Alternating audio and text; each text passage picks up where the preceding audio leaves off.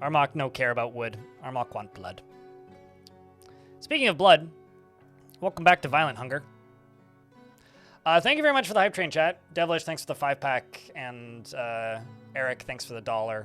Frog for Hire, thanks for the 61st subscription month. And Anvil, thank you very much for the 5-pack. No, no, no, no, no, no, no! No!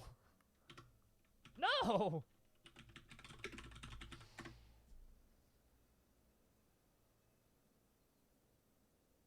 You know, I saw a black lab to lose to a Maltese, which is pretty close to that. All right, so this is the fortress right now. It is a evil volcano fortress, quote unquote. I think it's pretty dope. It's not the safest, but considering like anybody working in this is like at risk of getting hit by falling volcanic sacrifices constantly.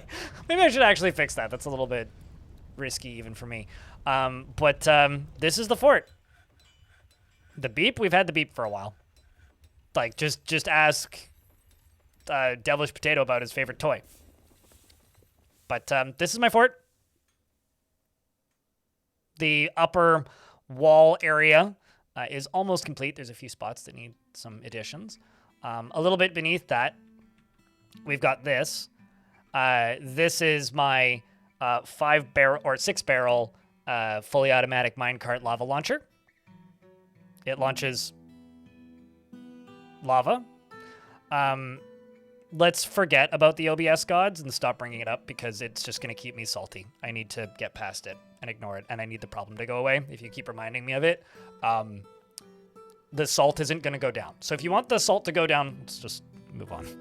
I actually can't sacrifice the animals because all the animals that I have in the fort now are all injured. I used them as target practice for the lava launcher, but unfortunately, they're all pets. So because they're all pets, I can't actually kill them. You can only kill animals that are not pets. So I'm quite saddened by that, but it is what it is. Along the edges of this, I need to put in grates so that I don't block all of the entrances into the lava. And we're trying to dig out chunks of this to kind of flatten out the entryway just a little bit. But that currently is the front door to the fort. We're also slowly lowering and flattening this front wall off here. And that's it. Right up here, I'm in the process of building some of these, which I don't know if they've actually made the catapult parts yet, but I should place them to find out.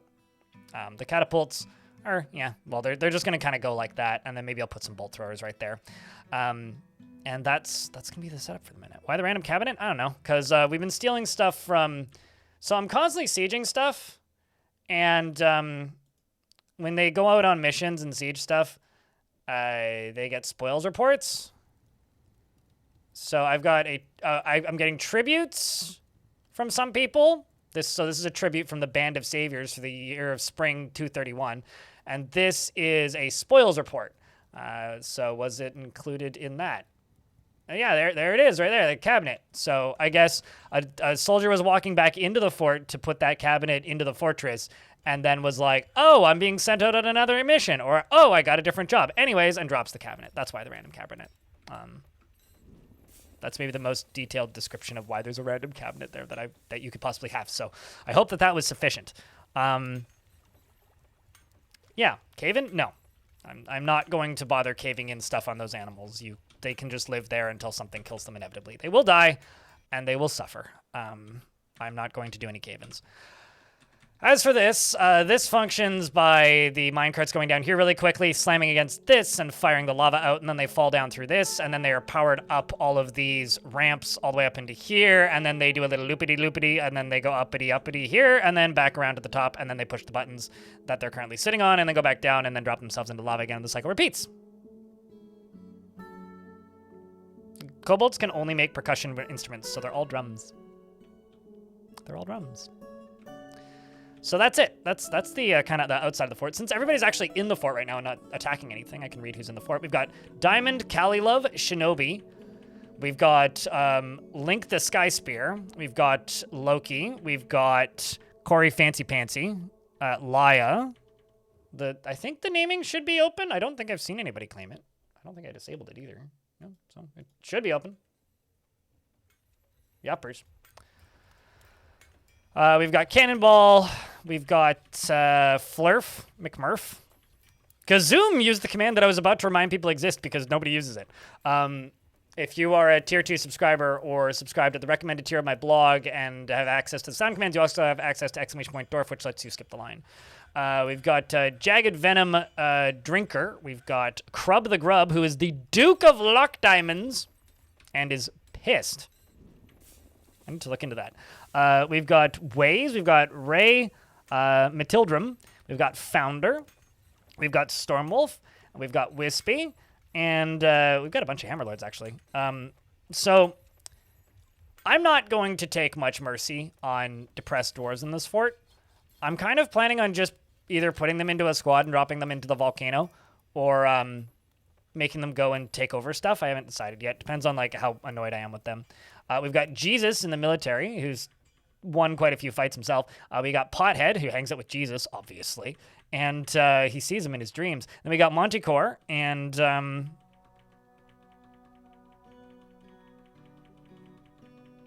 that's everybody. Man, a bunch of the kids grew up. Like a good few of these were little kids not too long ago. So that is the fort currently. I do need to make some extra squads. All of our food, seeds, drink, meat, fish, etc., is coming from trading. Would you like a bearded or unbearded dwarf Gazoom? And fancy go Fago Satosis. Your name always makes me forget that that's one large word mostly. Do you would like beard or no beard? No care matter? Okay. Easy peas. Z. But I'm just waiting on Gazoom. Doesn't matter. Okay, well it does matter because you wanted a spear dwarf, but thankfully I do have a few spearses. That one's not super pissed. I'm just looking for one that like doesn't hate their life at the minute. How about like this one, because you're pretty happy. You do want to play Tavus though.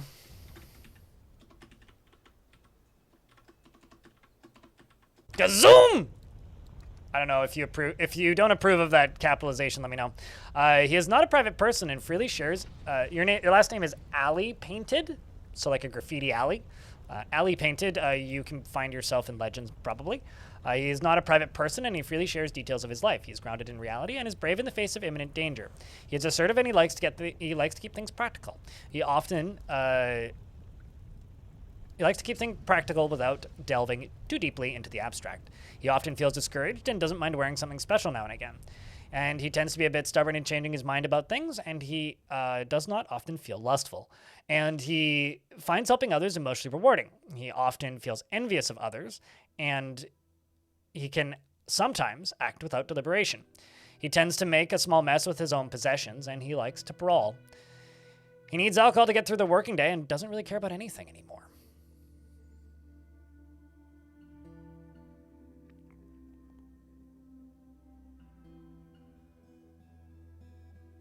My opinion is that it is a mod that I'm not using in my game. I don't really care otherwise. I wish people would stop caring and asking. Or asking for an opinion, because I don't really have one. I never read Pratchett, so. I'm getting asked about Lady Dwarf and beards once again. They've never had beards in Dwarf Fortress, so it's never been in my headcanon. He personally does not respect the law and does not particularly care about craftsdwarfship. He likes orthic lace and pig iron and pineapple opal in the color ochre, as well as beds and ulms for their gills and the words of the Satyrine of intricacy and the sound of the tressed berry. And when possible, he prefers to consume bloated tubers, carrot wine, and white millet flour, and absolutely hates bark scorpions.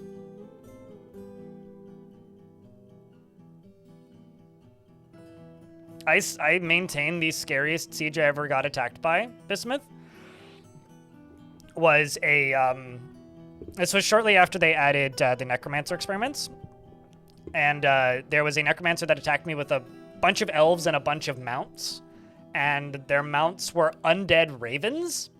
and the ravens flew to the top of the map into the undead giant ravens flew into the volcano that bordered my fortress, and my fortress is about 3 to 4 Z levels beneath the surface of the volcano, and I was using the volcano as lava forges, and I had piped it into my fortress, and it flew down they flew into the volcano and came out of my lava forges on fire.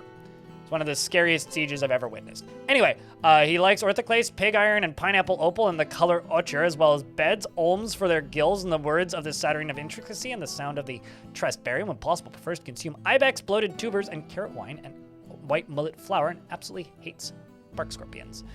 You're a member of the steamy gloves, and you have no kills. And you're delighted upon approving fighting. You want to admire art. Welcome to the fort. You do have some friends, and one of them died, and the other one is in the military. And I actually want to check something real quick. Okay, Founder is still alive. I was worried for a second there. Although you're in the nourishment of handles. I'm actually going to take you out of the military because I want this dwarf to focus on other things. So I'll put somebody else into that squad.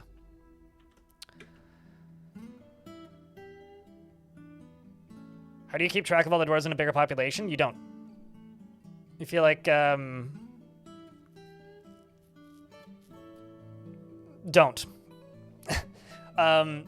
You need to remember that Dwarf Fortress is yes, it is a, game about managing dwarves. But a lot of the dwarves are not main characters. You know, in Lord of the Rings, you know about a lot of main characters, but you don't know everybody.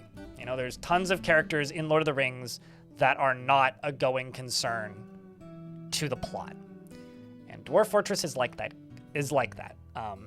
If a character is not critical to the plot, you don't need to worry about them. Are they upset? Oh well. This is a game about overwhelming the player that intentionally puts you in positions where you can't manage everything. So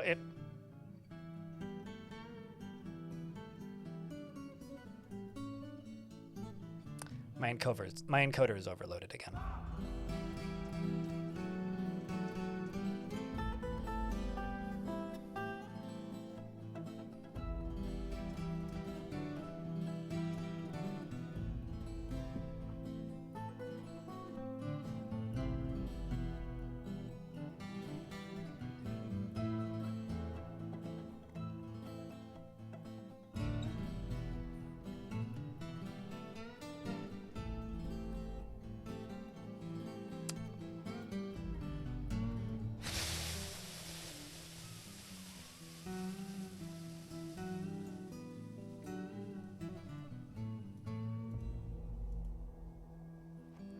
Today's going to be a low-quality stream. If anybody complains, I might break something. Okay, I have to name Fago. You will get the happiest unnamed dwarf.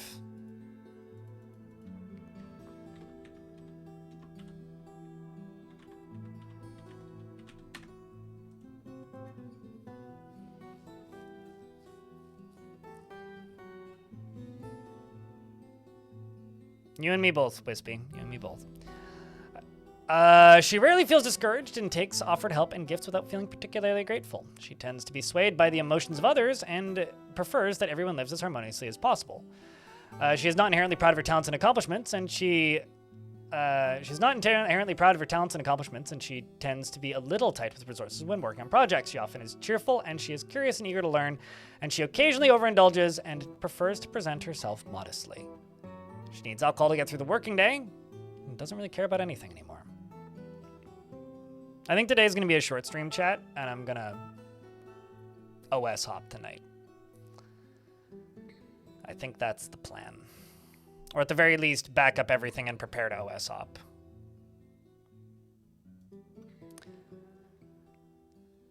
She personally respects development of the skill and values sacrifice and dreams of creating a great work of art. And likes bismuth and and bismuth knight and bismuth, and clear zircon, goats for their eating habits, and large roaches, likes large roaches, okay, for their ability to disgust. Ah, great. So you're a troll. The words of the paddle of sprays and the sound of the songs of glossing, and when possible, prefers to consume potato wine and walnuts, and absolutely hates mosquitoes.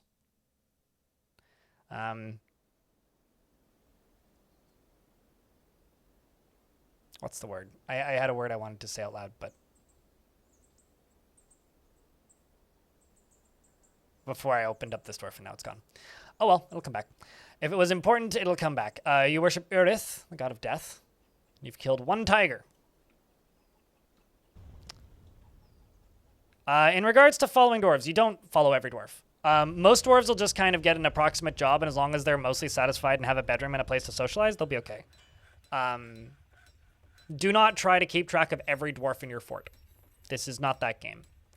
Try to keep very close track of dwarves that you care about. The key is to figure out what dwarves you care about, why you care about them, and how much you care about them. Beyond that, don't worry about it. If you try to worry about it, you will drive yourself crazy. That's my advice to you. I don't manage every dwarf in the fort. I name a lot of dwarves. I don't remember 90% of them. I'll be honest. I remember a few dwarves. I'm pretty well acquainted with this mayor. I'm pretty well acquainted with my militia commanders usually. I tend to follow my nobles and what they need. I tend to keep track of my captain of the guard as an example. But I do not actively follow or pay attention or worry about large portions of the fort because it's just not relevant. You're not going to be benefited by trying to manage and satisfy and consistently take care of every single dwarf in the fort. You will just slowly drive yourself nuts. Which is why I will often tell people that this isn't a game about micromanaging, and if you try and play it like that, you will have a hard time. Genuinely. Like, that I can't. I cannot tell you how you should treat your kids, so I shouldn't talk about how you treat your dwarves. But what I will say is that you need to remember that this game intentionally throws curveballs at you, and this game will intentionally make your life difficult. And there are lots of people fighting in every battle in a big movie, but you only know the main characters. And you only need to know the main characters, because nobody else matters. Like, yes, Dwarf Fortress is a management game, but it's also kind of Lemmings in a lot of ways. A lot of dwarves need to be treated as cannon fodder, and you'll enjoy the game more if you do it that way. My Baron needs a tomb, and I think that this would be fitting.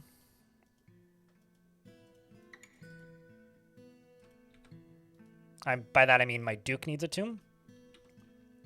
My Duke is Crub the Grub.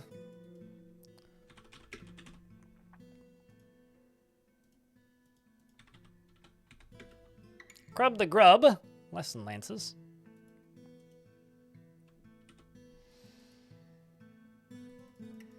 So when you say take care of all dwarves and manage all dwarves, I don't.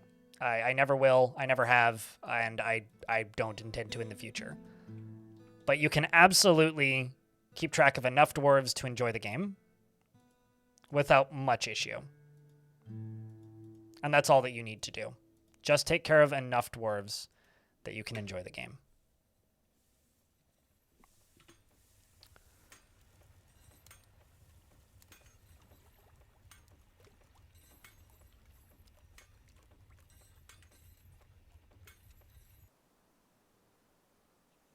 Yeah, I mean, that's a very different kind of fortress. But if the fort population is low enough that you can manage and take care of and keep track of every dwarf, like Devilish Potato also mentions, then like you wouldn't be asking that question, right?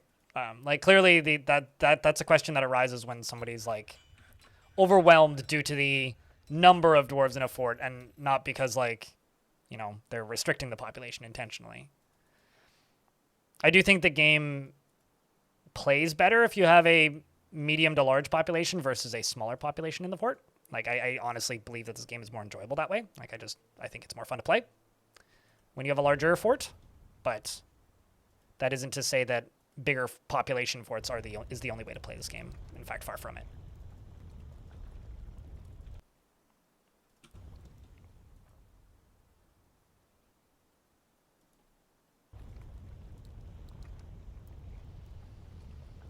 Caramelizing onions and carrots for sauce and trying to fix it. I mean, Dwarf Fortress can be that game. Something that I know some people do is some people will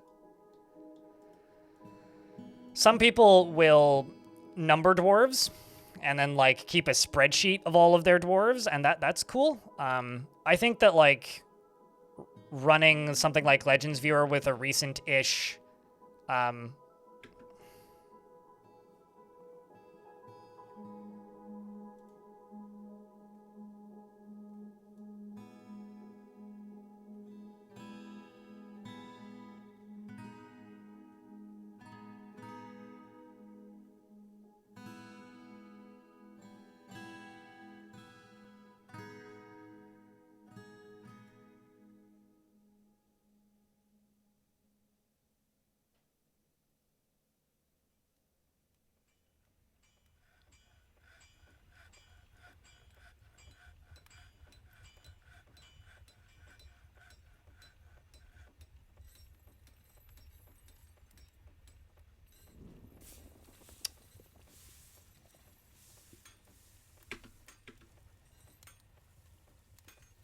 Sorry, OBS is failing to encode. Once again.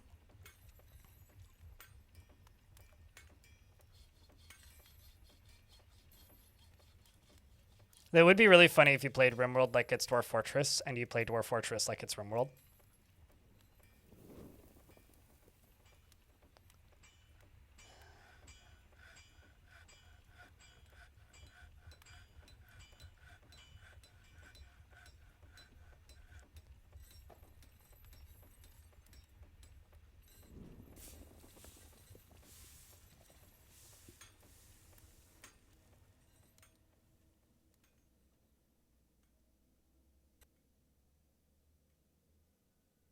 It's failing to encode on the lowest possible settings I can enable while live.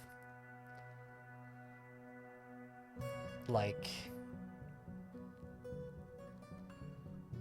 I have no words.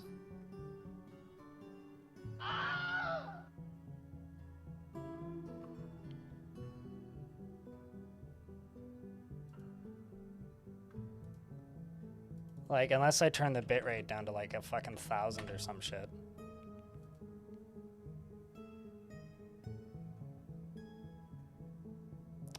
I wonder, let me try something else. I'm gonna go back to what I was on before. The normal settings that I'm used to using.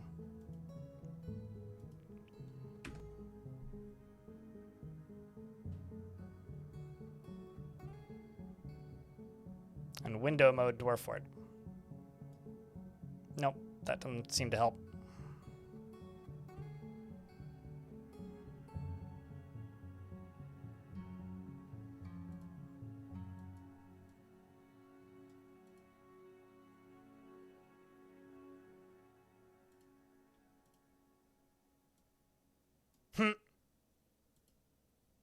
Still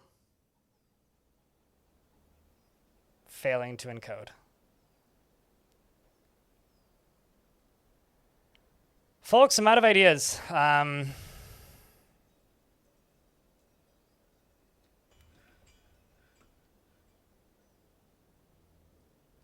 out of ideas. Let me try something else. Let's throw in a Hail Mary.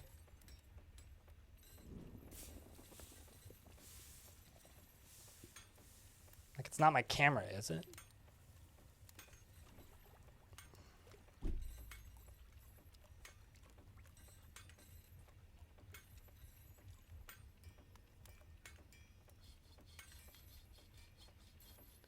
I will just state right now, Diamond, there is no such thing as stream safeguard with Twitch. There is no such thing because YouTube doesn't.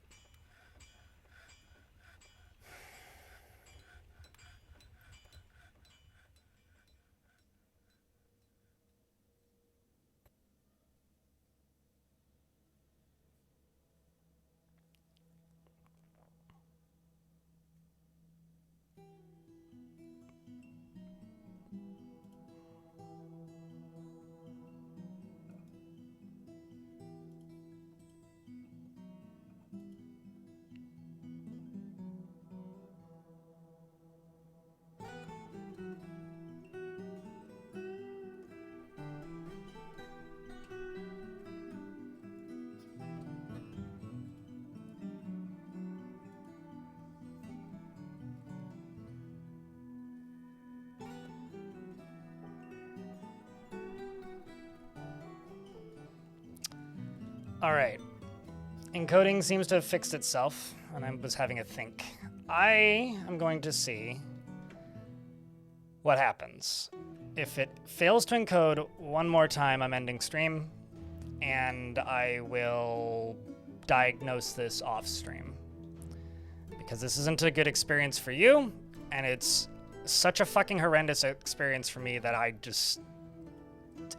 I'm not going to be in a good mood for the entirety of today, if this keeps up.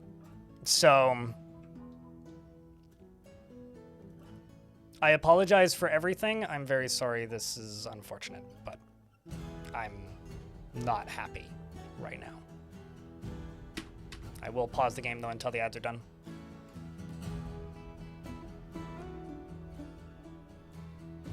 What's up, X-Zoned?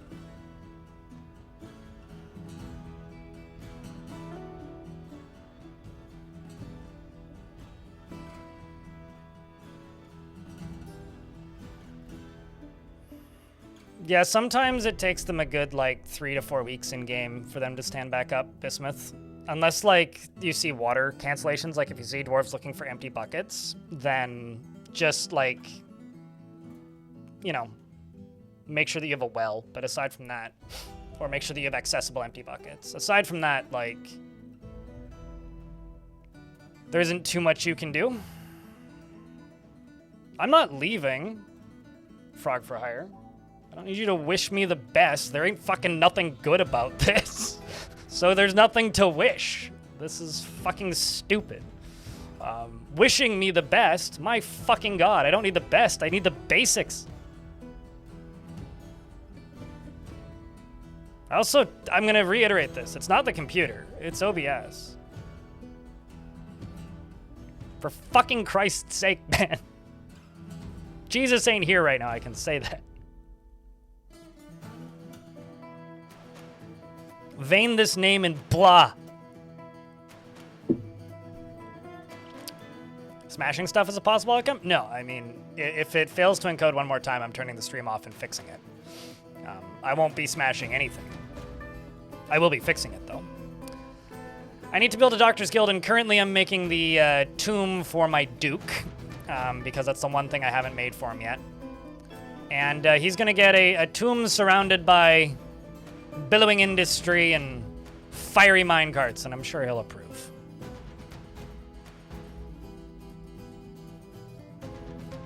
It's like putting your tomb in the boiler room.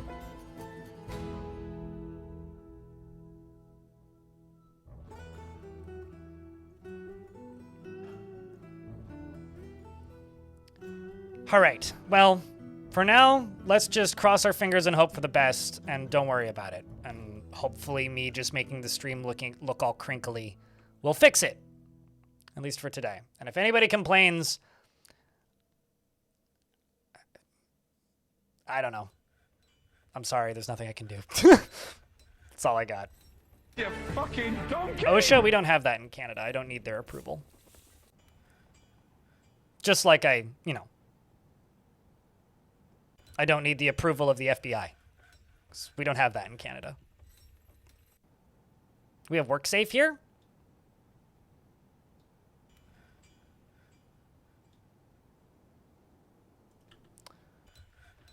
I don't like playing the game in windowed mode.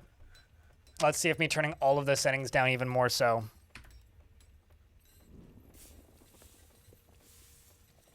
We'll keep the game still playable.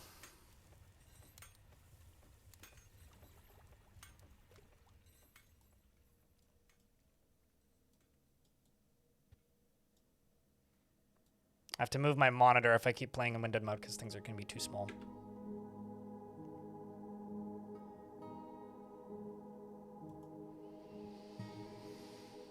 Wait, is in like WorkSafe BC? Like the Canadian one? Ones? As in like they show WorkSafe videos at American job sites?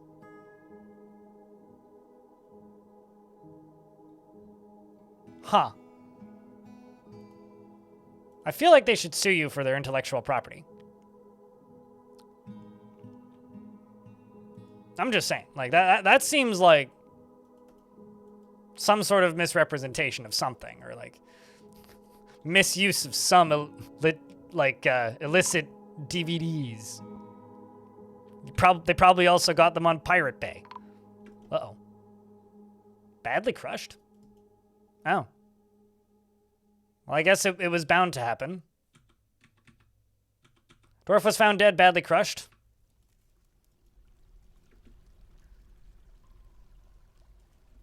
Is somebody going to come tomb that? Or are you just getting hauled?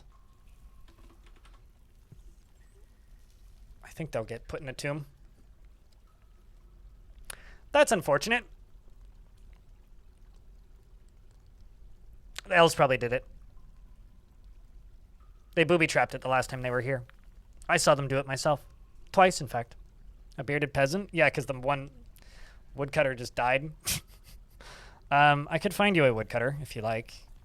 I can't guarantee you won't get booby-trapped by a tree. I mean, there's a wood axe peasant.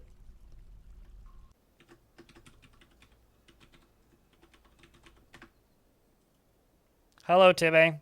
How are you? Oh, you're not a woodcutter anymore? Well, you get this one because you said bearded peasant. This bearded peasant always presents himself as extravagantly as possible. But here, since you're not a woodcutter anymore, I'll take that away. I'll give you a pickaxe. He always presents himself as extravagantly as possible and displaying a magnificent image to the world. He cuts corners. He cuts any corners possible when working on a project, regardless of the consequences, rather than wasting effort on resources. He is very impolite and inconsiderate of property and does not trust others. He likes to brawl and he tends to be swayed by emotional appeals. Someone's knocking my door. Hold up.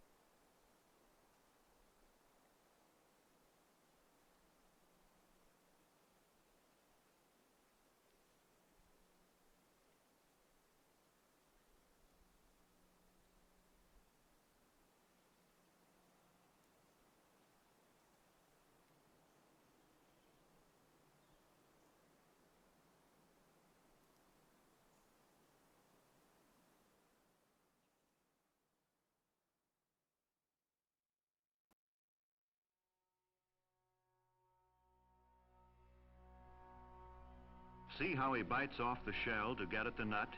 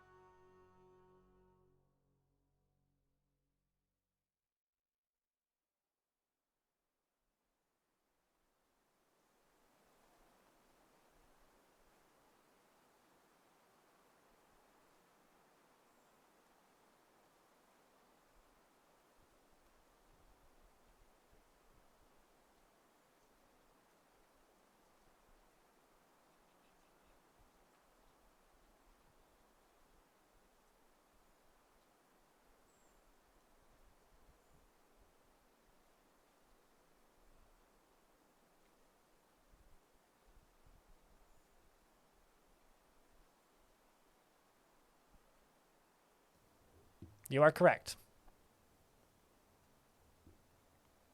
I was still muted. I did go to click the button, but I must have missed it. Lol. You know, it doesn't matter how many years you do this for a living. Like, you still do that. Like, I remember rating a stream once, and the stream was muted. And they had, like, 11 viewers or something. And this person doesn't use a camera, so it was just, like, silence for a little bit. And we rated in. And we just kind of sat there for a minute. 44 cheered. Thanks for $2. 200. Oh, hey bits. So Crypt $2. Bongo. $2.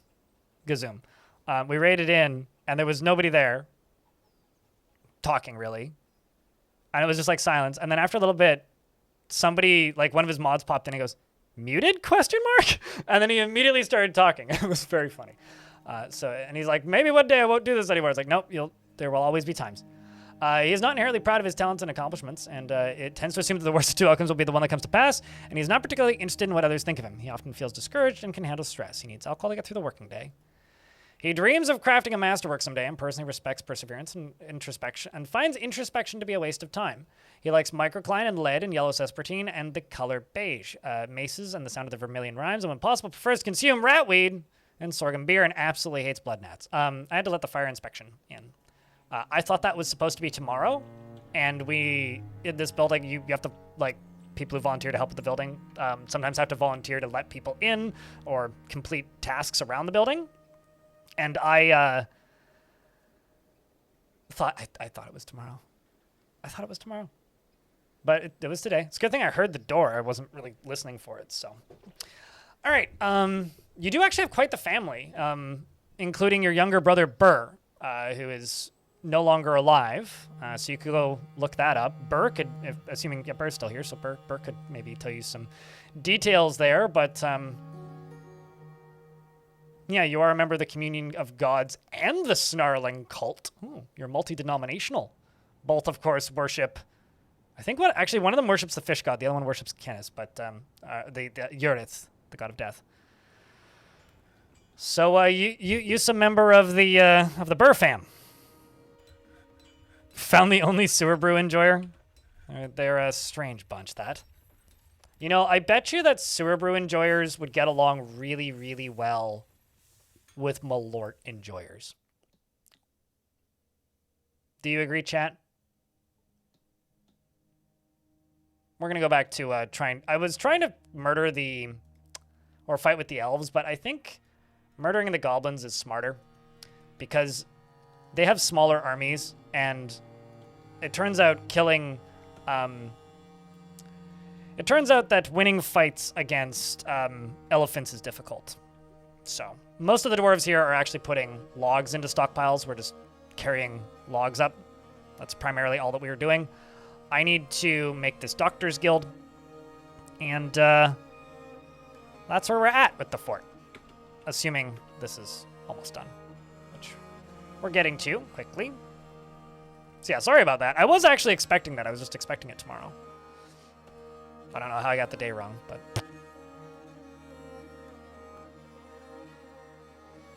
I was like, I assumed I was like, either I got, like, when the door got knocked on, I assumed I either had the day wrong, which was true, or if it wasn't me having the day wrong, that it would be, like, a package that I'm waiting for, because some of you might know that some of you already have it, actually, the Adventure Mode soundtrack, the record shipped, and so I'm waiting on a copy of that to show up, so I was kind of hoping it was that. Was kind of hoping it was that, but unfortunately it is not. Or it was not. Big disappointment, to be honest. Because apparently they've put some other soundtracks in there. So for those of you who don't know, and if you already have it, the inside of it is Fortress Head Punch. Which was a fort that we built on stream. Was it like midway through last year? It was like summer last year, I think. And Fortress Head Punch was a gorgeous fort, especially by the end of it. We invaded hell and did all kinds of fun stuff in that fort. So, like, Kid Fox reached out to me, I don't know, maybe a year ago now, and was like, hey, a little less than a year ago, maybe like 10 months ago, and was like, hey, we need some art for the upcoming soundtrack release. And I was like, yeah, I can help with that. So that's fun.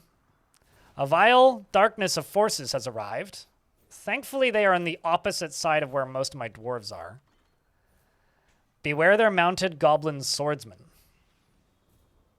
They are led by the blind cave ogre Zoku, not affiliated with the Fire Legion, I'm sure. Beware their mounted goblin swordsmen.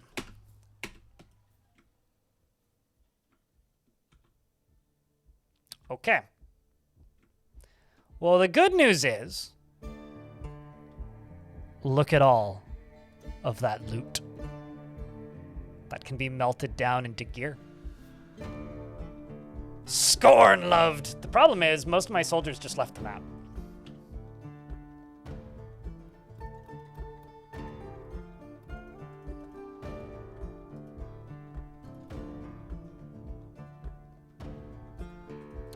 Okay, so what I need to do...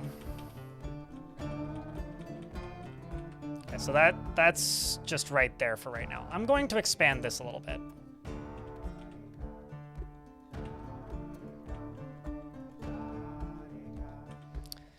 Because this whole thing is set up and, like, mostly good to go. The issue is, while it's set up and mostly good to go, I still need to run the fucking thing. And right now, this is going to... Oh, no, this will actually be fine, as is. But let's see if I can get this finished.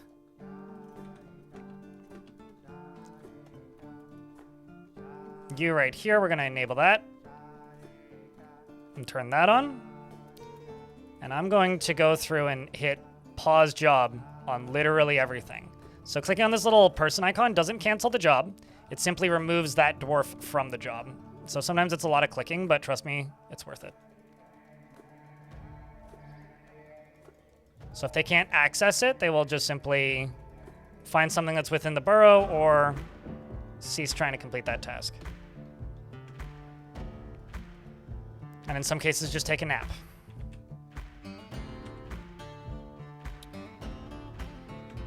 So all the dwarves are going to run inside as quickly as possible. Probably largely carrying logs. And I'm just going to wait for a little bit. Are the cannons ready? Oh yeah, the cannons are ready. And the goblins are sieging. And I'm going to solve this Doctor's Guild, because I don't want to upset my doctors. As is custom, they can have a guild that is the same as everybody else's guild.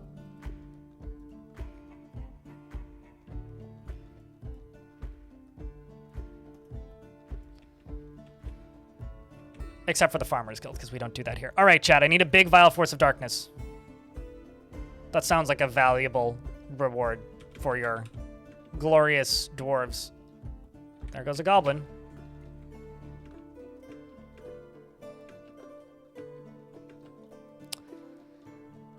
Okay, well.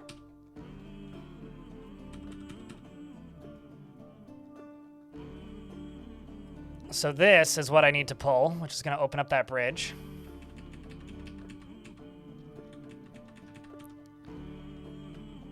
And they are running way faster than I thought they would.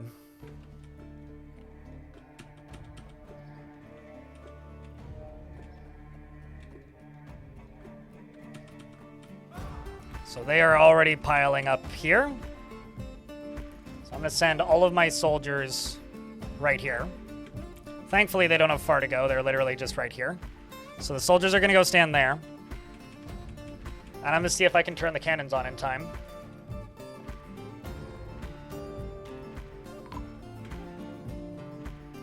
It seems like a dwarven child was found dead. Probably a skill issue.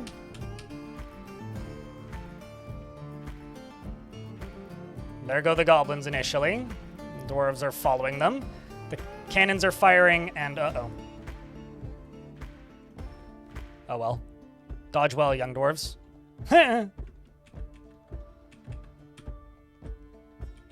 You should be going up. That's 1 out. That's 2 out. And that's 3 out. Is anybody still in there? Not that I'm seeing, so I will lock that door. And it appears that, aside from the Bash Nail Crypts being very injured, I can close this.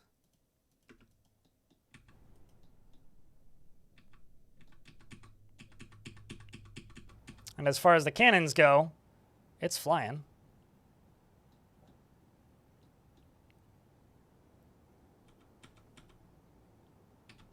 So I'm going to lock this up top.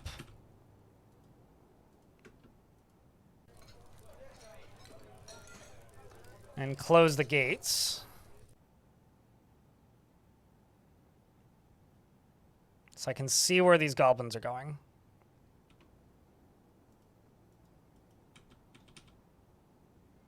Because they appear to have a lot of mining gear. And they appear to be digging their way through here. But because they have a battering ram, it's not impossible to imagine a world.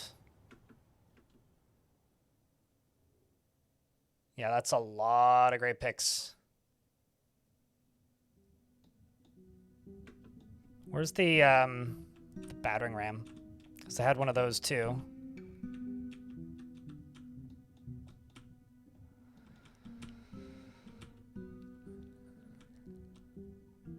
Hey chat, can I get another round of beers or a bigger Vile Force of Darkness? Because this is a very threatening Vile Force of Darkness. I don't think you guys are fully respecting the fear that you should be feeling at this moment. There it goes. Right there.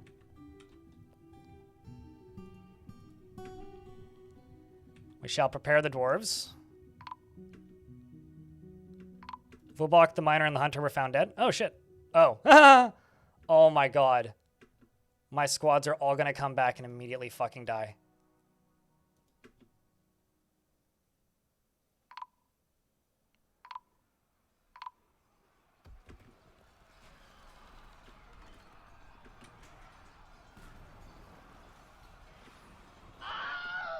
Oh, that's horrible. Bring out your dead! Anyways, here goes this side. They're literally spawn killing them. The first goblins are climbing in. The dwarves are vaulting down and in.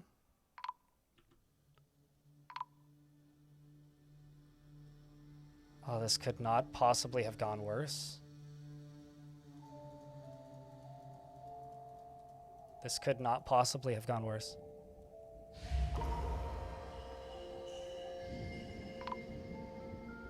Like, I can't even look, because I need to follow this. We've got a dwarf that has claimed a carpenter's workshop.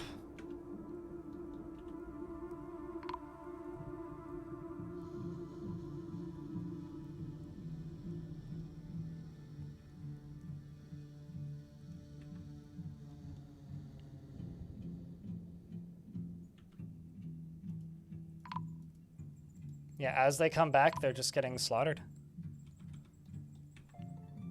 One at a time.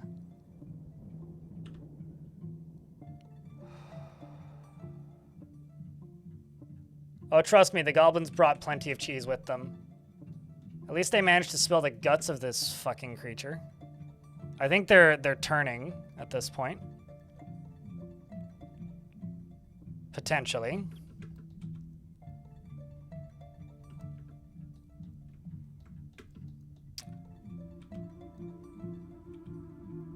I think this needs to be a reservoir. You mess with the dwarves, and you'll get the dwarves.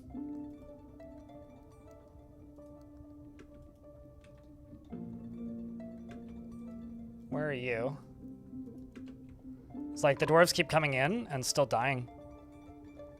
Like, if any of these dwarves actually survive this, oh my god. These dwarves are going to be ridiculous.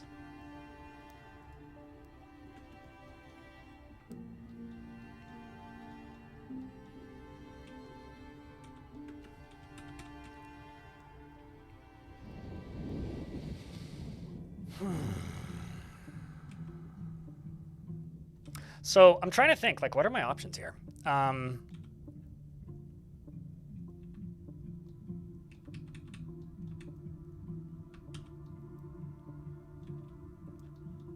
What are really my options here? Because it seems like my squads have finally won that fight, so that's good.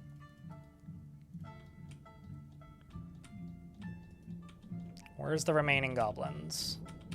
There they are. Let's tell them to go station right there. And I'm going to open the front gate.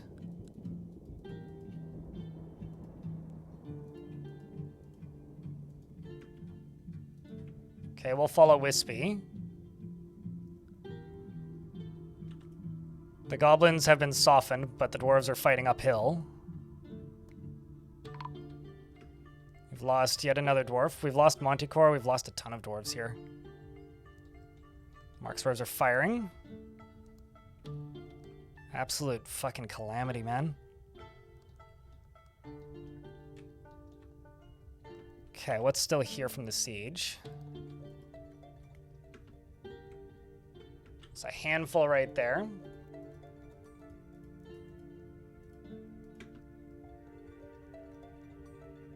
Sending them to go deal with the remainder.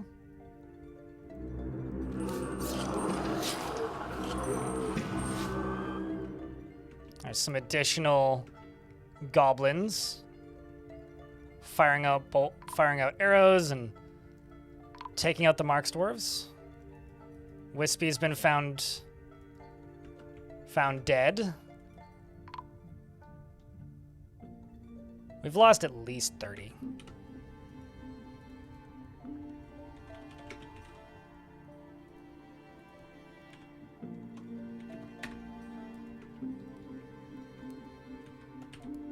We still have Crub the Grub, and we still have the mayor. The siege has been broken. We're sending all the dwarves back inside. But good God, man. That was brutal. All right.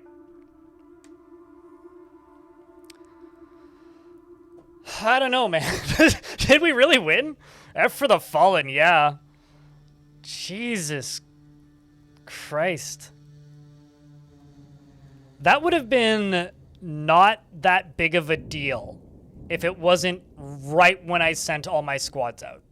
Because that happened. So I sent all my squads out to go invade the goblins, right? As I have been. And as they finished leaving, the goblins invaded me. So most of my squads weren't on the map. And some of them got hit by the cannons, not many. Most of them just beelined directly for the side of the fort and then dug through the bottom of the floor and immediately broke into the fortress. So there was almost nothing I could do. I had almost no real recourse to like slow them down or stop them, basically. I need to get a moat up, like stat. So we are going to be grabbing a lot of miners like right now. I'm going to turn off the burrows. We got work to do.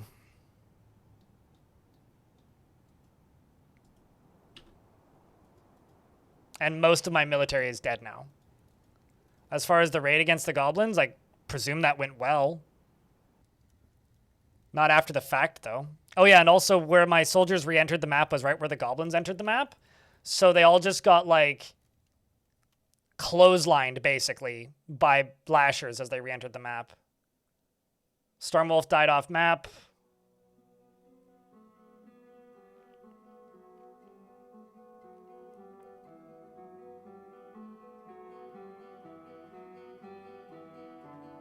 I think this we can rebound from this, but this is gonna be tough.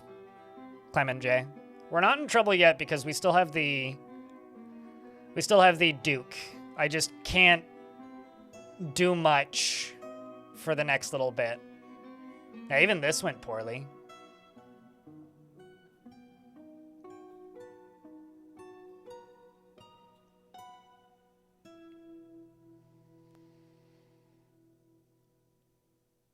Although what I will say, no, that it does make sense, Arthur J.S. Morin. What I will say is I do think that we have an advantage now because they just dropped a lot of weapons and gear. And this fort doesn't have access to native iron or native copper. So all I have access to is silver, meaning making weapons up until this point has been difficult. But going forward, we now have the ability. So that's good.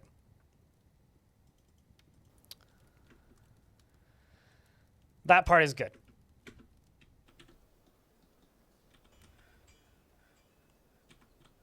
I think I'm just going to keep all of the squads off duty for the minute.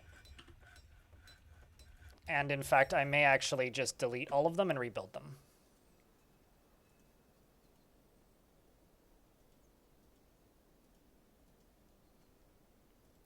Because this is where they should be.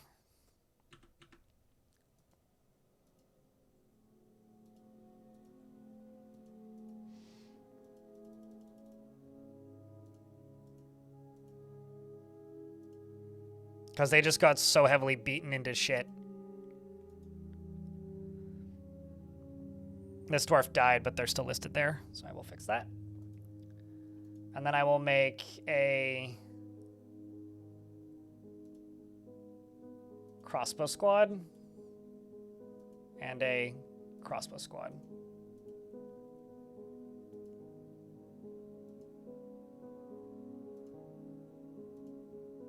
Maybe not you.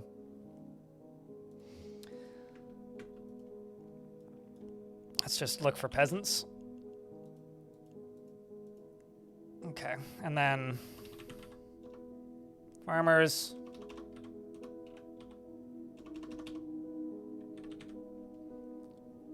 And you.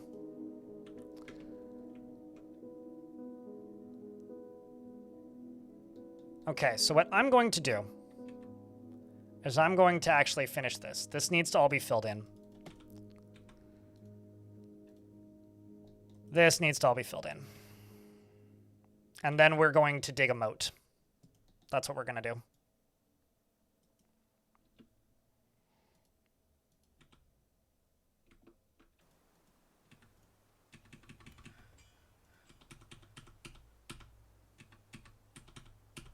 Let me just make sure that I'm not melting down a bunch of things I shouldn't be. Yeah, that shouldn't be melted down. Ah, we can melt that down, actually. It's fine. I have a bunch of stuff I need to slaughter, apparently. And here we go. I'm kind of amazed they didn't just go dig through this, actually. That's kind of what I was expecting them to do. And let's go over to here and plop down some more beds. So to anybody who's wondering, I will read the names of the living dwarves. Diamond Kalilov Shinobi II. If you don't hear your name, you are dead. Link the Sky Spear. Loki. Corey Fancy Pants. Laya. Cannonball. Flirt McMurph. Jesus. Gazoom. Crub the Grub. Snail. Waze. Ray. Is there anybody else I'm missing there? Devilish Potato. Founder's still there.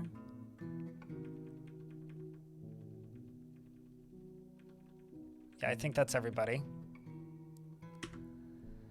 All right. All right.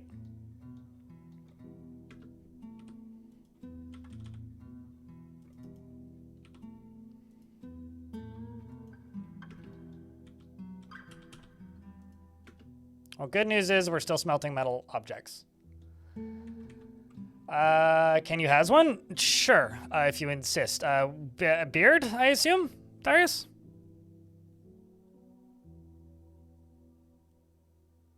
We'll see you later. Clayman J6. Cheers, dude. I do see. I just see it later. Just because I respond to the Twitch chat first and primarily doesn't mean I don't see the YouTube chat. I just look later. One dwarfed, bearded dwarfy coming up-dee. Up-dee's nuts. Wow. Snail, not only are you alive, you are the happiest dwarf in the fort. You get Rith. Darius, have you had a dwarf named Darius in this fort before? Or in this world before? Because if so, I could name you like Cardrin or Darius II or Darius de Best or something. He is very polite, and he observes the appropriate rules of decorum when possible. And he likes to brawl, and he isn't particularly curious about the world. He thinks that he is fairly important in the grand scheme of things, and he has an active imagination. He is not particularly interested in what others think of him. He is quick to form negative views about things and tends to be a little wasteful when working on projects. He tends to be a little wasteful when working on projects. He often feels envious of others and often acts with compassion. He holds his breath when he's nervous and needs alcohol to get through the working day.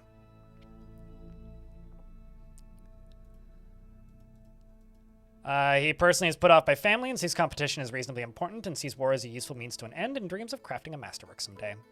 He likes tin, pyrite, and elephant leather as well as the color deep sea blue. Hatch covers and splints and quinoa for their beer, and the words of the settering of intricacy and the sound of these songs of glossing and the sight of the rhythm of lyrics when possible prefers to consume sturgeon, maize beer, and and alpaca's milk and absolutely hates bark scorpions. His dry hair is extremely long and his broad body is cobalt and his eyes are narrow. You do have a decently large family and a younger brother who lives in the fort. And you worship Duthal, the god of healing and the god of death and war. And it's honestly not a bad series of gods to worship. And you're 47 years old. Different forts, you think?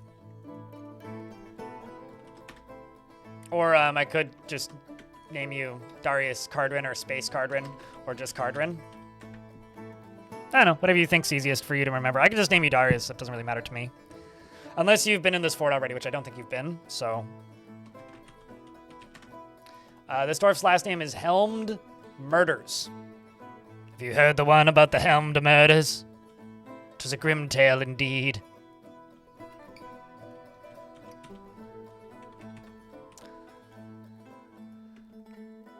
So now we begin melting metal objects. These over here can all be got rid of.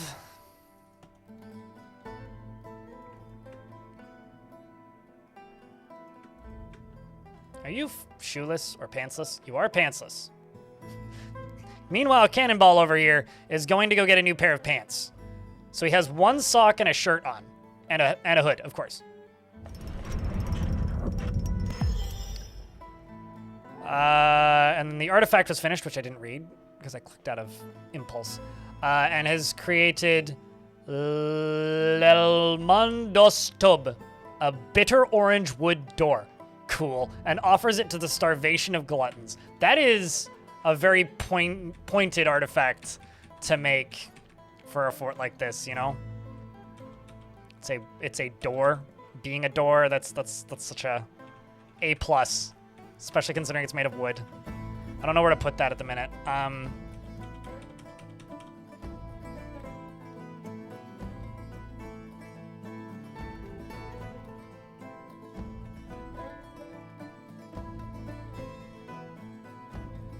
What if I just put it right there? That's kind of like the entrance to this area of the fortress. Then we'll take a look at it. Well, it's the wood is the type of wood is bitter orange, right? So the wood in and of itself isn't bitter, but the orange is that wood would have grown is bitter. So I guess all that we can really do is hope that we get a migrant wave soon. And do our best to deal with the dead. The door itself here is a bitter orange wood door. It is encrusted with round gabbro cabochons, round citrine cabochons, and cushion sulfurite cabochons, and decorated with llama bone and encircled with bands of bitter orange wood and lead. This object menaces with spikes of carambola wood and bitter orange wood, and spikes of carambola wood and bitter orange wood. On the item is an image of Maffel, Stake Zenith, the dwarf and dwarves in Sulfurite Maffel. Stake Zenith is surrounded by the dwarves. The artwork relates to the ascension of the dwarf Maffel, Stake Zenith, to the position of queen of the dipped volcano. That was one that we witnessed in the early spring of 224, in my last fortress, as the humans arrived to trade. Isn't that exciting? Is she still the queen? No, she isn't. There's a new queen. I don't know what happened to the other one because I haven't looked, but chat could look. You guys do have access to legends. Yeah, Iteb is now the queen. I presume she died or seceded or like left, something along those lines. I'm actually just going to go down here and just erase all of that digging task.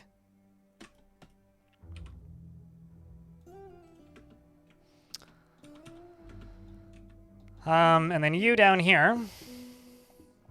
Yeah, early spring of 224, that's the last of it. And then I'm going to go to this and unlock this. And assign this as a tomb. And this tomb is going to be assigned to my duke, who probably hates it right now, but yes, you do in fact like your tomb. You want to practice some martial art? You want to be around friends? All right, well,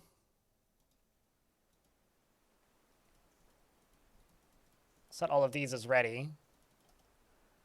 And maybe I will make you your own squad and let you work it. Maybe we'll do that.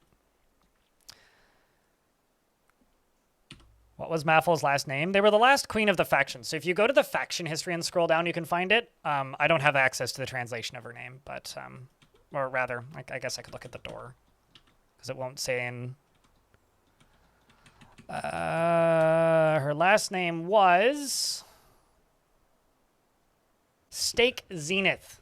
I'm going to go fold my dough real quick. I will be right back.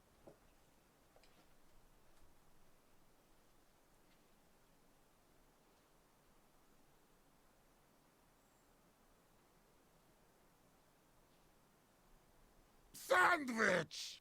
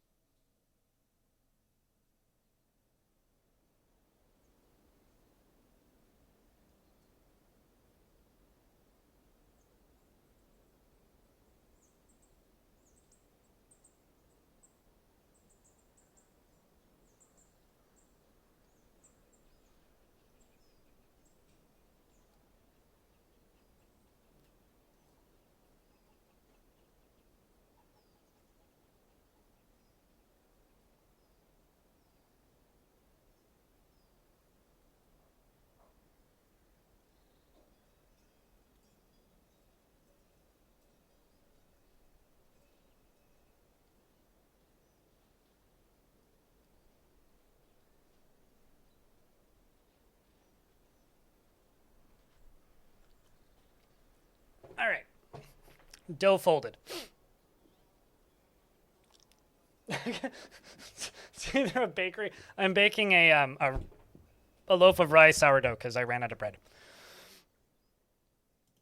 But I need to fold it like every, I don't know, 30 minutes to an hour or so, and then let it sit for like 6.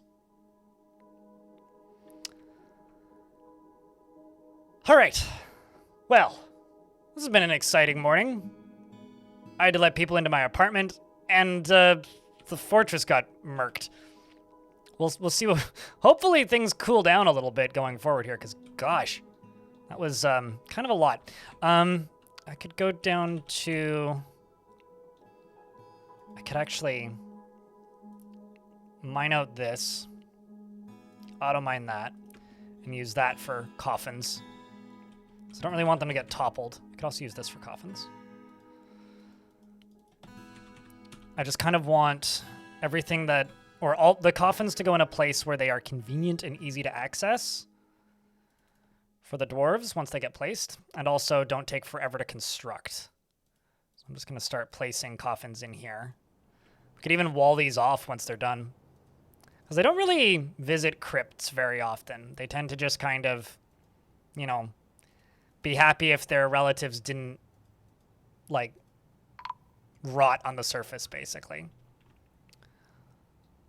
This fortress stinks at the minute.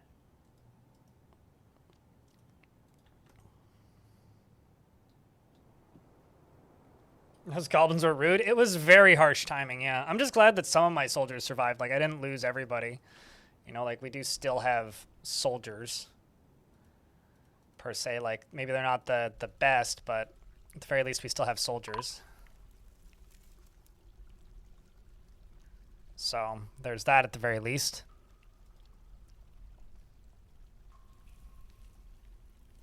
I am out of... My mayor has been reelected. I am out of quivers. Let's do 20 quivers.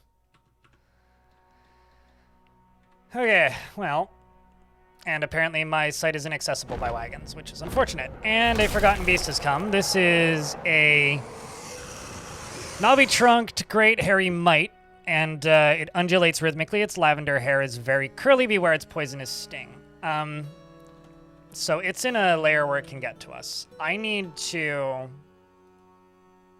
go to the cavern layer, and then I need to go over here, because over here is where I have the little way in. This is the water supply. I'm just going to put a grate over top of this, and that should stop stuff from getting in, because this is how it got in. So if I just put a grate on top of that, that should solve it.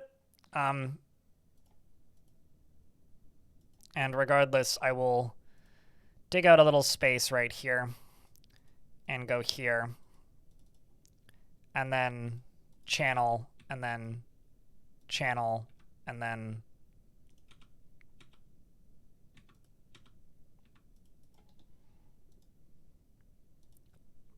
maybe like actually dig up down here, then dig up down here, and then dig up over here. We'll work on this slowly, and this will become a little reservoir, and I'll just pump some water over there. Crypt lurk at crypt work. Crypt lurk at work. Enjoy your lurk at work. Silver She, thanks for the prime. Appreciate you.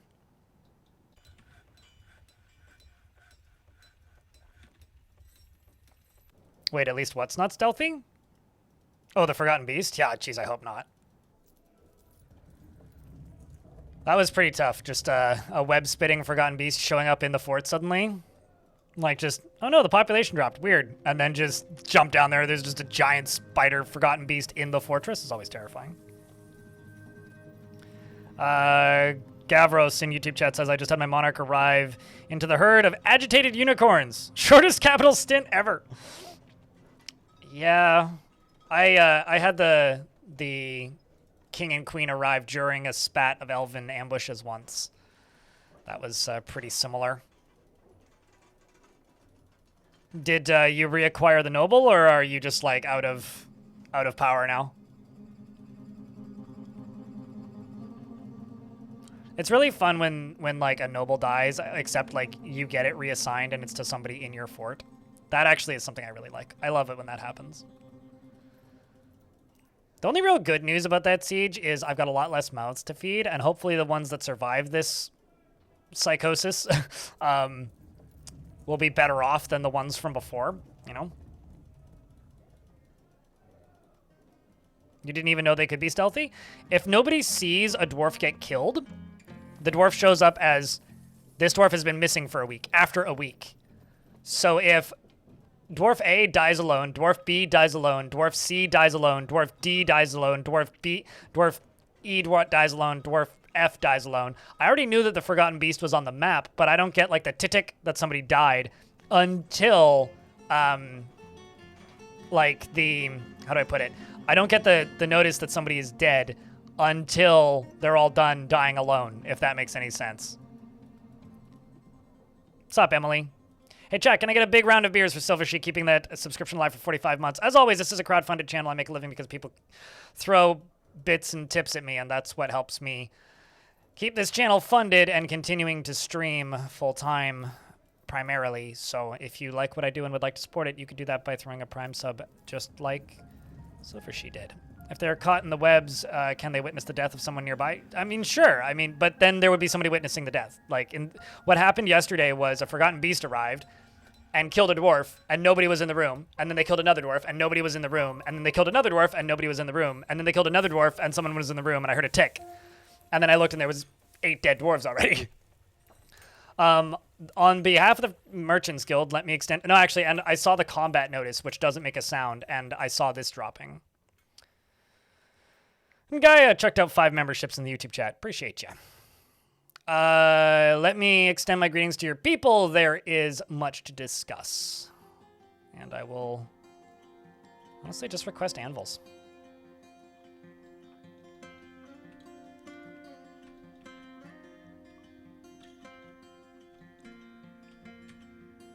Also, I think I managed to crush a minecart, actually, which is really funny.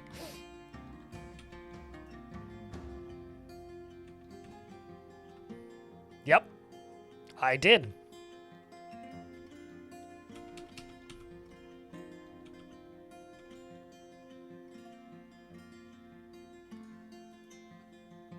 I did, in fact, manage to crush a minecart. Okay, so I'm just gonna buy all of these tights, the ore that they brought. And I'm gonna buy their food.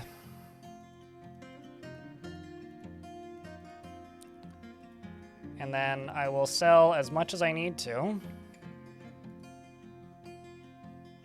Maybe not as much as I need to. Okay, fuck it, I will sell as much as I need to. And buy additional extra stuff. And trade. That's the first one. And we wait. Well, that's going pretty well, G-Dosing. How about yourself?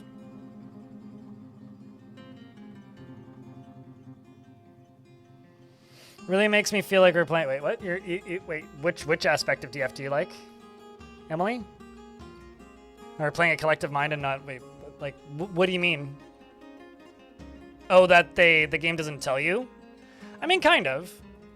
It's sort of like Fog of War in a way, or like Dwarf Fortress's version of Fog of War. It's a pretty close comparison.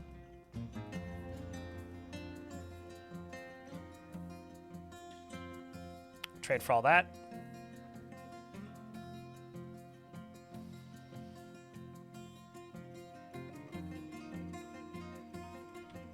You'd like to spend on personal projects? Isn't that like literally life just in general? Work is taking a lot of time that I'd rather spend on personal projects. Is literally life. At least you have personal projects, you know?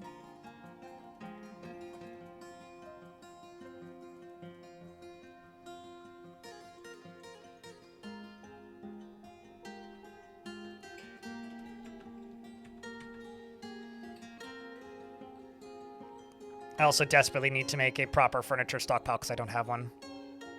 I actually like have almost no stockpiles in this fort. Stuff's just kind of everywhere. And this all needs to be dealt with.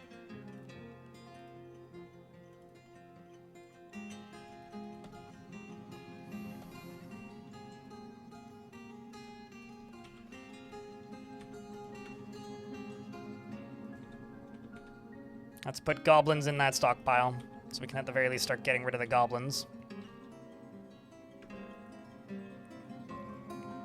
Okay, so I've already traded with the first two. Let's go down to the third one.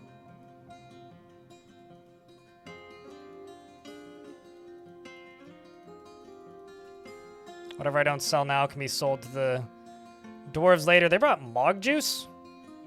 Crazy. We'll buy the picks, just so I don't need to make them. Buy the anvils, which I'll probably most... Oh, never mind, I won't buy the anvils. I lied. I also won't buy as many of those picks. Also lied.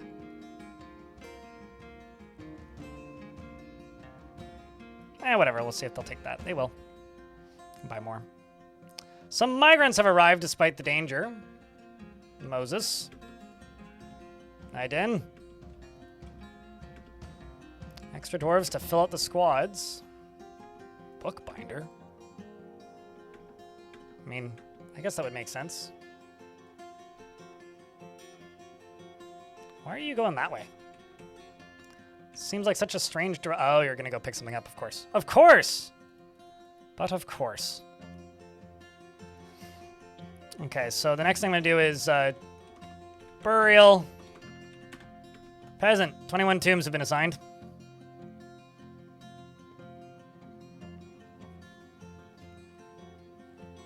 Yes, it's possible to turn off Forgotten Beasts. It's all under difficulties. Oh, well, it's a good thing I saw that. Because this right here is like... That's a little bit of a... I mean, little bit. A major... threat to the fortress's safety.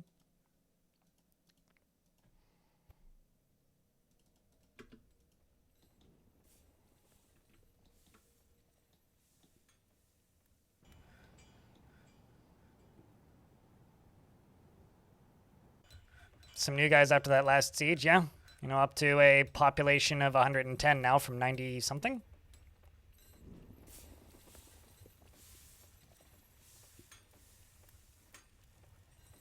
Thankfully, this will get done quickly, too.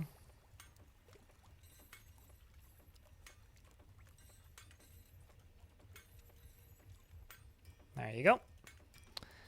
And now I can just keep at this.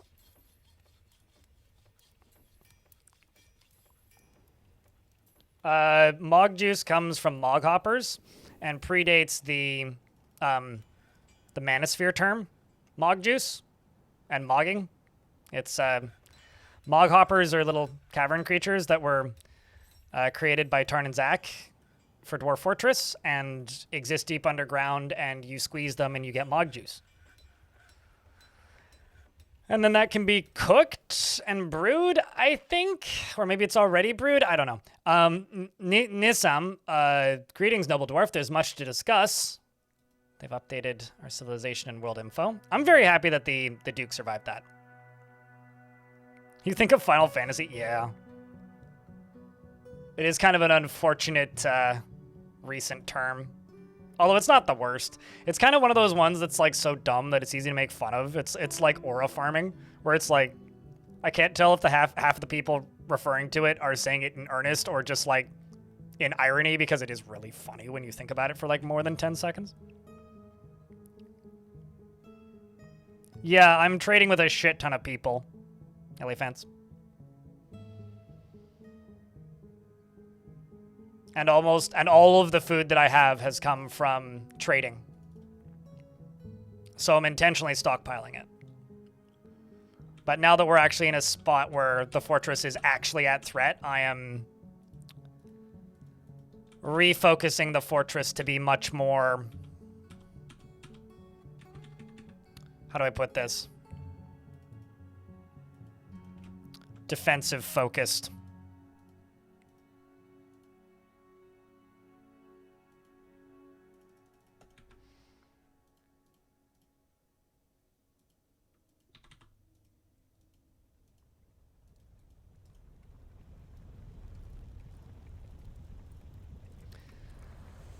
Okay. Also, we're in an ad break, so I will pause the game until the ads are done. You remember those damn things? So do I. I had somebody, like, insisting that Pogs were awesome recently, and I can't I can't condone this behavior. It's like the people that also insist that the prequels were good. It's like, I mean, sure, they're good kids movies, but they weren't good Star Wars movies.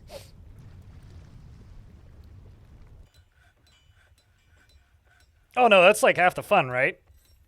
I'll be honest, I'm still figuring out how to deal with the sieges. Hey chat, actually out of curiosity, who else is in the same boat?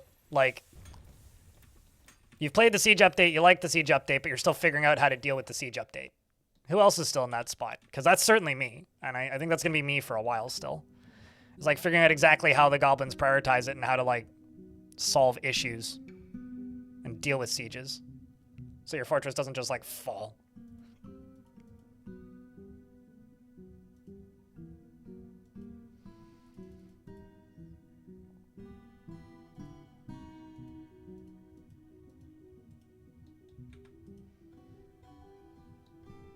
I've been trying to build way deeper. Yeah, that makes sense. I guess that's the other question is, has anybody actually figured out any good strategies so far?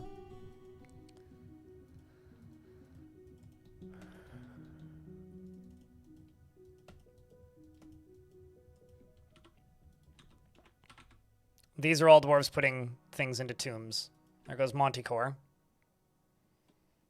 Specifically Monticore's hand, or head, not hand. It's grim.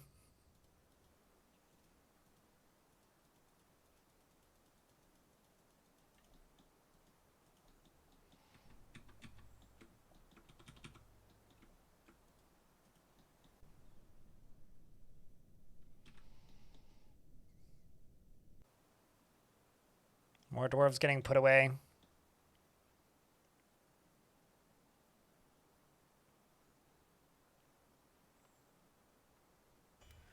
Around important instructions, so reinforced walls with lava and water in between. Yeah. I mean, that's kind of what you have to do now, hey? Okay, so I'm just going to dig all this out one more time. And I'm going to go up to here. I'm kind of amazed, though, that you haven't seen them use the new tactics. I will say that siege, even as far as the new stuff's concerned, wasn't fucking around.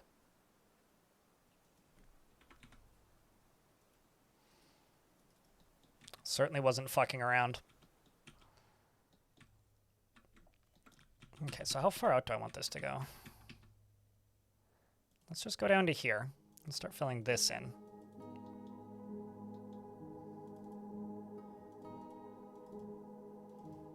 Because what I want is I want this to kind of just be one solid brick. So I'm just going to see if I can just go down through all this and just fill all that in.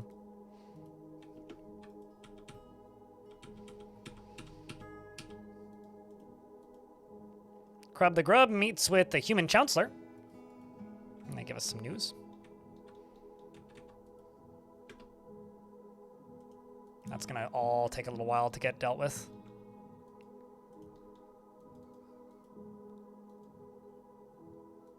It's a goblin with an iron warhammer.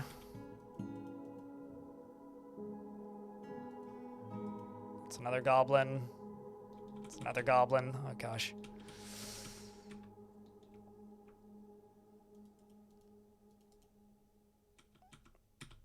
Okay, so up here, I'm going to make an additional minecart route, and I'm going to call this bodies. And this is going to take items from down here.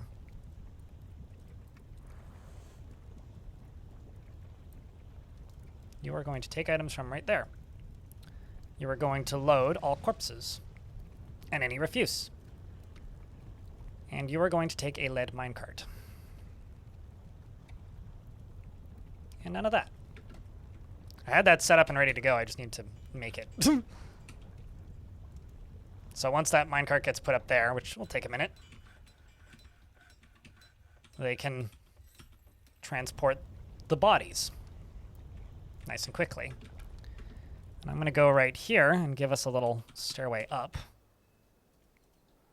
Which again, will take a little bit to build, but once they get it done, it'll be super helpful.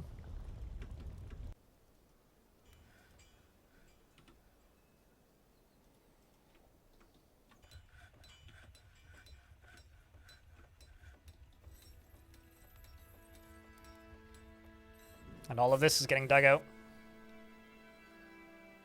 Oh, that's fair. Let me tell you this. If historically you're like, yeah, the sieges were sometimes a bit tricky, but like they were never difficult or hard, forget everything that you just said and presume it's all wrong because you're going to get your anus like fucking reamed. Like, they are mean now. Especially if you let them be mean. What's crazy about caged invaders is that they can release them, Bismuth. I've had so little luck actually using caged invaders. I will say I should probably start putting weapon traps over here, though. Oh, actually, I've got an idea.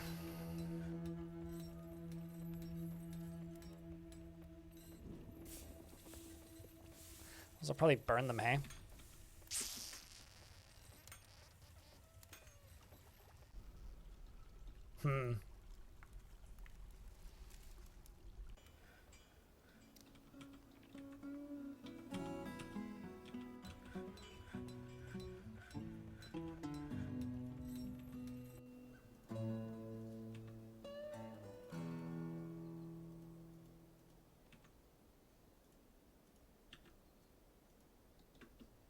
Actually, no, I don't need to do this layer. Everything up to there should be fine.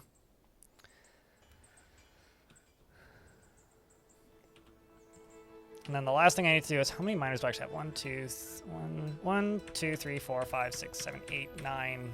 Do I want to make 10? Yeah, I want to make 10. They're going to request a miners guild, though, probably. My fort is full of vomit from a single dwarf survivor from a Forgotten Beast attack. Has he been to the hospital? Sounds like he's got himself a bad case of the Forgotten Stomach Flu. It's brutal, you know? You don't want to wish that on your worst enemy, unless you really hate your worst enemy.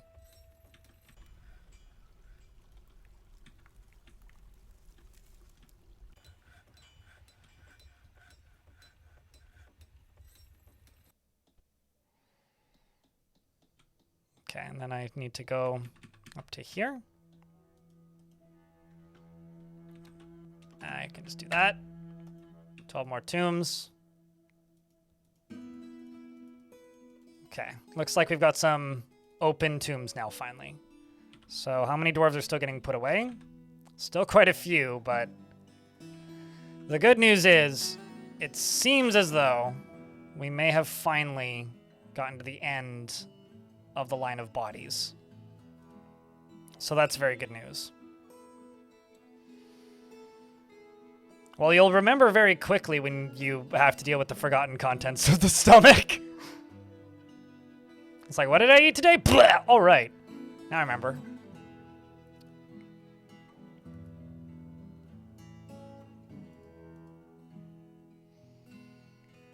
Now I remember.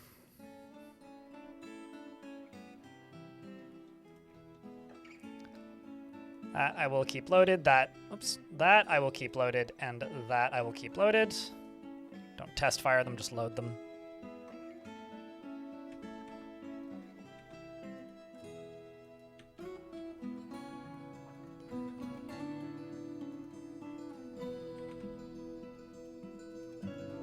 Oh, that's a reinforced wall. Don't want a reinforced wall, just a regular wall.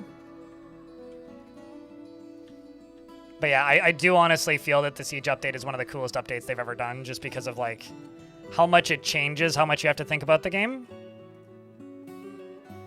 Although I'm not sure if I'm more excited for the Siege update now or like the stuff that Tarn just said he's working on for the magic stuff. Like, that is exciting. That is really exciting. Like, I can't wait to see what that looks like. Let alone how it plays, you know?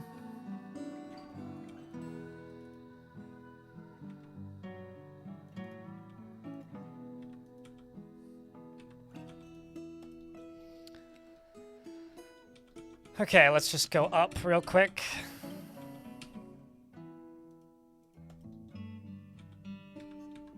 Can I just build over these? No, okay, so these need to be deconstructed.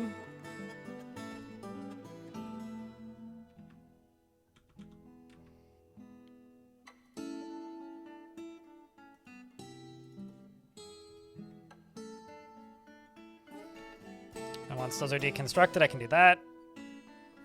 I can unforbid this.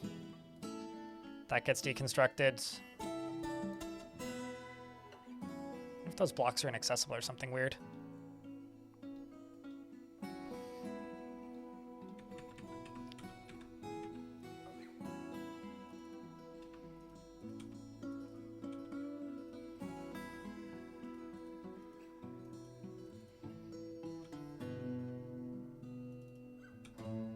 I will just slowly work my way up into this so that all this can get filled in. And then we will start building a moat.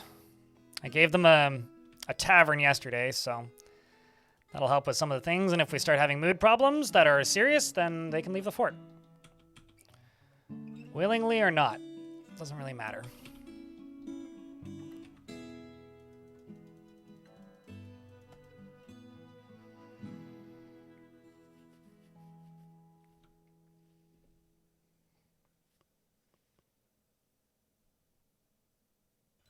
The return of teleporting body parts. You know, considering like a not small portion of the of like the Dwarf Fortress following talks like dwarves are just teleporting all the time anyways. I don't think they ever stopped, according to some people. I mean, obviously, yes, they do not in fact teleport anymore, but I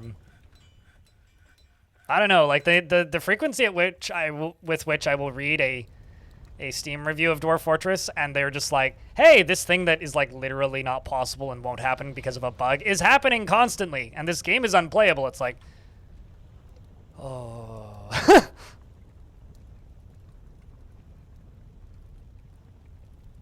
Imagine if they actually could teleport body parts. Imagine.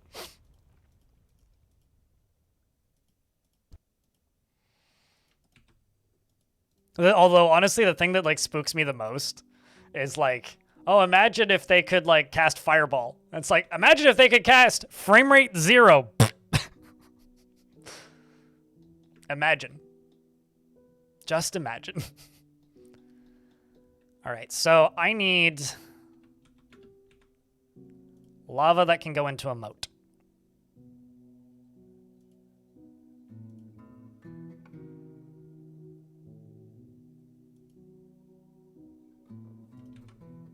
Let's do it.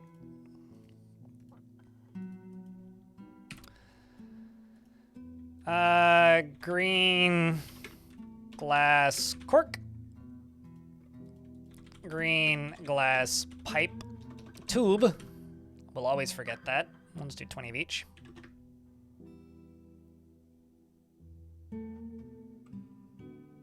I also probably need sand. And I'll just say 1 and 1. And 1 except for you. You do any, so there will just be sand available. Well, I mean, casting Fireball in a crowded room is literally just cast frame rate 0. Like, that's literally the effect that would have.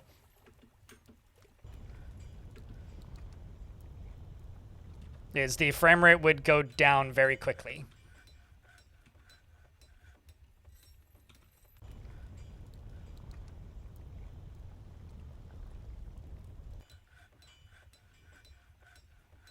Although, what happens when you subtract 0 from a frame rate? 0. Set gameplay to stun is my other joke that I can come up with off the top of my head. I'm sure the invaders like that to be kept in platinum cages for the rest of eternity. Oh yeah, no, it's like his powers are too strong. We must imprison the Dark Wizard for all time. Although, actually, I think the thing I'm the most excited about out of Tarn talking about, like, you know, working on magic stuff is I just want to see the ancient civilizations in ruins. Like, he clarified in the Bay 12 report that we'll be able to see and seek out ancient ruins, which has me hoping for 2 things from that: adventure mode gameplay, like dungeons and stuff, and fortress mode gameplay, like settling on them. Like, imagining getting to settle on an ancient wizard tower I mean, right now we have tombs, which are kind of that. But those are pretty, like, recent as far as tombs go.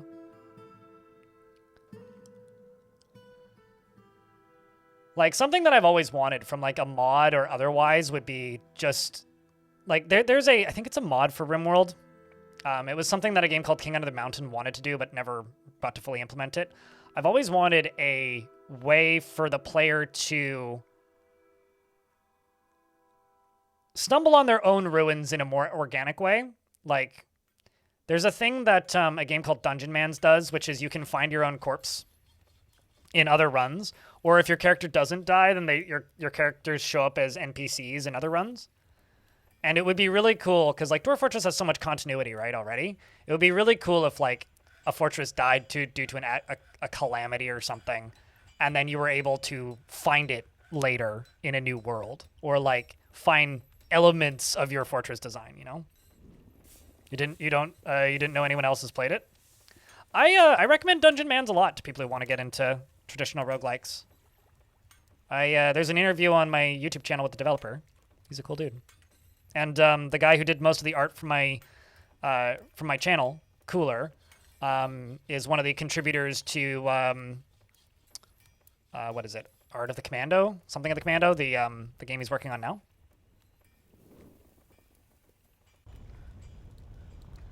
Kind of puts you to sleep. It's very straightforward if you've played a lot of roguelikes. I mean, it's mostly like a comedy roguelike, right? Like, you're kind of there for the humor, and the mechanics are also there if you're interested, and then the rest of it is just like seeing the slapstick humor. Like, I don't know. That game is like as much about the comedy as... I thought I saw a dwarf jump into lava. Like, that game is as much about the comedy as it is about the mechanics. As a slapstick comedy game that's fun for a couple hours here and there, I quite like Dungeon Mans, but it's no Caves of Cud, you know, like, it's no all-time classic. But as far as recent roguelikes go, it is one of the goods.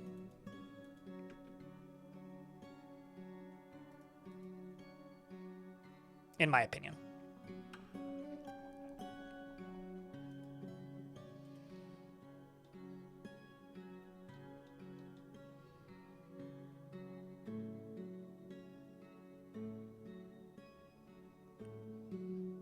But it's definitely one of those games where whenever it's on sale, you can buy it. You should buy it because it's good. And also, it's a good developer to support. The last thing I'll say about Dungeon Mans is it has a DLC, which is called Pay to Lose. And the great thing about that DLC is Tarn thought that was so funny. Tarn Adams of Dwarf Fortress. He thought that was so funny that he left the developer of Dungeon Mans a tip by giving him a gift. Because there's a method for you to tip the developer of Dungeon Mans by buying him some candies, because he has a wish list or whatever. And so Tarn bought him a bag of chocolates because he thought that DLC was funny. Yeah, he does seasonal updates. Yeah, the chickens update was the last time I streamed it. It was pretty funny. It was a good update. DCSS also has player ghosts, which tend to be very strong. Yeah, those date back to like the original Rogue, don't they? Or maybe I'm confusing OG Rogue with NetHack. I know NetHack has ghosts.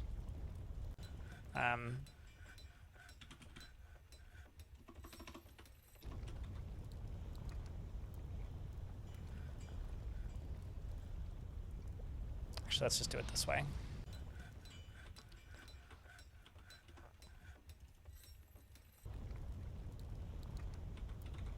Pig iron you right there, and steel you right there.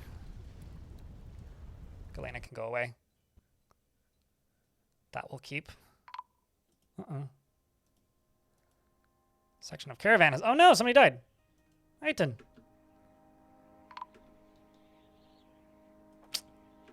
That was bad. This is what I get for trying to dig out too large of an area. Oh well, what's one more for the pile, right? Rest in peace, Aiton. Have to pay respects, chat.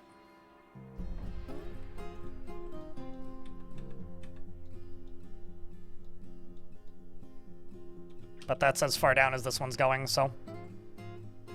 Sword of the Stars, the pit. I fucking hated the pit. Not the show. Sword of the Stars, The Pit. I did not enjoy that game. And then Sword of the Stars, The Pit 2 is maybe one of the worst examples of a roguelike I've played in recent memory. So, wasn't a fan of The Pit, unfortunately. I'm also a little bit that's one of those games that kind of baffles me that it exists and people played it. Because there's just so many games that I feel are better that it just kind of amazes me that it has an audience, I guess. I'm just going to...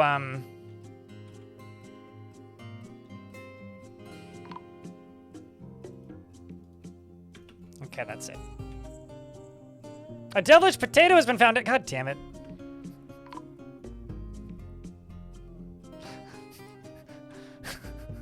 That's funny because, like, devilish potato is one of those dwarves who consistently dies right after getting named.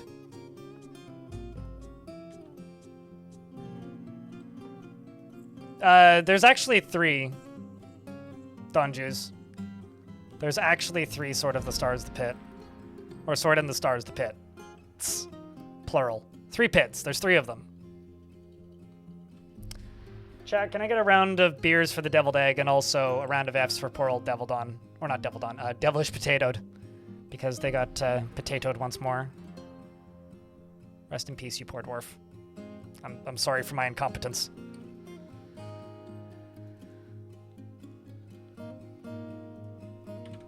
I'm kind of like doing this too fast in a way. Because I'm trying to build a lot of systems right now to be able to survive the next siege. And not have as many losses again. Like, I need to have a moat up and running by the next siege. And right now, I won't survive another siege if they hit me again. So I'm just kind of like trying to maybe build faster than my fortress really has the capacity to right now.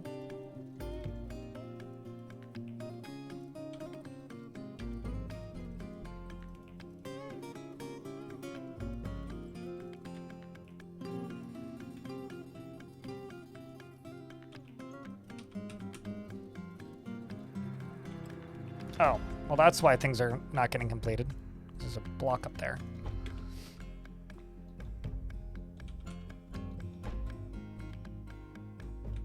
Let's go over here and see what we have for pumps. Nice.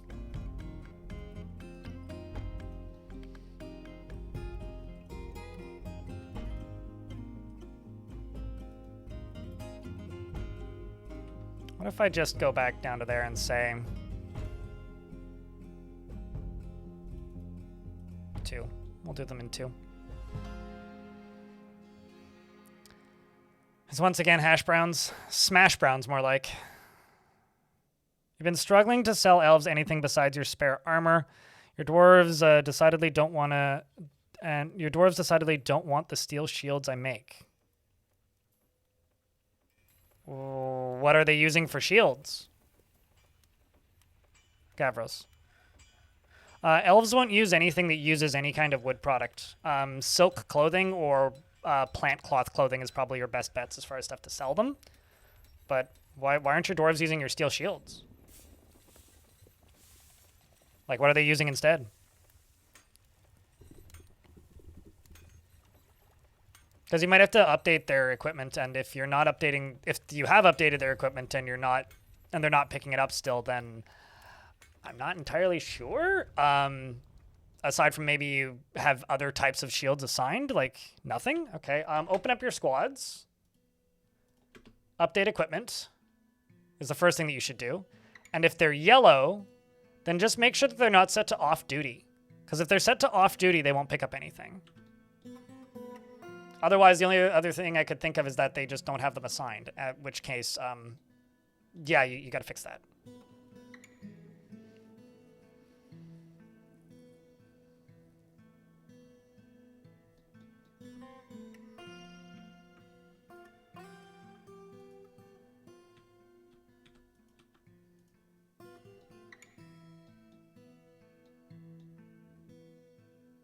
That fixed it? Hell yeah. Happy to help, dude. Chat, we helped somebody. Round of beers for yourselves. We did a good. Help a Dwarf Fortress player today and keep the Armok's wrath away.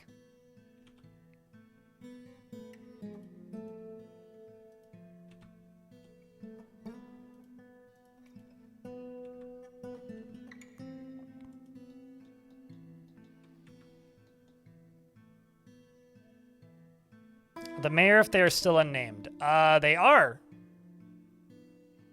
You do need 2 weapon racks, though, which maybe I can help you with. Maybor? I started typing in maybe. Darut. I actually haven't met this mayor much because I knew the other mayor. Crowd Towers. Never acts without prolonged deliberation, even to her own detriment and the harm of those around her. She feels a strong need to pay back any favor done for her and is not easily moved to mercy. She is conflicted by this since she sees these tendencies as an impediment to the quest for power. She has an overbearing personality and prefers to present herself modestly. She has a tendency to consider ideas and abstractions over practical applications, and she tends to avoid any physical confrontations. She works to square this natural tendency with her respect of martial prowess. And she has little interest in joking around. She has a tendency to go it alone without considering the advice of others, and she has a noticeable lack of perseverance. She thinks that she's fairly important to the grand scheme of things, and she lives a fast-paced life. She can handle stress and generally is quite confident in her abilities when undertaking specific ventures. She enjoys the company of others and occasionally overindulges. She dreams of raising a family and personally dislikes cooperation. She respects power and values tranquility and a peaceful day. She thinks that the pursuit of skill mastery is off-putting and sees introspection as important. Another thing, Gavros, they won't equip shoes unless you click the button armor replaces clothing, and then save it as its own uniform and assign it to all of them. I will be doing that probably pretty soon here for some of my dwarves, but I need them to be fully geared up first. She finds the pursuit of skill mastery off-putting and sees introspection as important. She likes brimstone, silver, and red flash opal, giant mountain goat hoof, maces, animal traps, and the meditations of droplets, and the sound of the glossing. Sound of the glossing, and the sight of songs of glossing, and the sight of the veneration of luxuries, and when possible, prefers to consume rye beer and foxtail mullet flour, and absolutely hates mosquitoes. Me too. You have a bunch of passing acquaintances, and you worship Earth, god of death, and you're a member of the communion of gods, as is custom.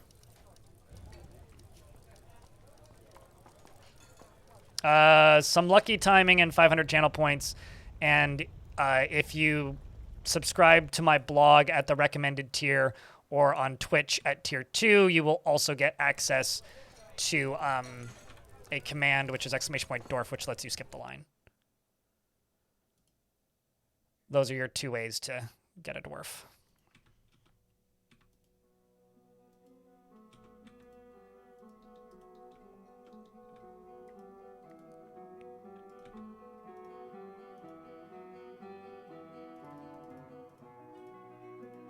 What are you ing about, YouTube chatter?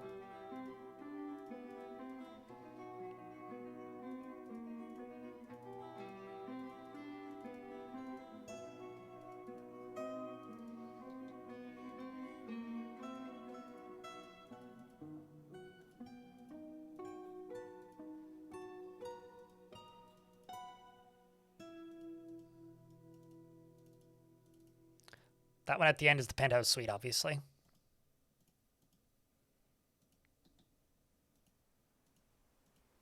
And these are the college dorms at the end, or the New York style apartments. And by style, I mean tiny. And this one at the end here is the Japanese style apartment, which I mean poorly designed. Never mind, it's actually just a New York style apartment. I was lying. I do need some more bedrooms, so we're working on that. With the 500 channel points redeem. What do you want? Agetai. Beard or no beard? Also, hey, Romanoid. Assuming you're not in an ad, in which case you didn't hear me, but it's the thought that counts. I mean, I have god powers, so I can use it sometimes. Any dwarf? Okay. You're a surgeon.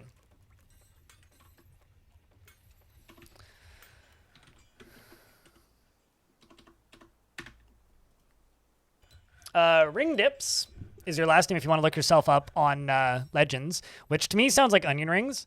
Also, I will say, people have been very hesitant to redeem dwarves recently, like, just as of late. So, lately, like yesterday, there was a good 2.5 hours there where nobody redeemed a dwarf. So always check, you know? You never know. She never acts without prolonged deliberation and to her own detriment and the harm of those around her. She truly is fulfilled by assisting those in need and has an overinflated sense of self-worth. She isn't particularly curious about the world and tends to hang on to grievances. She doesn't mind a little tumult and discord in day-to-day living, and she is conflicted by this since she values harmony as an intellectual concept.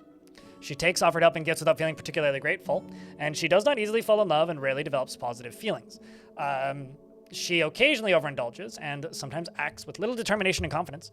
She has a sense of duty, and she still holds the law in disdain. She often bites her nails when she's trying to remember something, and when she's bored, she constantly rolls her eyes. She needs alcohol to get through the working day and doesn't really care about anything anymore. She dreams of mastering a skill and personally views decorum as a high ideal and is deeply offended by those that fail to maintain it. She strongly believes that a peaceful and ordered society without deceit is best, and disdains the law and values family and finds introspection to be a waste of time.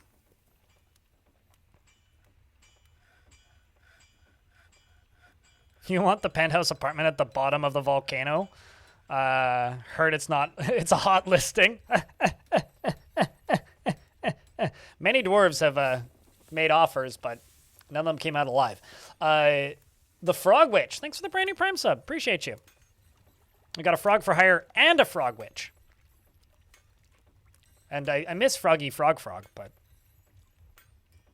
we used to also have a Froggy Frog. Chat, can I get a round of beers for the Frog Witch? And also, if you missed me, Romanite, it's good to see you, by the way. Yeah, right, you are in permanent out of ad country. Can I be hopeful and wish that you had ads? Like, that would mean the world is healing. If you had ads, that would actually be a good thing.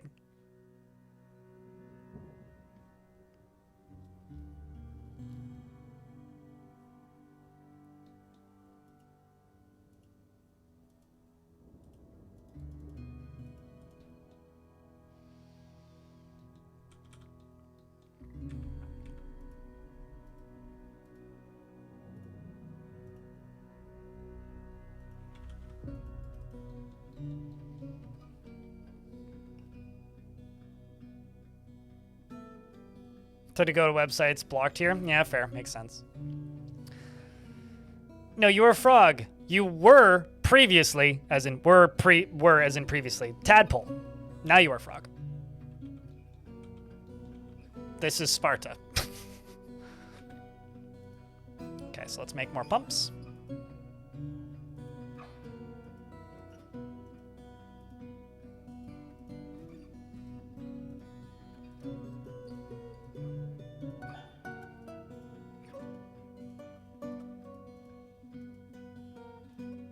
I needed one additional one. So close. Hey! The wagons have arrived! Did the wagons just arrive in a herd of yaks? That's crazy. Alright. For the horde, I think. You know, I know that For the Horde is like a Warcraft thing, right? But for me, For the Horde is absolutely, completely linked with Cannibal Corpse and cannot be separated from it. Because Corpse Grinder will often go on stage and just scream, "For the Horde!" Randomly with no context. While he holds up his Horde tattoo.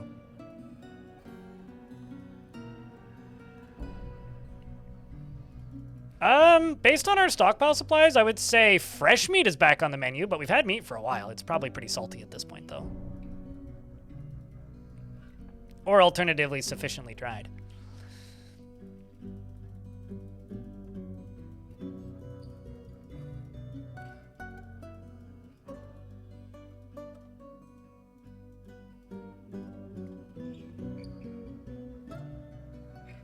Your Marks dwarves are wasting all of your steel bolts when they have wooden bolts, so you should tell them to train with wooden bolts in the training menu, not steel bolts.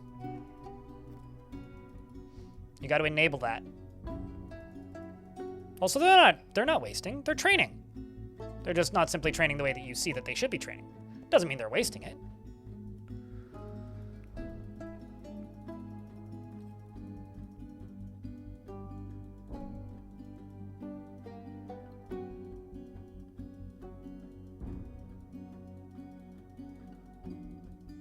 I personally don't bother with training ranged combat dwarves, YouTube chatter, because they train so much more efficiently on like one siege anyway. Like 2 sieges is more efficient than training for months. And so I just get them to train wrestling and like observation and stuff in a barracks. And then once the enemy actually shows up, then I'm like, yeah, charge. And then they learn to shoot pretty quickly. Basically, I like live fire training, is what I'm saying.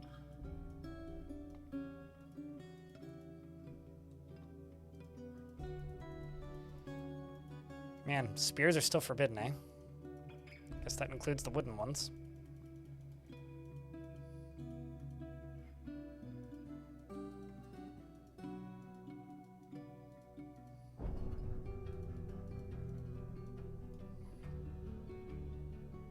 I guess training spears are fine, because they're not spears. They're training spears. It's like the sort of justification I would make to get out of trouble with something.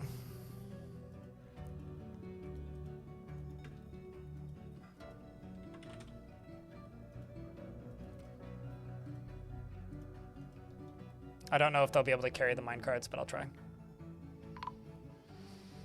Insult to injury? Well, aside from that, they'll just bounce off and cause minor bruising and not much injury, but...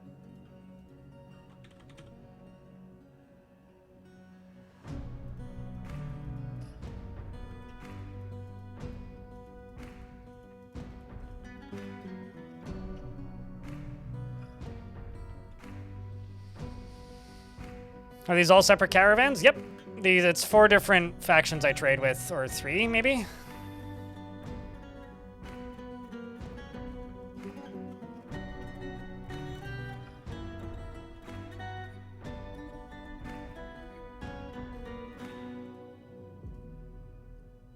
You died, but are still listed as in squads, so I will reassign you.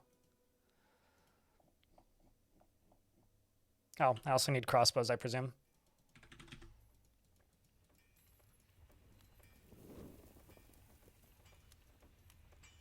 That is a lot of stuff. Holy shit. Let's do copper crossbows.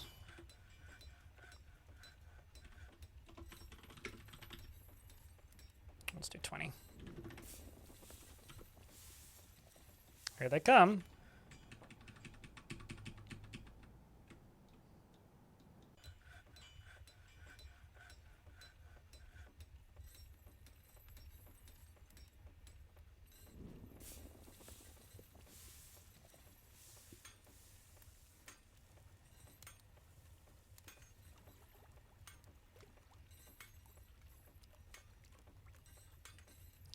I feel like with the way sieges are balanced right now, that would just get your soldiers murked.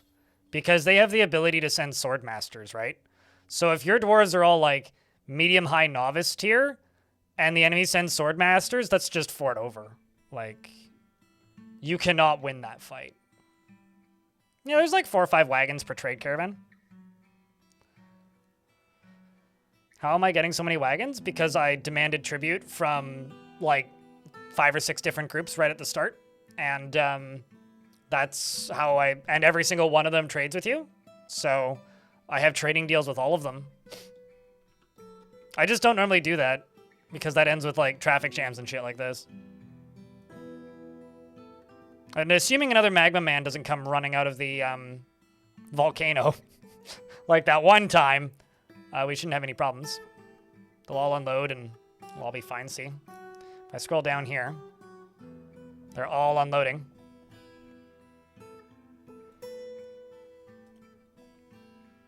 It's going to take a little bit because they do have to all get here.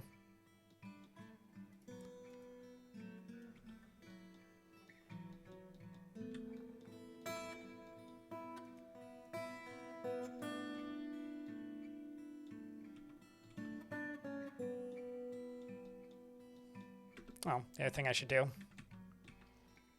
So I should go over here.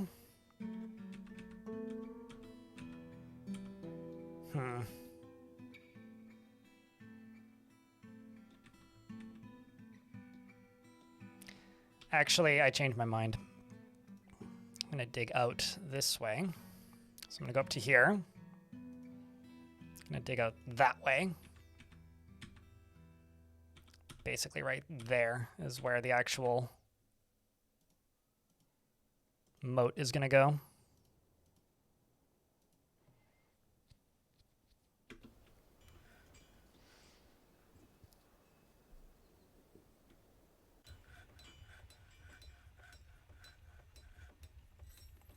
I think that the way combat works right now, if you overcomplicate the requirements for training, nobody will ever have sufficiently trained soldiers to be able to survive anything. Okay. When you have multiple caravans, it's very simple. When you click trade, you just get a selection hoop. Which faction do you want to trade with? I've had a horrendous amount of technical difficulties to the point where I almost rage quit the stream. But aside from that, pretty fine. I'm making bread. I get up every hour or so and stretch and fold it, so that part's been fun.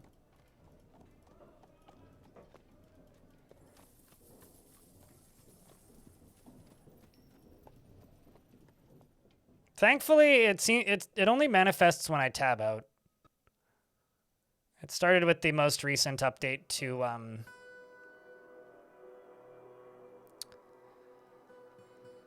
OBS, so I have some theories as to what's causing it, and I have some theories on how I can fix it, but I need to actually fix it.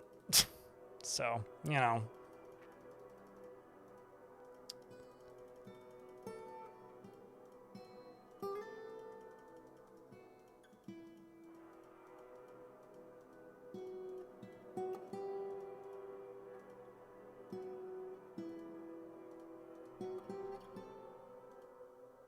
Let's maybe give you a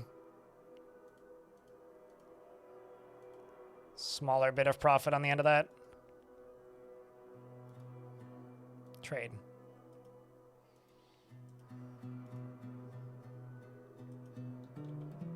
All of these dwarves are very slowly bringing lead minecarts over. I'm your liaison from the Mountain Homes. Let's discuss your situation. We've updated your maps and world info. I'm going to request that you please bring iron ore.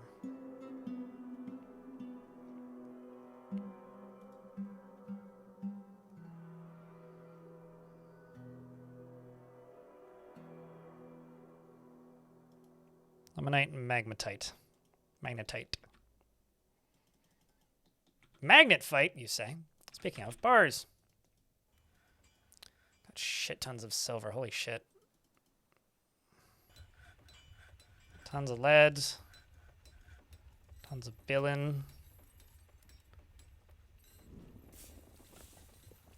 I think we're probably just out of flux, if I had to bet. No, we got flux. Okay. We're just making copper crossbows at the moment.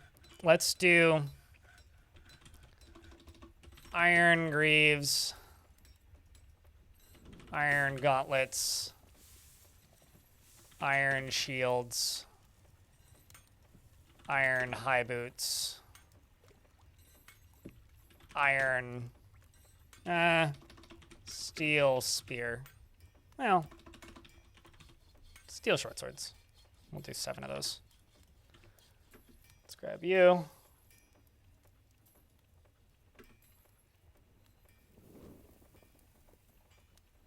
Still working through those. Did I say shields? Yeah, don't do the shields. I got plenty of shields. I need more gauntlets.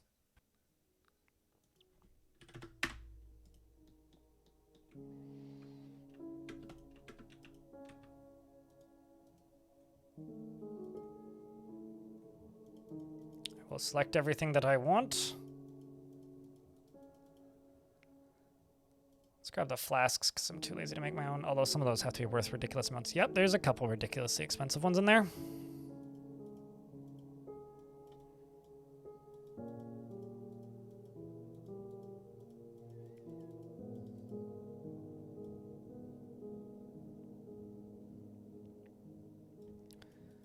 Go back to buying all the food and fruit. I'll also grab the steel greaves, because why not? Well, at least I can buy everything.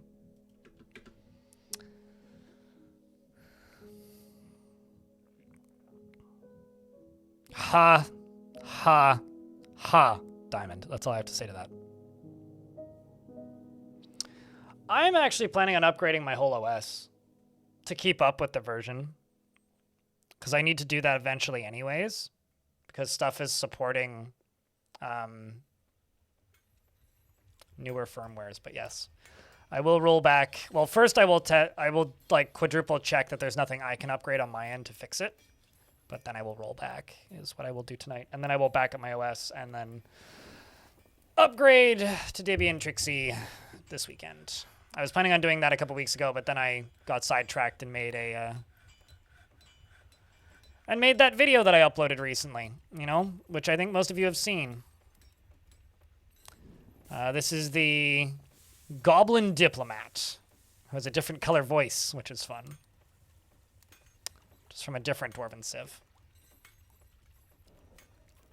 These guys.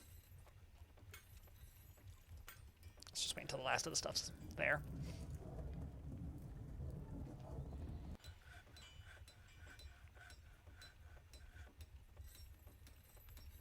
Sidetracked. Did you ever put professional procrastinator in your CV? I don't recommend it, but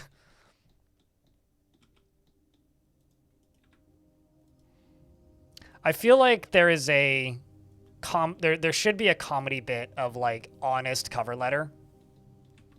You know, it's just like like the reality of a cover letter is just like, I've always wanted to work here. Working in this place has been a dream for my entire life. I've spent my whole childhood dreaming of the day that I could apply to work at McDonald's.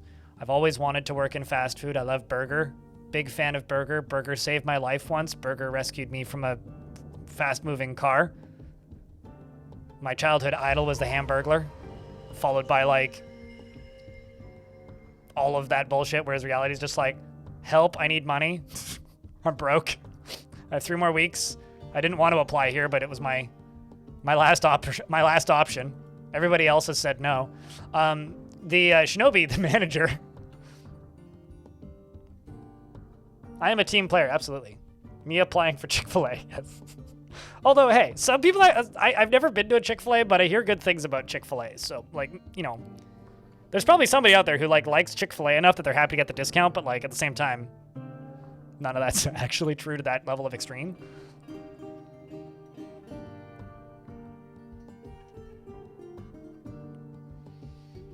Well, I mean, I think if you put a more in there somewhere, Ryan, you might actually be onto some reality. Currently, I'm using Mint Cinnamon.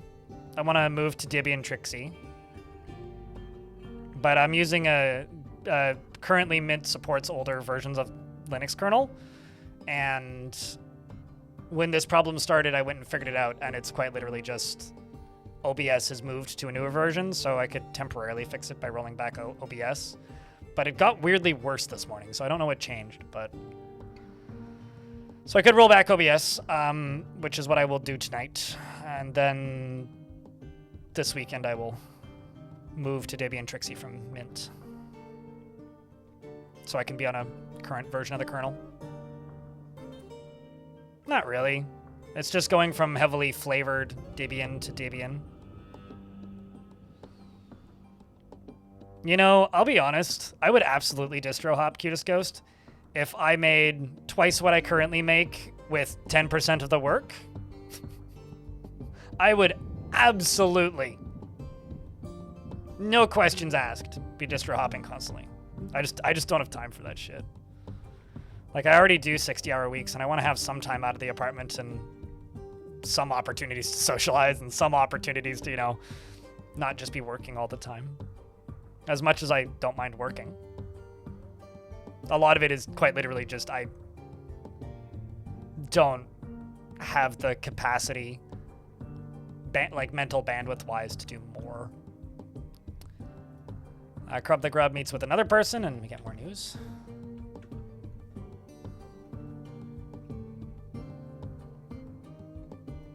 grab another gem. I'm just going to go over here real quick. And give us another little set of stairs up to here. Fuck it, we'll use lead, because why not?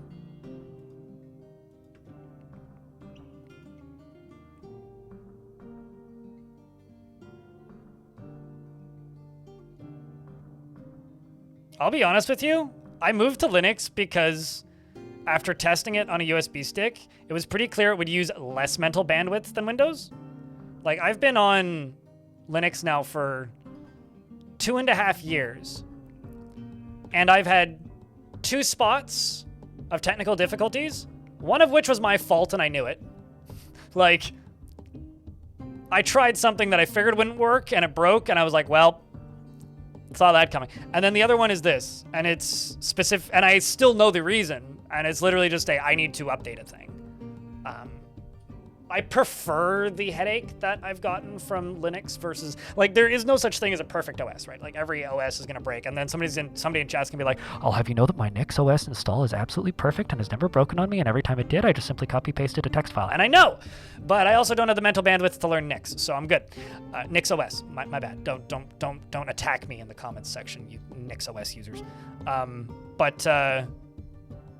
Yeah. Yeah, no, I understand that. Like, there's definitely, like, a portion of people that are just like, it is actually a bigger headache, because if you're also, if you're using Linux, but also you have to then switch back and forth to Windows to be able to play Battlefield or something, I would actually argue that if you do want them to check the box, buy the game, leave a negative review saying it doesn't support Linux, refund it, and don't play it. If you want them... And then use Linux. Like, if you want them to do that, that's the only way you can make them do that. Because, like, half of the fucking, like, anti-cheat software that people use already supports Linux. They just have to enable it and support it. Which they can do. They absolutely can.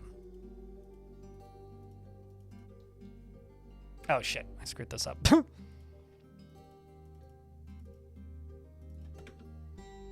Whoops. That was the biggest reason you haven't Linuxed up. The last multiplayer FPS game I played was Titanfall. So at this point, I think I can say that I'm good. Like I'm Titanfall 1, by the way, not Titanfall 2. I think I'm safe in regards to games that have that kind of anti-cheat. You know, I'm not gonna lie. Nix OS users are just Arch users that have been, like, dissociated with Arch because Arch is somehow usable enough for normal people to, like, promote using it. Basically, like, Nix OS users are just Arch Linux users that have leveled up. So if you're like, oh, they act like missionaries. Yeah. Because they're just Arch users. And Arch got too accessible. That's not totally true. But they found something that was more optimizable and crazy than Arch. They are the same people.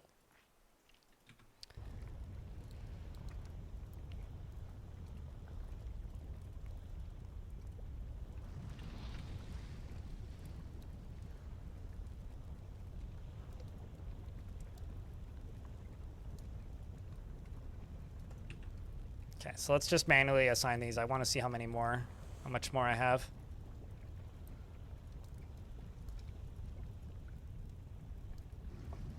Just assigning the upset ones, primarily. Not that this will fix them, but I'm trying.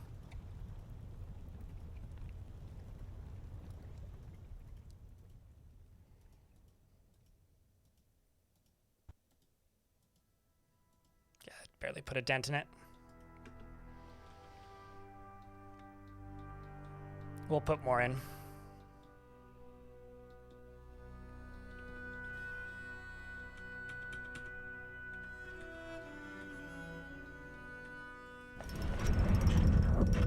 Shinobi has created... the manager has created Xanos Lalum Adfil Fullut, a microcline quern, and offers it to the starvation of gluttons. I'm going to place that in your office. Or in your office.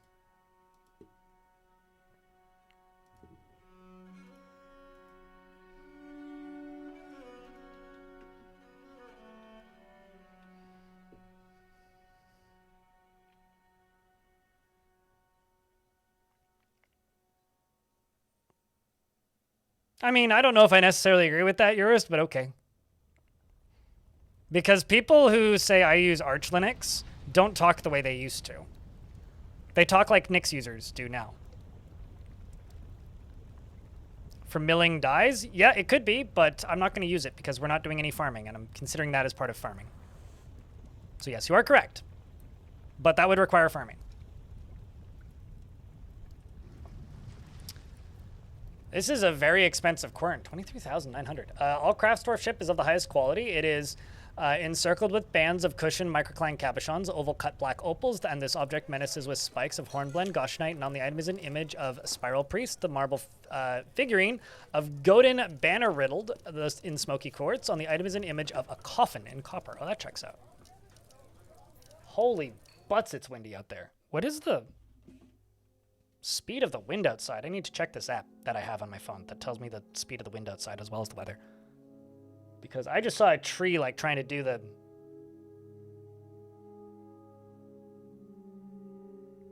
How low can you go? Oh my god, gusts of up to 67? Good lord. Kilometers an hour. That would be it.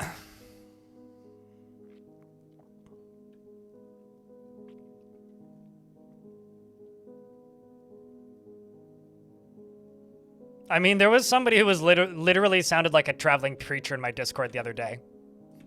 Which was, you guys should really hear about Nix OS. Like, I don't want to learn a scripting language to build my OS, thanks. Like, honestly, I'm good. I've heard everything I need to know already, thank you.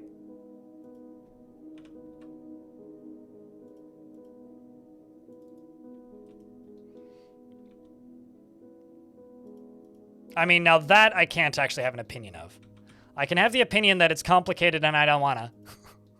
But I can't speak to the actual quality of the language itself. That would be like me just slandering a thing. If you've used it and you know, then by all means, blab away. But on my part here, I actually can't say anything about the actual quality of the scripting language because I genuinely do not know. Fucking techno priests roaming the cyberspace. Oh, yeah. Oh, yeah, trust me. There's many of them.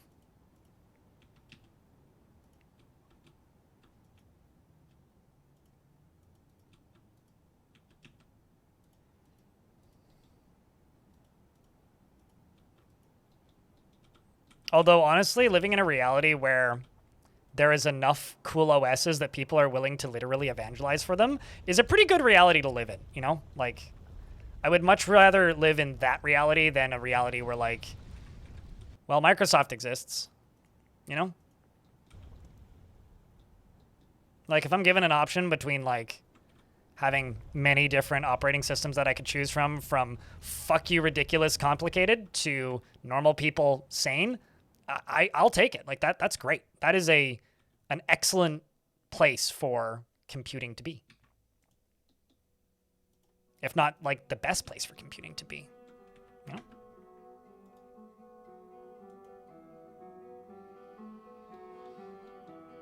I don't even know what that is. Explain like I'm 5? In regards to the thing that you just said, Yuristov? We have an ad break running, so I'm just going to really quick set up a magma kiln. I'm probably just going to queue up bricks, but... Or maybe just, like, statues. I'm going to go up to here.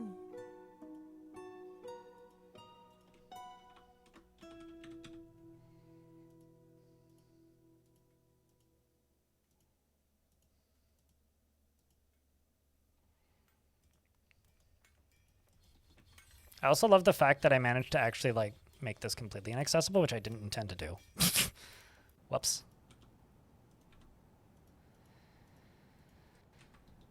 Let's go here. Do that. And maybe I'll put some levers up here to be able to turn this on and off.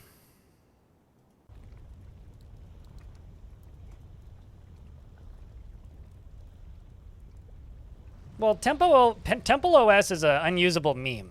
Like, nobody uses Temple OS. Not because Temple OS is bad. I think people want Temple OS to be good. Because it is funny to think about and a sad story when you think about it too hard.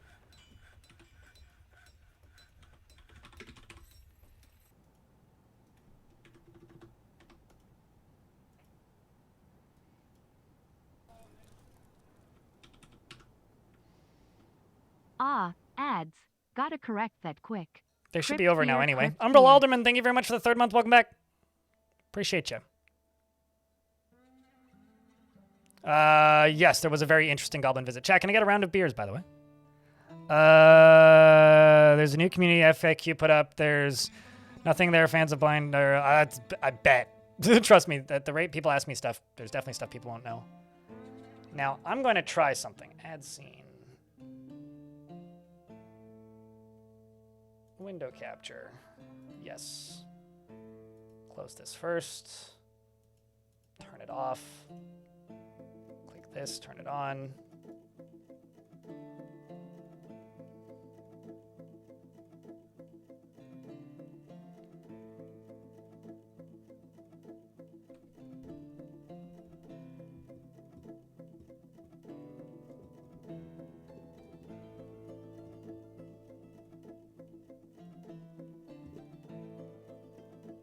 Oh, there it is.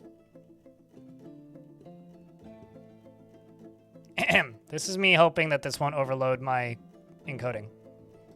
Does that overload my encoding? We'll find out in a sec. I work with Kit Fox game. You know, I feel like this should have come out a while ago.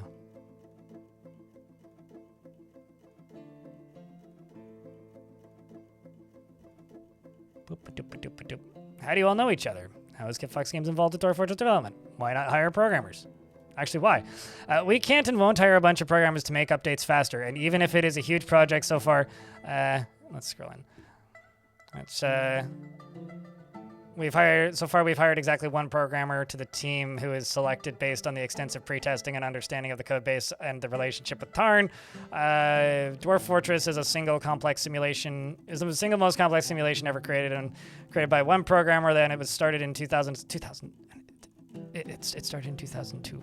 Actually, and this work on this labor of love is necessarily based on trust, and we are optimizing to make the game the best game according to Tarn's vision, no matter how long it takes, rather than trying to optimize for speed.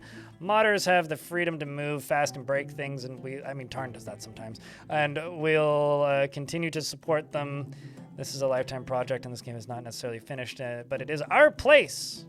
But our pace is focused in long-term updates. Will come slowly and steadily forever. Selling the game on Steam does not change the way that Zach and Tarn will continue to develop Dwarf Fortress. It's not like any other game.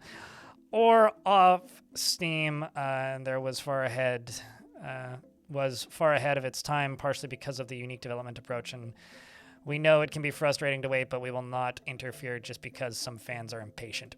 Word. What about this? What about the Mac build? After investigating the program requirements, it's decided to make its best to cancel the Mac build.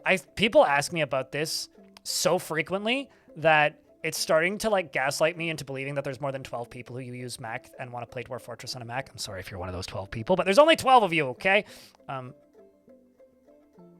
Reintroduce key. Yes, they're working on that, right? From what we understand, it's partially because of a fairly extensive task, blah, blah, blah, blah, blah, blah, yeah. This game's older than you are. This game's older than a lot of people are. It's older than Roblox by 6 weeks. At least if you want to talk about initial release dates, because Roblox came out in 2006. Will you translate the game into other areas? We did! There's already multi-threading for some things, but the remaining issues that usually cause slowdown, like pathfinding, won't be helped by it. Yay! That's nice.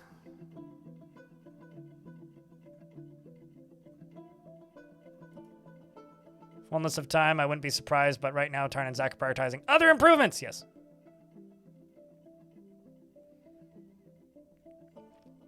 Yeah. Yeah. Yeah, you're right.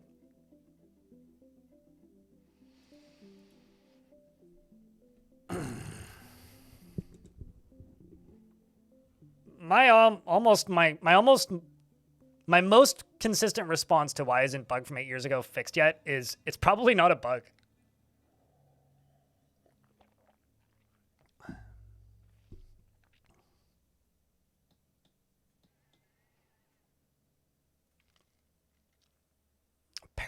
Parallels? I have no idea what parallels is. Counter-based gaming. I assume it's like a compatibility layer or something.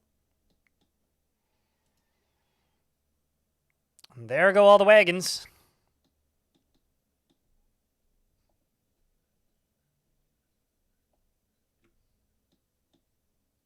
This really is one of my favorite times of year in this fort.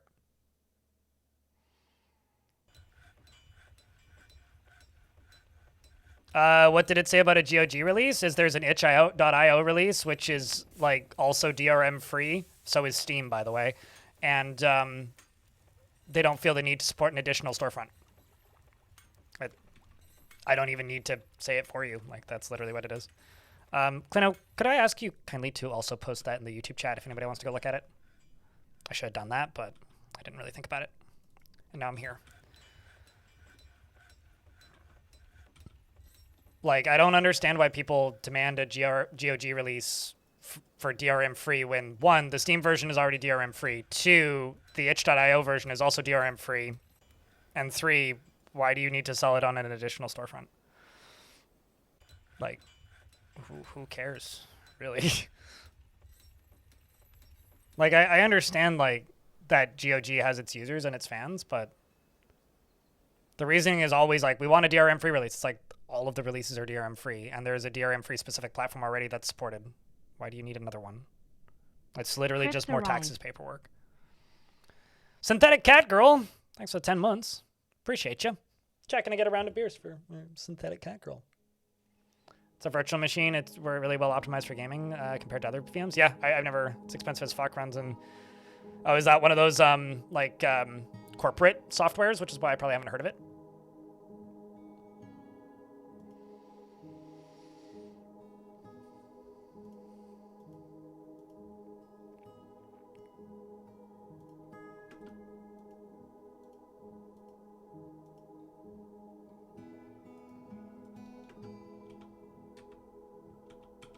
Welp.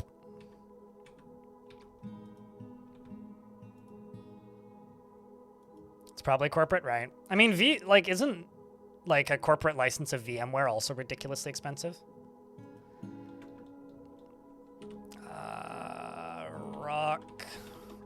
Rock blocks.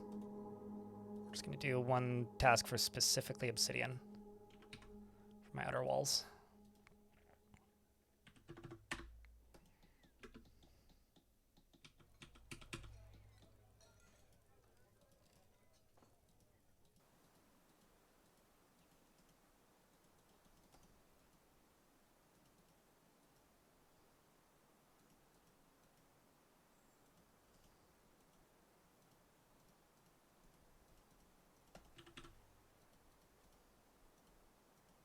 See where we're at on these top two squads. What are you up to? Oh, you've got a pickaxe in your inventory. That'd be why.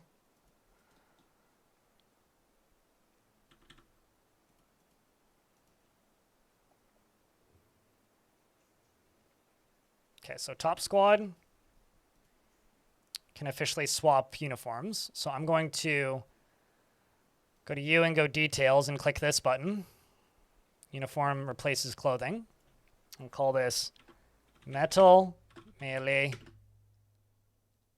full. Confirm and save, and then assign this whole squad to it. And they will now go swap out for... They'll go strip their clothes off and get fully armored for real.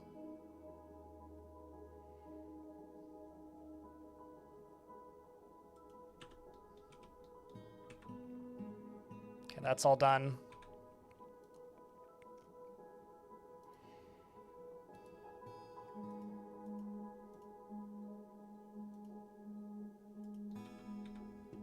Actually, let's do Gabbro on that, not Obsidian. And I will catch up on chats in a second. I'm still like, I'm trying to just accelerate all of my construction here so I can catch up and keep caught up instead of falling behind again. You want a smith metal crafter. You've got several options, so take your pick. VirtualBox is what you've always used? Yeah, back when I used virtual machine stuff, I used VMware. I want to say I want to say they had a free version, but I may have torrented it. I can't remember. I honestly can't remember. It's been so long. Catan looks good. He is in the military. Maffel is the least likely to die in the short term. So if you're okay with somebody who's in the military, we could go with Catan. He does have 1 kill. He's actually a master hammer dwarf, so he's pretty skilled.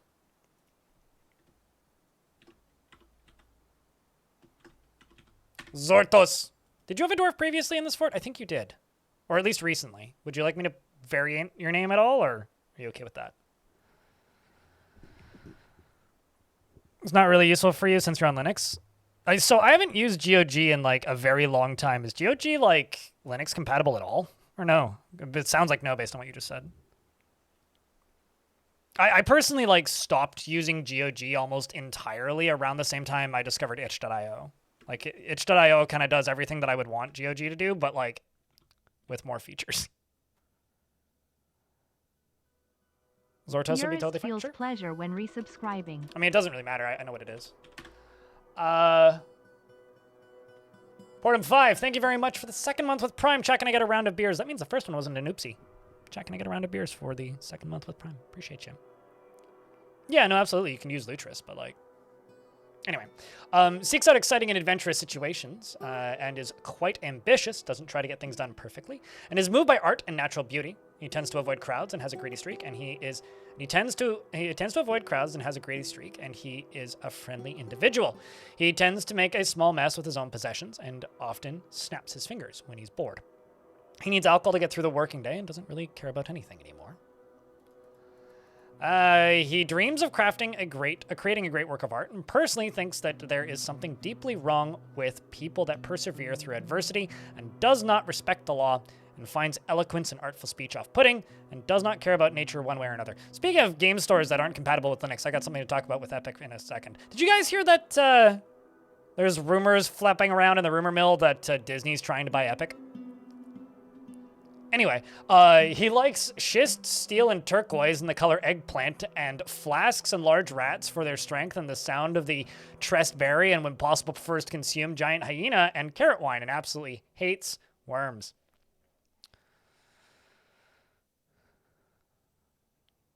You just followed a vampire for 10 years in Dwarf Fortress. Crazy! Was his name Tosid? I just continue with reading the dwarf. I mean, it was in my brain and it would be gone by the time the dwarf description was done. That's not true. It probably would still be there. Like steel, turquoise, and the color eggplant, large rats for their strength and the sound of the tressed berry when possible. He prefers to consume giant hyena and carrot wine, and absolutely hates worms. And he worships Aerith, the god of death, and the communion of gods, and you are a talented blacksmith.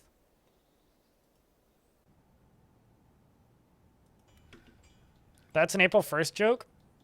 No, I mean, sorry, what day was Tuesday? Not April 1st.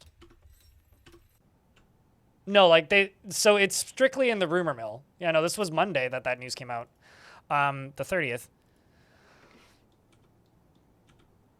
No, it's strictly in the rumor mill. Like, this isn't like something that's publicly confirmed or anything. It's literally just a consistent leaker stated Disney is currently trying to is currently in talks trying to buy Epic. And for a little bit of clarity here, in the past 2 years, Disney has tried to buy has been rumored to be trying to buy EA Games, Ubisoft, I guess now Epic, and there was one other one. Blizzard at one point? But that was closer to when the Blizzard movie, or when the Warcraft movie came out. That was a while ago. So, like, that's nothing new. Nothing new. And also probably is completely meaningless and won't have any actual impact on anything, so I wouldn't worry about it too much.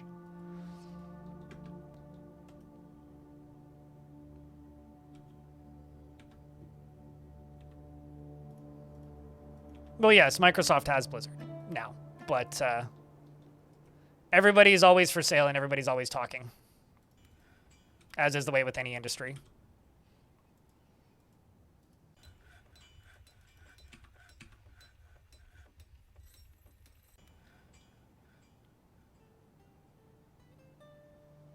But it would make some sense because Epic did just downsize like crazy in a really short period, so there would actually be some, like,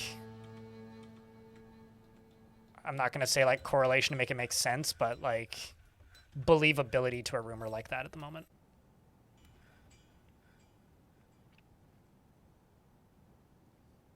And also Disney has been supposedly rebuilding their, like, their games studio division. Like they're trying to be more than just an IP licensor. Oops, not mine. That's not what I wanted. I wanted, I was trying, I don't know what I was typing in. Link, that's what I was looking for. Mechanism is what I was looking for.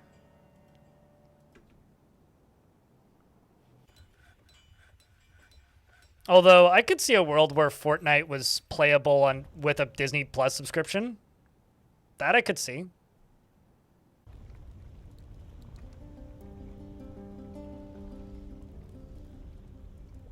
Who, Epic or Disney? Frog for Hire? How do you go about making clothes for dwarves? Normally, I just grow pigtails or hemp or other things and then process it into silk. But in this fort, I'm buying a lot of cloth. That's actually one of the bigger struggles in this fort is actually maintaining cloth. I should make gabbro mechanisms. Because I've got more gabbro sitting around right now than obsidian. The gift of gabbro.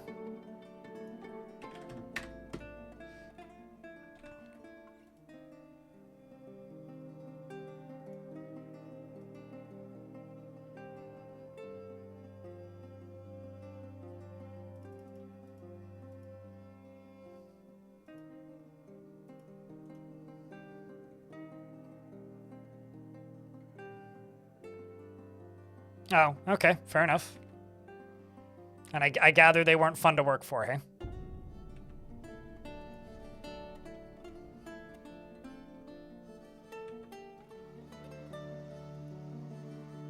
Once that's closed, we can connect this.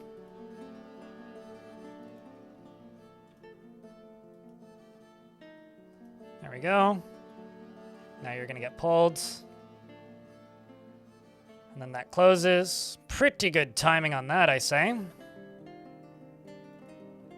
So we now have a magma safe bridge and a pumping setup for it. Excellent. Except I'm going to put in a second lever down there and connect it to that so I can turn that on and off pretty easily.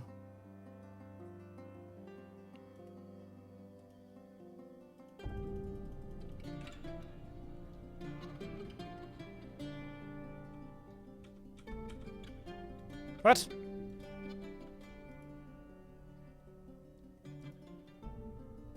Where is your... Well, that's a little annoying. I don't know where the minecart up that was supposed to be up there went, but there was supposed to be a minecart up there. Maybe it torched somebody. That would be unfortunate, but... But no, as far as the question of is that an April Fool's joke, I don't celebrate April Fools. Kind of intentionally. I find it insufferable, so I assume other people agree. I used to, but I grew up.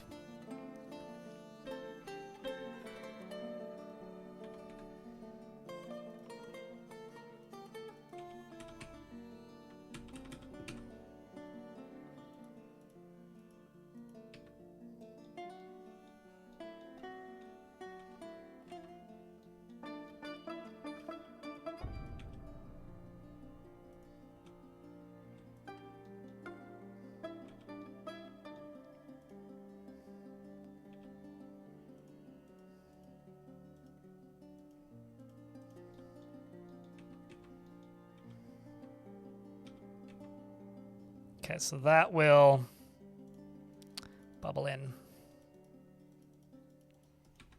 So instead, I will do that.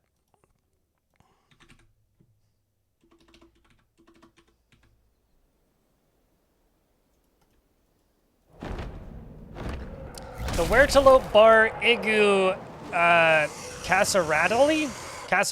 Casserole has come. A large antelope twisted into humanoid form. It is crazed for both flesh and also blood, and its eyes glow aqua. Its black hair is long and straight. You will know why you fear the night. Great.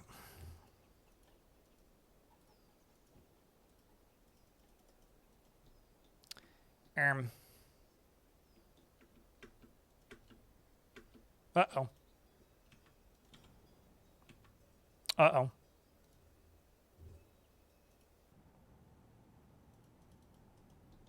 Uh-oh. Well, that's not good. Did you get bit? Miss, so you're fine. How about you?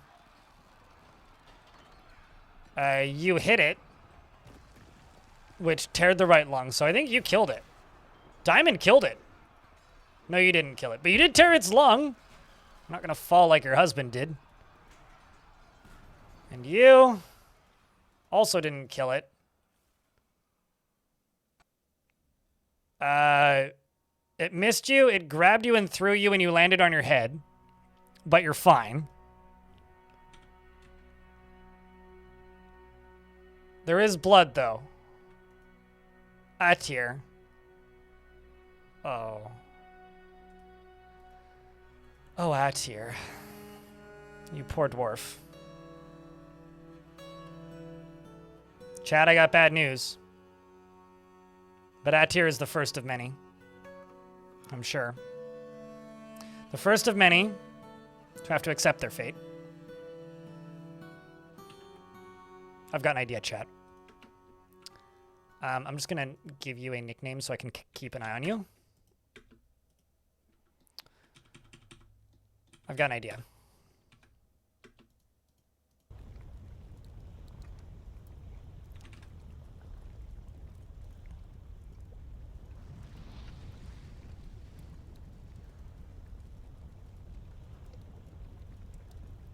Actually, let's just do it this way.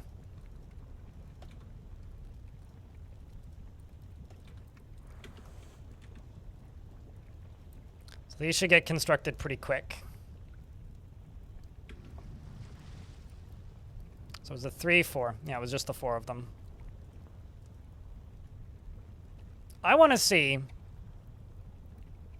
if I can make this dwarf self-insert into lava. I think I can.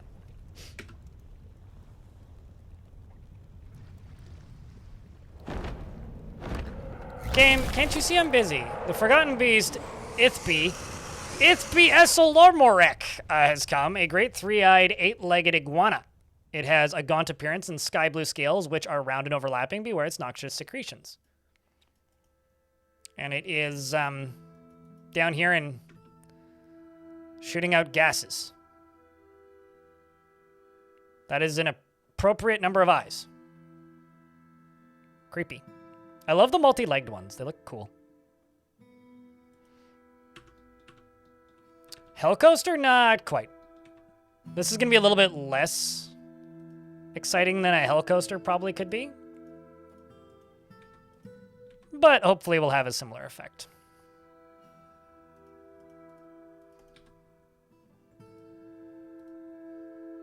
What if I actually do this? These will look nice.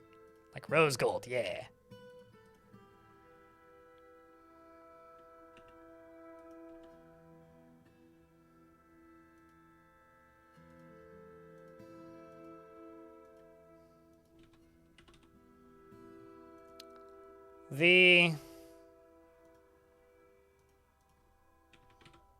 Oh, okay.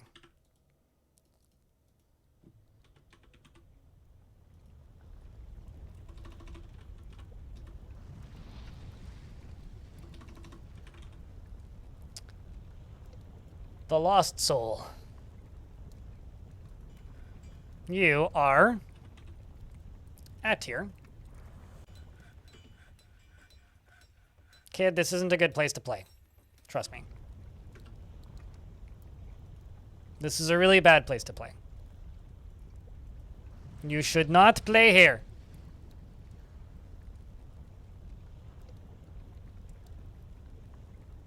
Yes. Well, it depends on how fast it hits the creature, but it can, yes, Clino.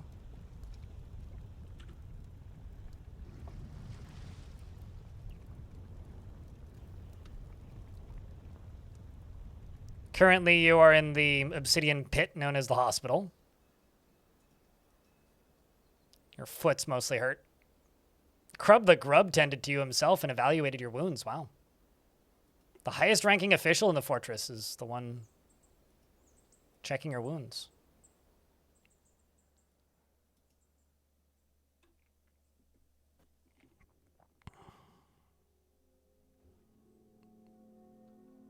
And fire... there are no fire-breathing geese down in the caverns. There was another forgotten beast earlier. Yeah, they're both down in there, so there's this guy. But there's also this guy, which is one forgotten beast killer who killed the pile of goo, I think, who is a three-eyed kinglet. But I would say this is more pressing. So, chat, I think I figured out how I can end extra dwarves. First off, we're just going to get rid of this trash, because we got a bunch of it up here.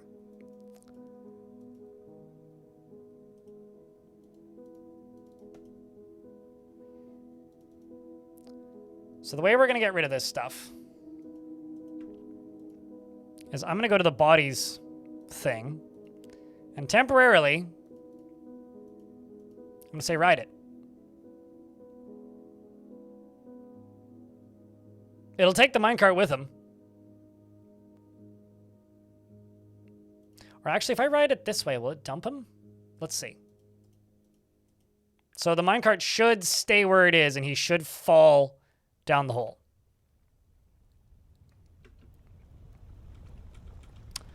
Never mind. The statue debated me. Well, it was a valiant effort, I say. I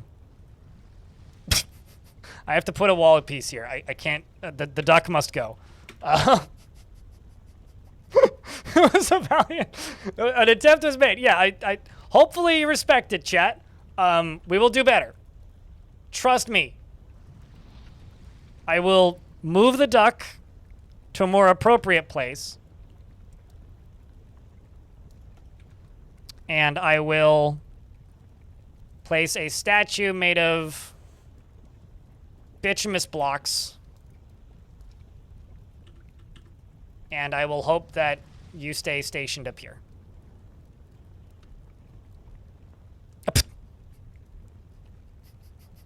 Should probably get rid of that. Yeah. Because that dwarf just went for a wee. All right, kiddo. You need to... Vamos! The thing is, statues act like bars where stuff can fly over it. I didn't really think about it not stopping the minecart. Kiddo. Get to it. Leave. Walk away. Go the way. Get dort. Outie. Migozis. No, the other dwarf who was in the minecart wrote it. And none of them kicked it. They were supposed to jump into it and go for a zippity-doo-dah down the thingy.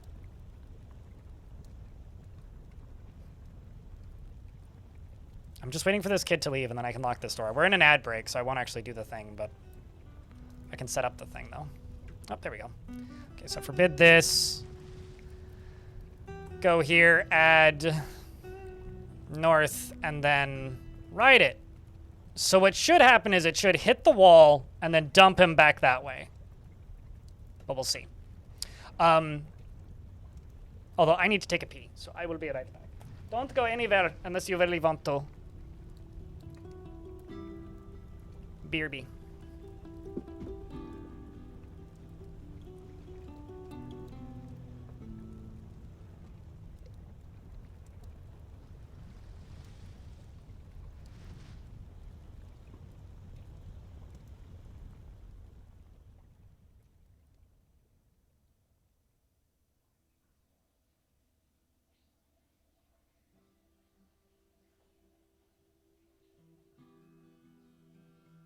Cheese for everyone!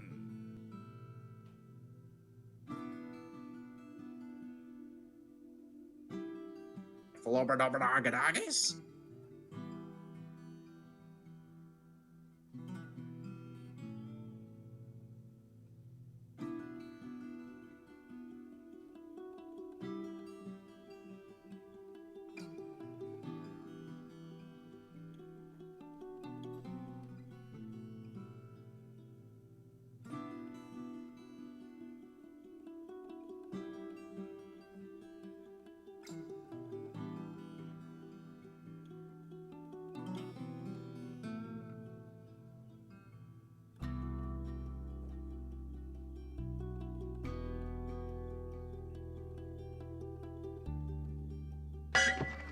Bring out your dead!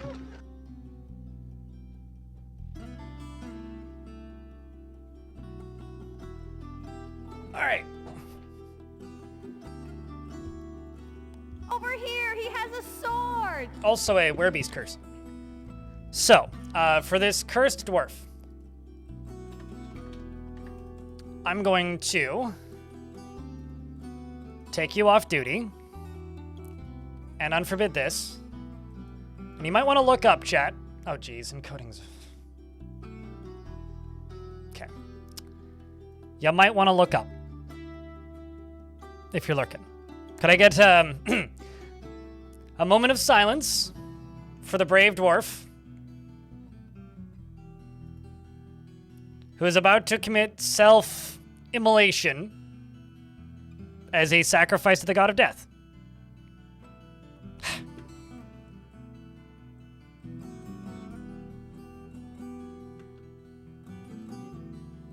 Or not. I tried. I really You're literally supposed to go wee.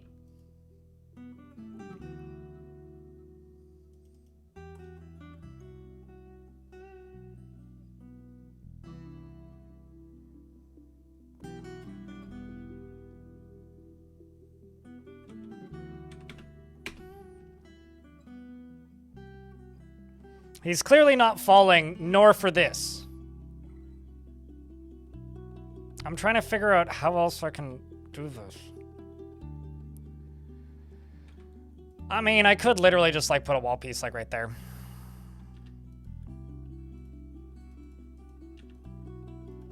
I could literally just do it that way.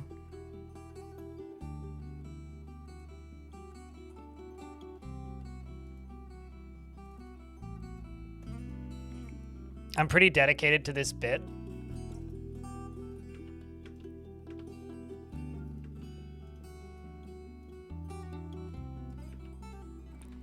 So I'm just going to put a wall piece right here.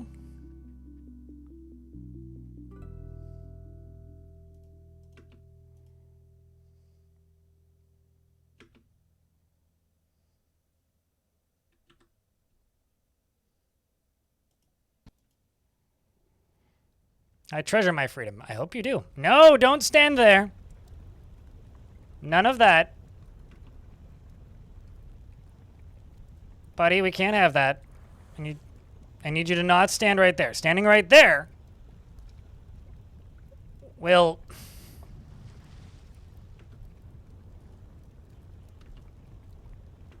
Okay, that's fine. We'll work with it. You can now finish building this. Okay, now that you've done that, I can go into you again. Okay, let's try this once more.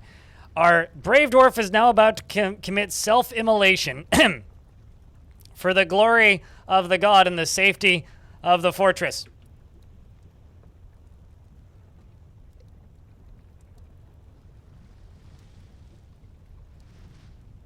Take two. Three, more like.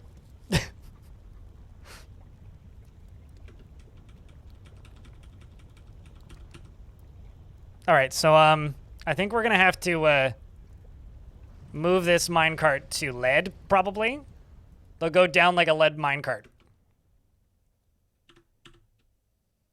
going forward. And also, I'll need to remember to get rid of that so I don't just kill all my doors.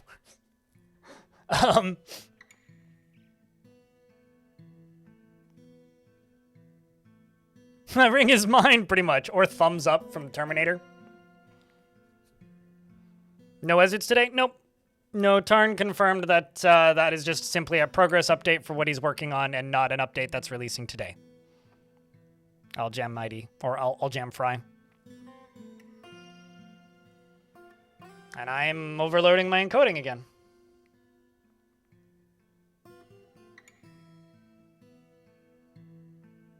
I hate this.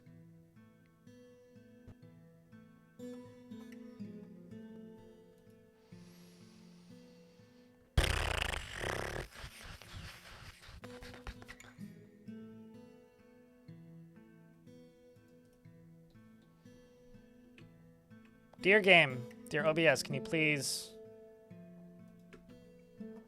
stop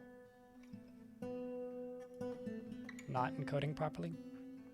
You're hurting me. It's making my soul ache.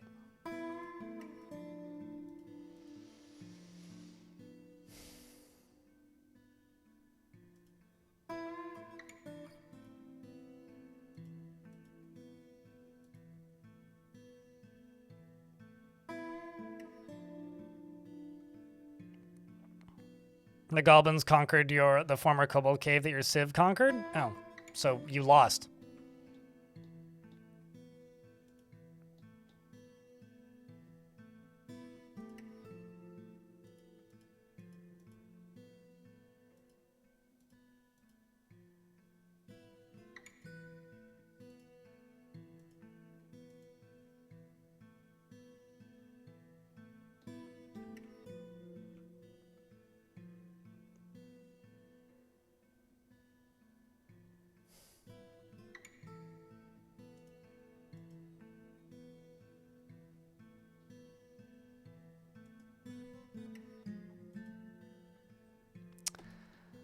I don't know, chat. It's not on your side.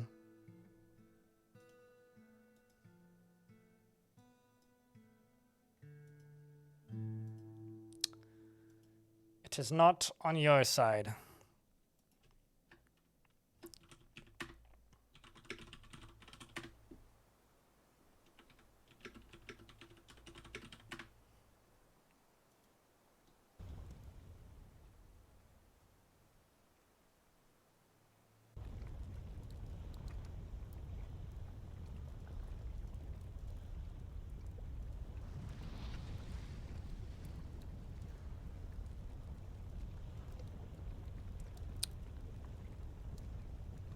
All right, everybody, who can still hear me? Can you still hear me?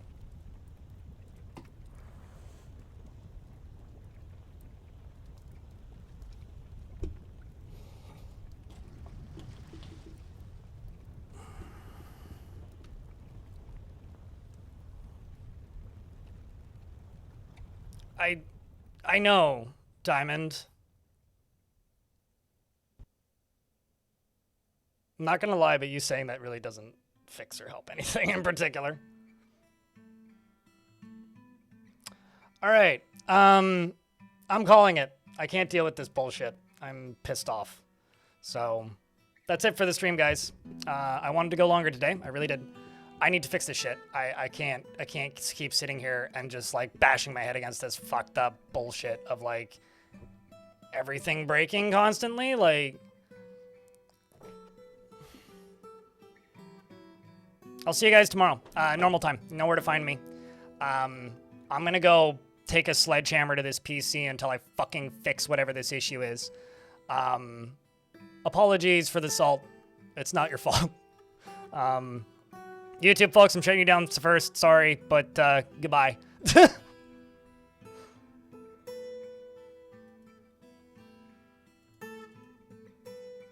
me a second. I will set up a raid real quick. Although, ironically, I could just fix this problem by not streaming to YouTube.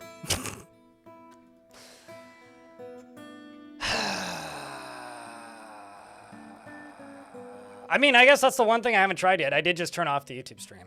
I could just keep streaming for another 30 minutes.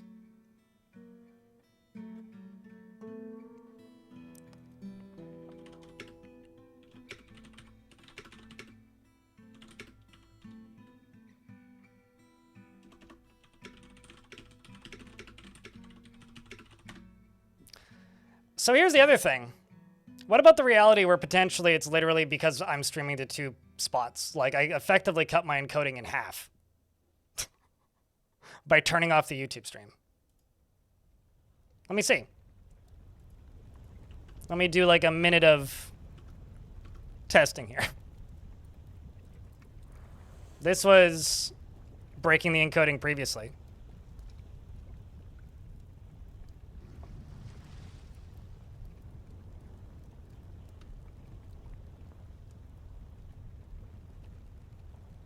Don't leave just yet, chat. Don't leave just yet. We might be able to get another 30 minutes out of this, or another hour. Yeah, I know. Like, so it was just sitting there saying it's like it's overloading, it's overloading, it's overloading, it's overloading, it's overloading. I literally turned off the YouTube stream and it went away.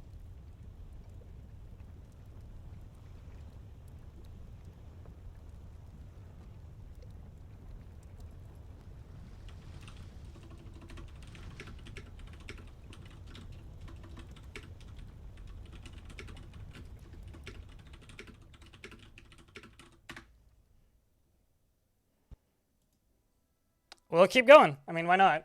Like, because effectively it doubles my encoding requirements to stream on Twitch and YouTube, right?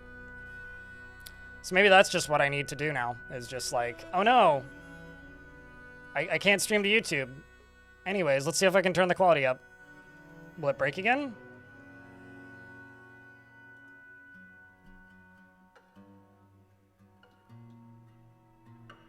I'm tabbed out currently.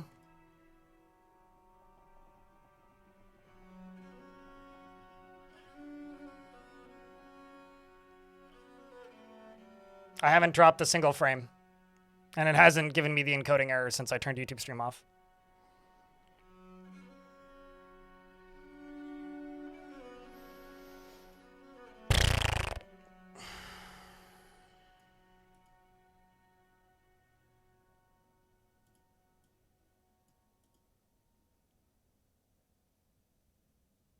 It's not impossible, to be honest. I know that there is been a thing sitting on the YouTube dashboard for the last couple of days saying that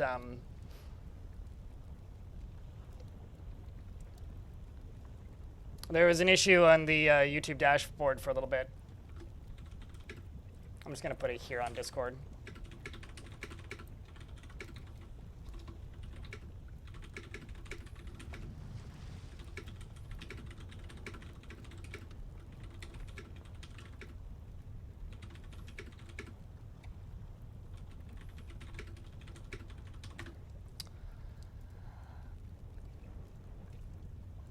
So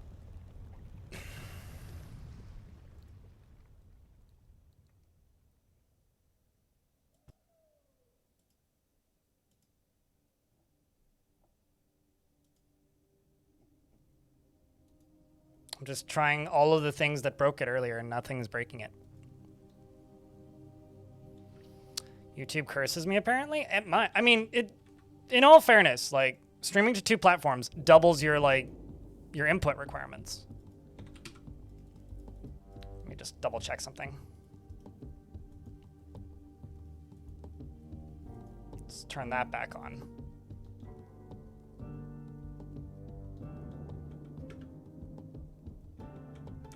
Turn the background recording back on, because that's the other thing that might have broken it.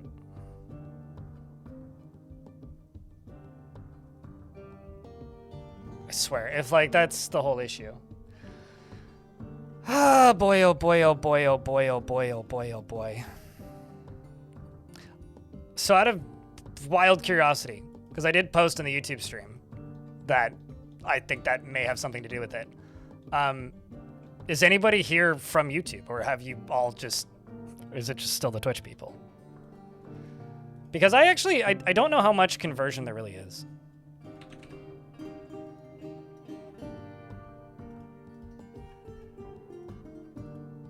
They're still twitchy. Yeah, same.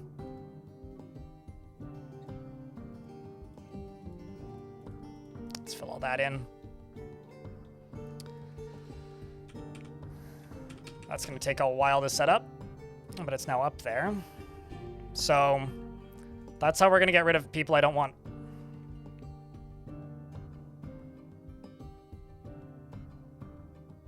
Dwarf I threw in the lava was the YouTube liaison. Gosh, I hope not. Google might not be thrilled with that. I hope I still get my paycheck.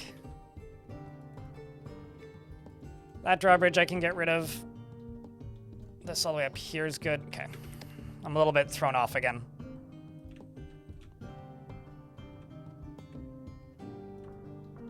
You're a Twitch person. I want to love YouTube streaming, but it's just difficult, man.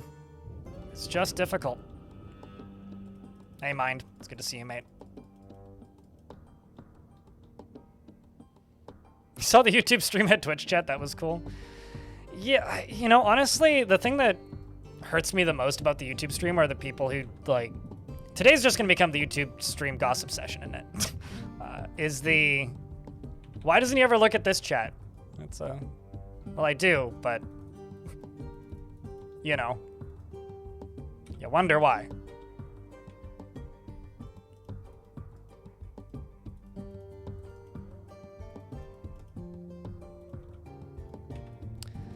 But how are you doing today, Mind?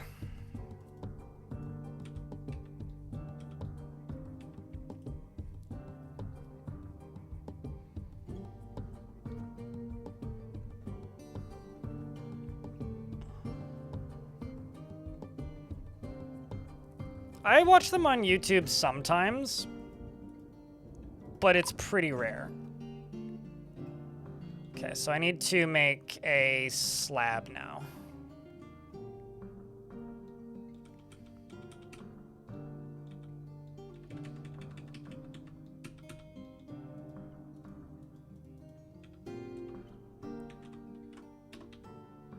Let's add tier.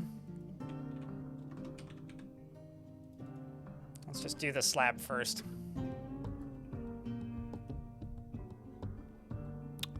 I've been having technical difficulties all day and then got frustrated and said, I'm going to end this stream, and then turned off the YouTube stream, and now the technical difficulties seem to have solved themselves.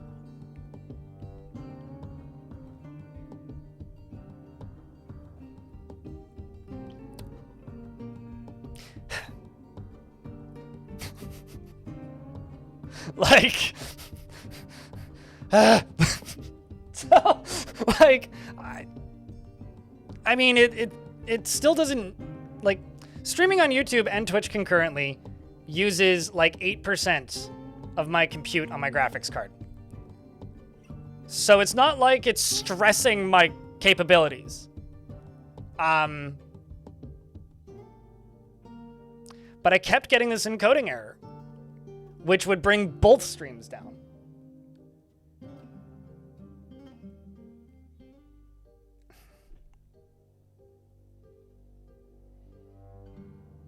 Well, I mean, I squished the bug. The bug was the YouTube stream existed. I turned it off, and now the YouTube stream is gone. And so is the bug. I'm no longer getting lag. So honestly, like...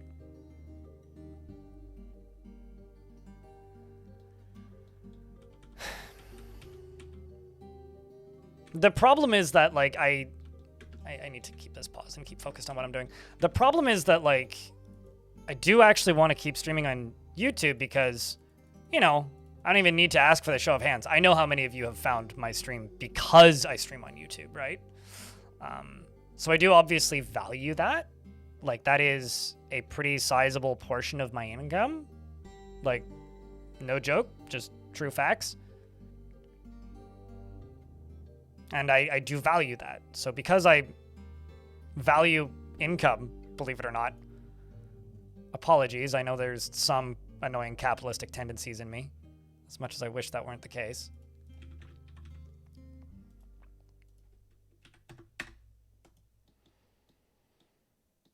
YouTube was sending people to raid the encoder. Ironically, if I turned the Twitch stream off, the same thing probably would have happened. It probably would have fixed itself too.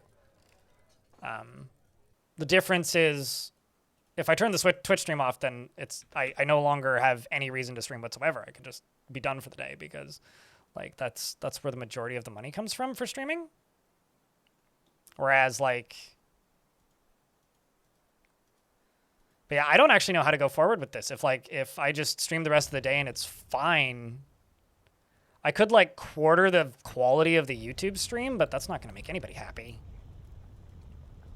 So I don't know. Like I'm actually like kind of like if that does actually fix it for the remainder of the stream, no issues. That does put me in a bit of a pickle. But these are new issues, so they haven't been happening the whole time.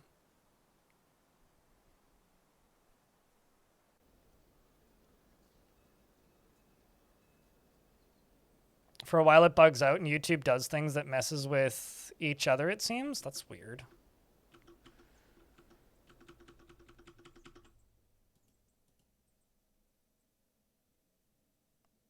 I mean, there was 82 people watching on YouTube. So I don't know. Weird. Internet connection problems? I have 3 gigabit fiber. So, pretty doubtful. It's been rock stable. The only issues that I've had with like stream consistency recently has been like this weird encoding issue that's been happening for the last week or so. So it's probably not my internet. That would be very unlikely.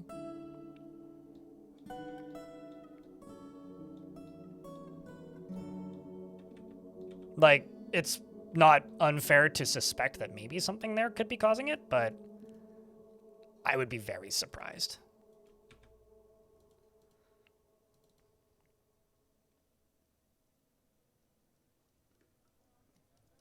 Is it down now? Yep, and I'm not turning it back on. It's down because the buffering issues came back. And the encoding issue came back. And turning off the YouTube stream immediately made the encoding issue go away. So I don't know. Like, I don't know, dude. I don't know. That seems pretty cut and dry to me. You walked away about an hour ago? Fair enough. Yeah. No, I mean, it was about, I don't know, what, 5 minutes ago? I was basically like, I'm gonna end the stream. I'm done. Like, I can't deal with this issue anymore. I need to solve it. And then I turned off the YouTube stream because I always turn the YouTube stream off first. And immediately the buffering went away. The encoding just went away. Like, the issue just vanished. Well, I mean, the test will be tomorrow. I'm not going to schedule and make a new and start up a new YouTube stream. Like the $5 to $12 I make a day in ad revenue isn't worth it. Like I make like $80, 80 to maybe like $80 to $100 a month in super chats and like $6 to $12 a stream in ads. Unless there's like a huge patch that comes out that day, like I do it primarily for the like audience as a favor to the audience and also a way to market the fact that the streams exist. Like that's literally the only reason I do it. Like it's become more and more obvious that like that's the case the longer I've done it on YouTube as well, because the YouTube audience is rightfully primarily focused on blocking all ads, which I completely respect it. Like, I would too. I do. Or I pay, and the ones I can't block, I pay to block. And the Twitch audience is much more willing to fund a thing. And, like, it's even stated by, like, people who've switched to YouTube as a primary place for streaming. It's like you get traffic, but you don't necessarily get revenue from it. So unless you have a very large audience, it's often not worth streaming on YouTube. I'm not streaming AV1. Fuck. Hell no.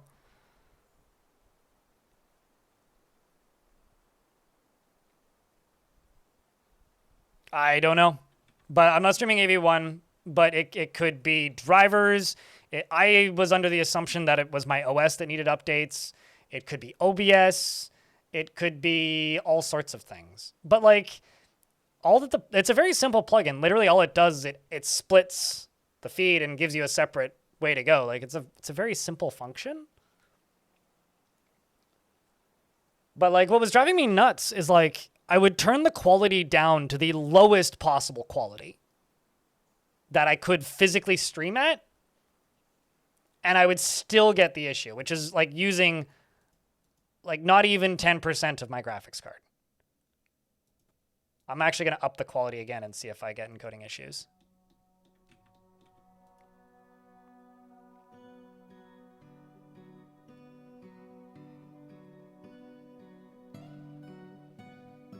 You know what I should do? You know what I should do, chat? Oh, I could actually like literally do that tonight too.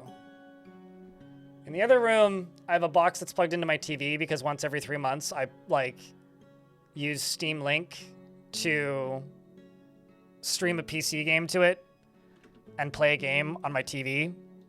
I don't do it very often. I do it once in a blue moon, and I tend to enjoy it when I do it.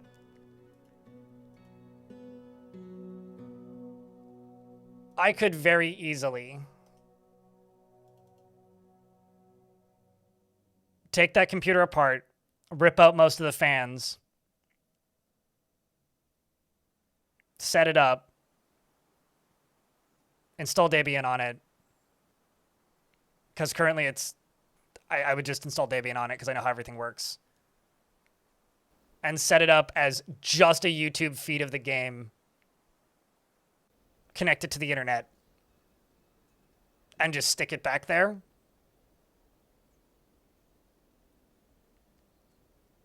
I even have a capture device. Although I don't think I have a throughput capture device. Woo!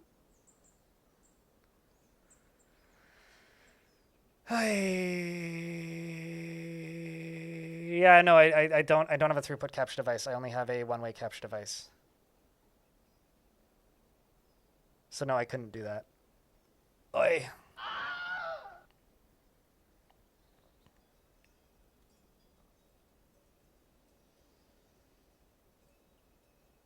The thing was, I dropped the YouTube quality down to like literally 140p, and it kept happening. Grizzled to gob. Like, I understand like everybody making all these solutions, but the reason like I often like seem a little bit frustrated when people make like throw out ideas like that is often all I can say is, yeah, I literally tried that.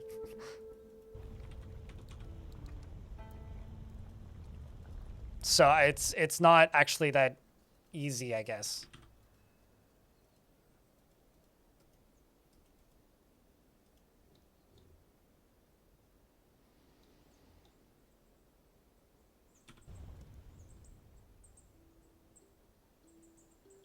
I don't have the ability to do it. I don't have a capture card. So if I were to set up a separate PC, I would need a capture card. I would need to capture what's going into this main monitor for my stream, and I don't have a capture card that can do that. So no, I can't do that. And at that point, I might as well just build a streaming PC. Like, if I'm going to go through all the kerfuffle to do that, I literally can't, Diamond, so. I've literally, like, already run through all of these. Like, when I'm sitting here quiet for, like, a minute staring at something, I'm going through all of the settings and seeing if it fixes the problem. Like, I've been doing this for too long, and I've seen so many issues over the years that, like, when a problem crops up, I'm trying everything within minutes. Like, I'm going through all of the options.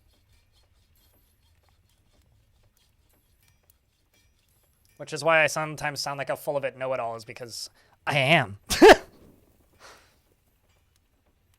Because I've already taken a hammer to the problem and very quickly realized that, yes, none of the solutions that would normally fix a thing or would easily quickly fix a thing or even Wave.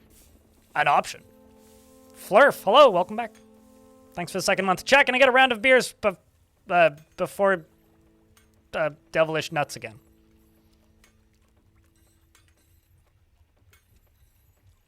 And like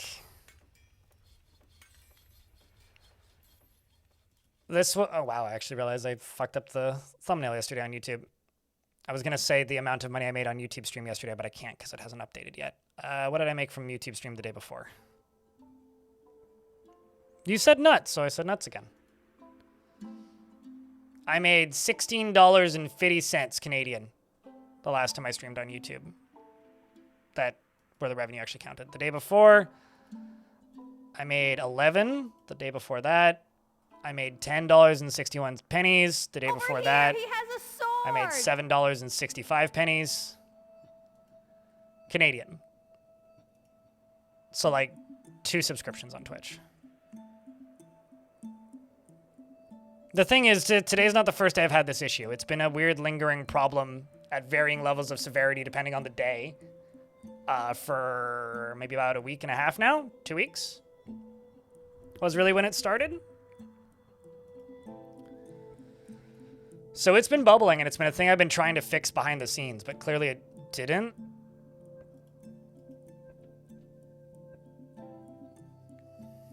And I ain't gonna fucking pay Restream.io $25 a month to do it for me, because fuck that.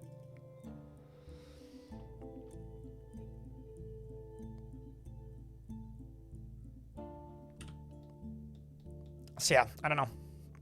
I'm kind of at a loss, I'll be honest.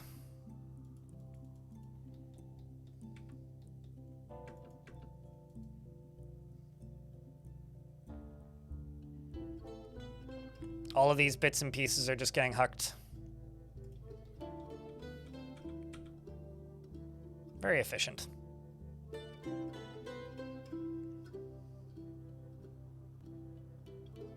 Why is there a sheep there?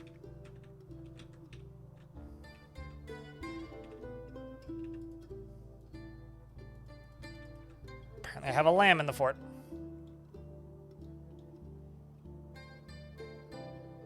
I mean, you can, just don't suggest, like, if you want to make suggestions, just brace yourself for the, already tried that. Because I probably haven't tried everything, right? Like, there's definitely things I haven't tried yet. I mean, obviously, I hadn't tried turning off YouTube. Like, shutting off the YouTube stream wasn't something that had crossed my mind, to be completely honest with you.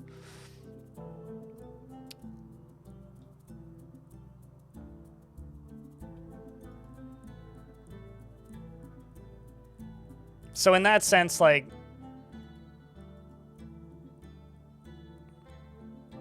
do they also stream multiple platforms at once? Love you. I was 85% done after working on a few hours and got hit by a routine disconnect. Can't connect GPU due to message usage limits. Wait, usage limits?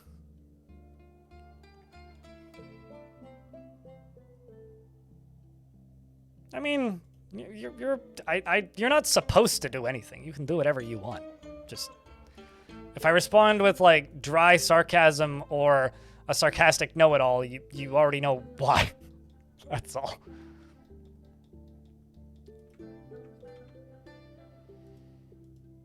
The good news is I'm in a good mood today, so. The bad news is, I don't know. Your own work has been frustrating today. I understand, dude. I get you. I know the feeling. I'm just gonna be honest. I'm really happy it doesn't seem to be the fault of Twitch primarily. I was real worried that if I turned the YouTube stream off, it would keep persisting.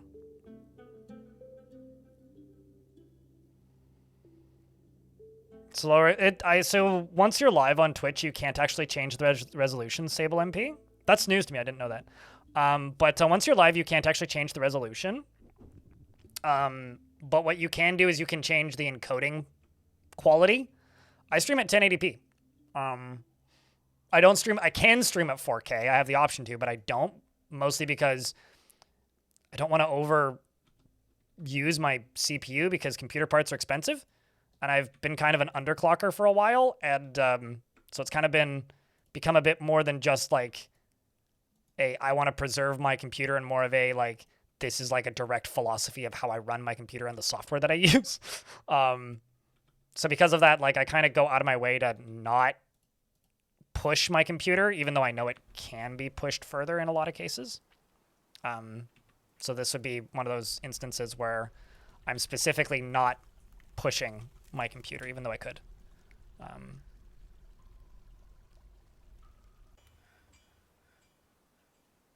You start computing from scratch? You sure? That's wild that you have to, that you pay a subscription for a GPU. That's crazy to me. Romanoid, but I guess that's an industry, hey? Although I don't actually know what you're doing on your computer.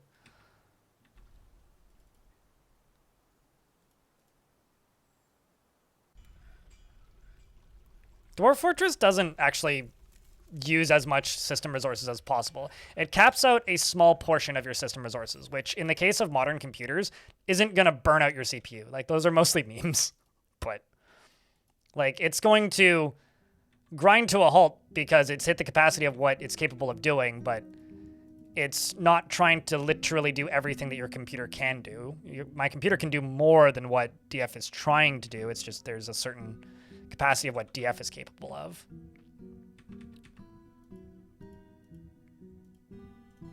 So most of that is memes.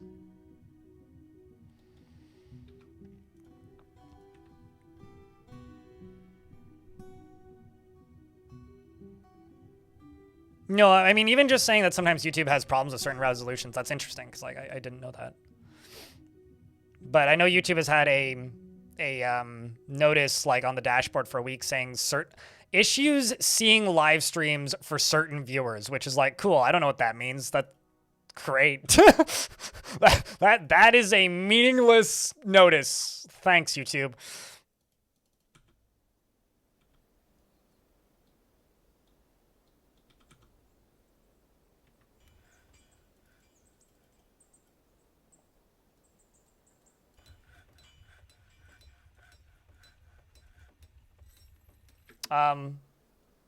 Also, a lost intern wanted a second intern. Intern, are you still here? I completely missed that. I've been in my own universe for the last 25 minutes. Okay. You wanted a grumpy dwarf? I'm not going to give you a super grumpy dwarf because they'll probably just die or I will kill them. But I could give you, like, you a stuth if you like. Something like this. Not super grumpy. How about instead of Lost Intern 2? I think this is funnier personally, but it's up to you.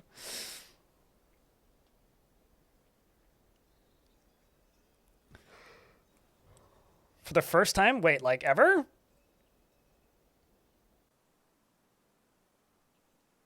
Huh. I don't think I've been to a barbershop since like 2015? No, that'll be Intern 3. These ones are lost. The unpaid one wouldn't be lost. He never feels discouraged, and he's bored by reality and would much rather disappear and utterly and forever into a world of made-up fantasy. He strongly prefers discussions of ideas and abstract concepts over handling specific practical issues. He finds helping others emotionally rewarding and prefers that everyone lives as harmoniously as possible. He generally acts with a narrow focus on the current activity and doesn't handle stress well. He's quite comfortable with others that have a different appearance or culture, and he tends to be a bit stubborn in changing his mind about things. I will say, just on a personal level, it is so much easier to only stream to one platform. Holy fucking shit. He generally acts with a narrow focus on the current activity, and he is somewhat uncomfortable with others that have a different appearance or culture. He tends to be a bit stubborn in changing his mind about things and does not have a great aesthetic sensitivity. He is conflicted by this as he values artwork and its creation. He is assertive and he often acts with compassion. He has a greedy streak and he lives a fast-paced life. He needs alcohol to get through the working day and doesn't really care about anything anymore.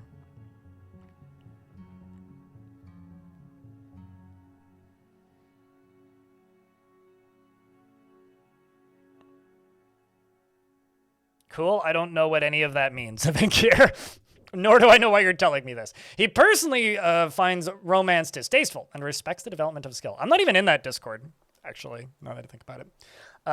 He likes alabaster, lay pewter, and gray chalcedony, giant warthog hoof, and red-winged blackbird bone, naff fabric, windows, and goats for their eating habits, and the sound of the vermilion rhymes, and the sight of the veneration of luxuries, and when possible prefers to consume lungfish, potato wine, and hemp flour, and squashes, and absolutely hates leeches.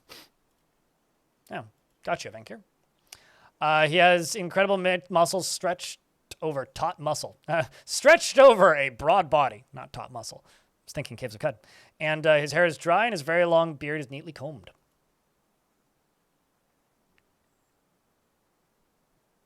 Child is sunk into melancholy. You should give him a floaty. Then he can float in the melancholy.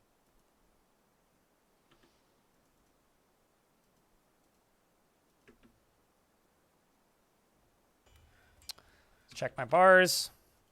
Quite a bit of iron. 270 zinc. Holy crap.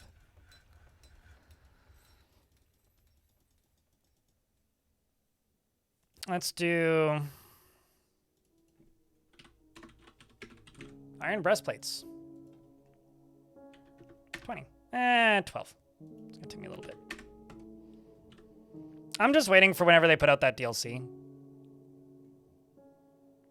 I want to love Caves of Cud.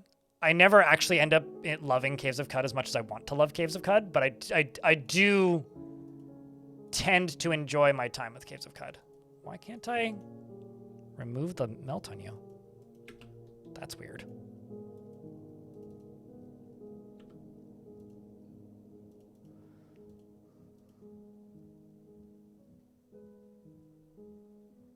Well, that's lovely.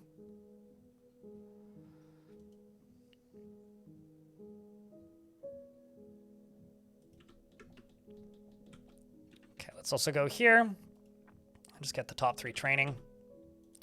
Let's also see how this raid went. They're making a DLC? Yep. You know, that was the announced in the roadmap after the release. It was like, get it out on Switch, then make a DLC.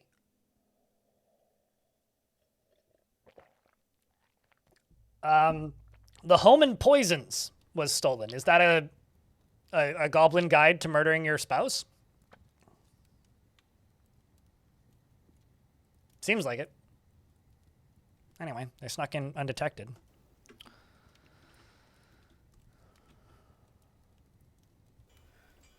You over here. Let's just make clay bricks. Just do that on repeat for a bit.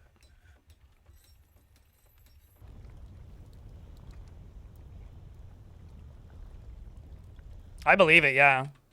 I mean, as much as there's a weird part of my heart that misses the old UI for Cud, because I'm like a lot of the old Dwarf Fortress community, but for Caves of Cud, where it's like, I miss the old one. It was more keyboard directed, same reason as some of the Dwarf Fort community. Anyway, that UI would be really good on a console, which is maybe why I like the old one more, actually.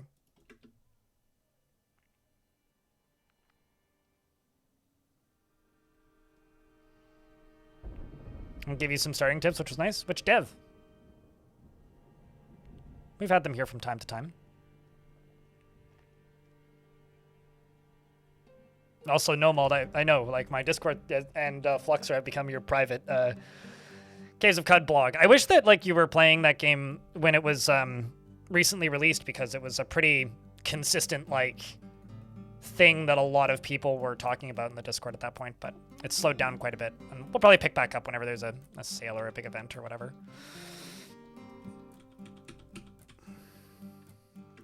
Okay, so I'm just going to go here and just do this. Furniture. Go. This is the first furniture stockpile I've made in the history of this fort, believe it or not. Oh, actually, maybe not pots.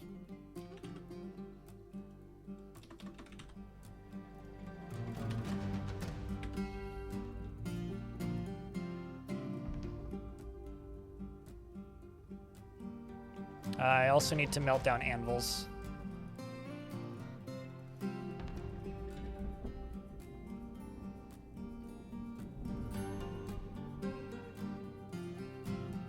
I mean, I will say, I'll bet you there is an audience for an actual Caves of Cud blog. I'm sure somebody would watch that, or read that, or look at that, or interact with that.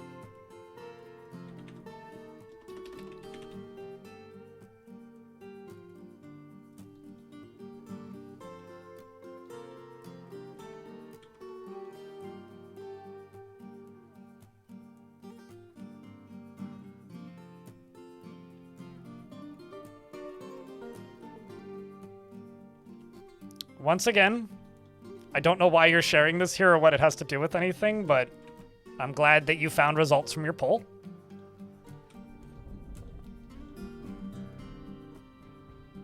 I think like the next game that I'm going to get into, mostly because they've announced that it's going to leave early access this year, is Astronauts. I think that's probably the next on the list for me. Actually, you know what? Let's not do this right here. Let's do this one layer further down.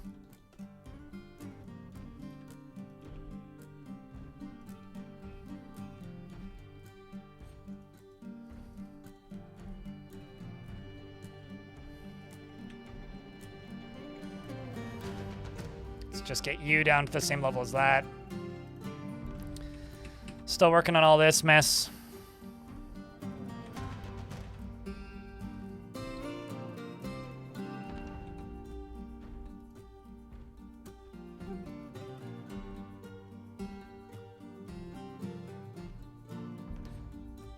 Find free time for actual games? Are gacha games like your comfort food or something? Because I feel that way sometimes about some of the comfort food games that I play that I don't really take super seriously or think too much about, but like, you know, are just games that I play off stream that have nothing to do with what I stream for work. And I do sometimes feel like they end up taking up too much of my time, even though I do quite enjoy them.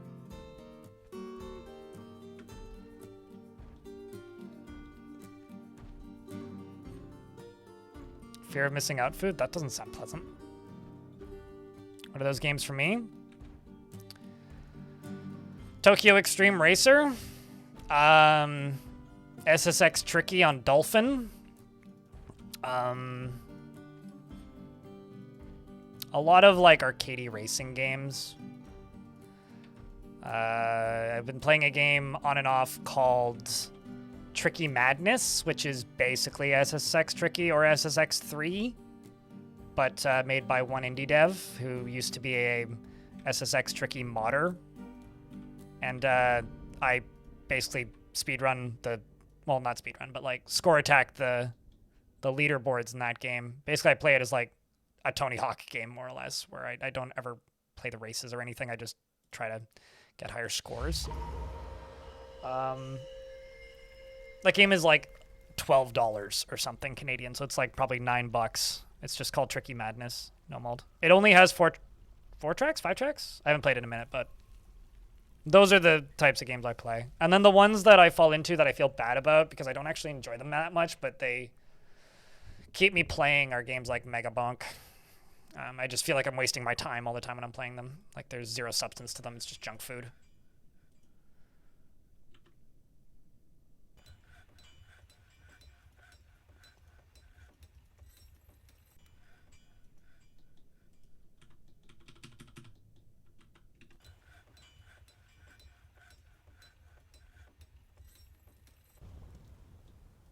Okay, what did you claim? Magma Forge? Cool. Got an armorer who just claimed a Magma Forge, and they grabbed zinc. Are you for real? Well, what else do you need?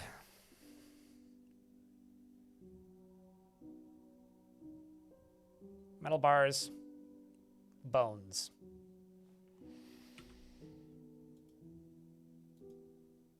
And I've got nothing I can butcher. So, rip. It's unfortunate. I try really hard to not buy those games, though. I think the ones that have got me the most were Halls of Torment and Mega Bonk.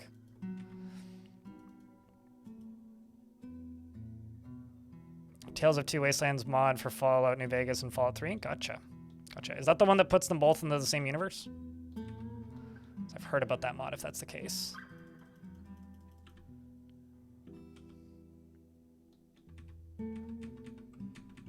It's a neat thing, if nothing else.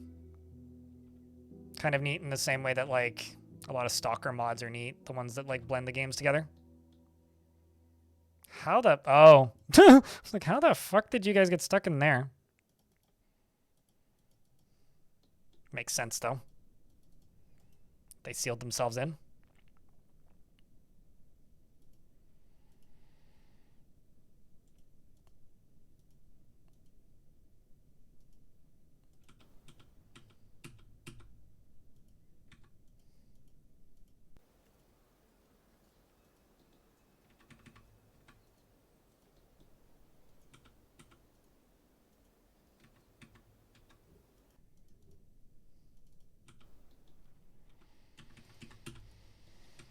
All right, well, you're getting that done.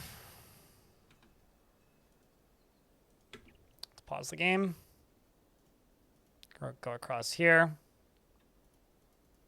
Obsidian blocks. Go up to here. Go across here. And obsidian blocks. And go up to here. Actually, no, I should start at the far end. So I could just take full advantage. Go across to there. And obsidian blocks. I don't know, chat. What kind of game would you call comfort food for yourself?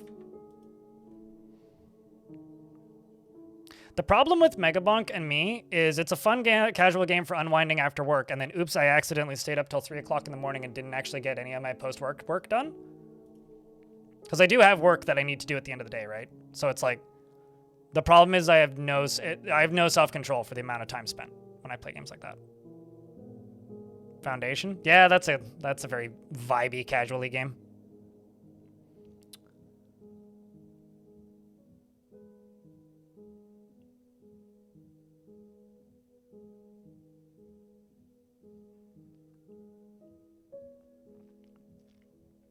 I know a lot of people who use those games as like a casual, like, while doing other thing game. You play some Total War in the background. I know it's a pretty common one of those.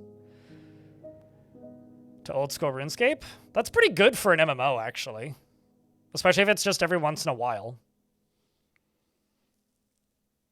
Your fort keeps catching Drothlas. Drothlas are a really good food source. They're a really good livestock to have around. They provide a lot of uses. They don't graze too much.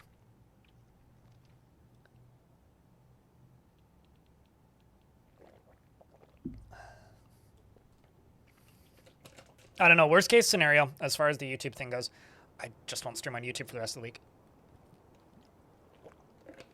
That might actually be the play.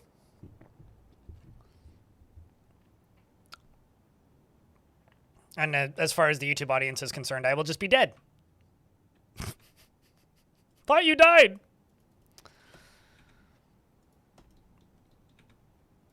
Time till somebody asks if I quit.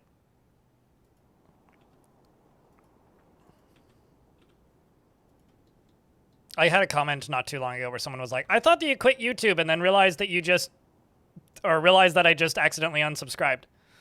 It's very typical.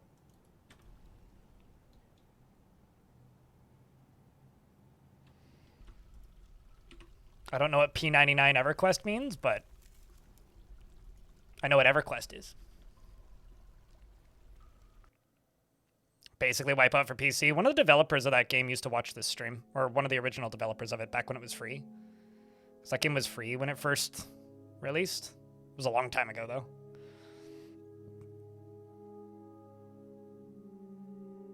The music for FTL for sure for me. I'm not convinced of this, Frog for Hire, for the same reason that I'm not convinced that, like, Twitch unfollows people. I know there was that one time where Twitch did a user interface update where a lot of people were getting quote-unquote unfollowed by mistake. But even when that happened, I'm still personally convinced that they just changed the UI as such that the unfollow button was easier to accidentally click on a phone. And people were just clicking it more often by mistake. Like, I have a very hard time believing that most of the time, but mostly because I'm a nihilist. I'm like, I think you just unsubscribed and forgot. Or unsubscribed and are pretending you forgot. Like, I don't believe you is honestly my main mode of thinking whenever I see that. It could be true, but I don't know, man.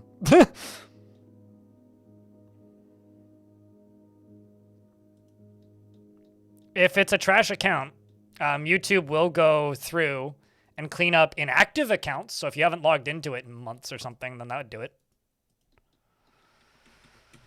Like, YouTube assumes it's inactive and then unsubscribes it. So, like, that happens, but I genuinely think it's, like, either very long time inactive accounts or, like, people unsubscribing and then not admitting it and then just going on with that. You were considering trying Barony? Years ago, I matched with a girl on Tinder who's who was working on a different game, which I won't say, so like for people's privacy's reasons. And we were chatting for a couple weeks, on and off. And like she went to high school with the guy that made that game. Because Barony came up at one point. I've never actually played it, but I've heard a lot of good things about Barony. Just as like a little first-person dungeon crawler thing.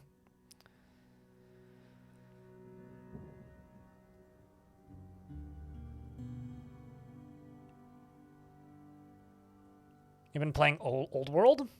Gotcha. I mean, like, a game doesn't need to be casual to be comfort food. The question was just simply comfort food.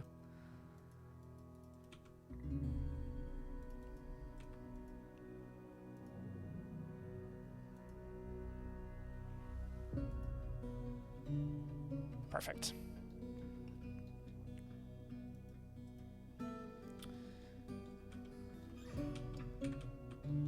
Let's get that done. That's done now.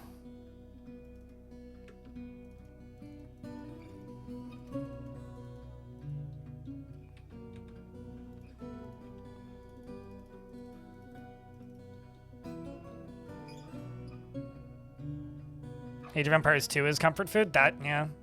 The vibe of Long Dark is certainly comfort food for me. Something that's like comfort food for like a stream to watch, but not a game that I play. I find Darkest Dungeon streams to be a vibe. I don't like playing Darkest Dungeon. I find that game like frustrating on a good day and repulsive on a bad day, but I do like watching somebody who's really good at Darkest Dungeon just completely optimize the fuck out of that game. New chapter of Long Dark is out. Yep.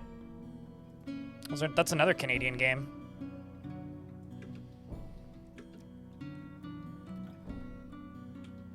And I'm not just saying that because it looks like Canada. It's literally a Canadian game.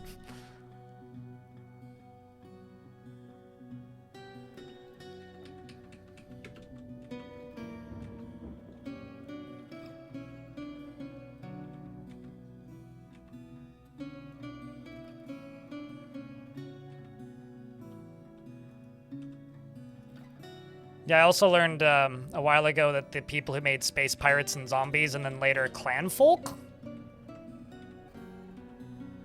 probably had mutual friends with me growing up because they went to a high school that like most of my friends went to.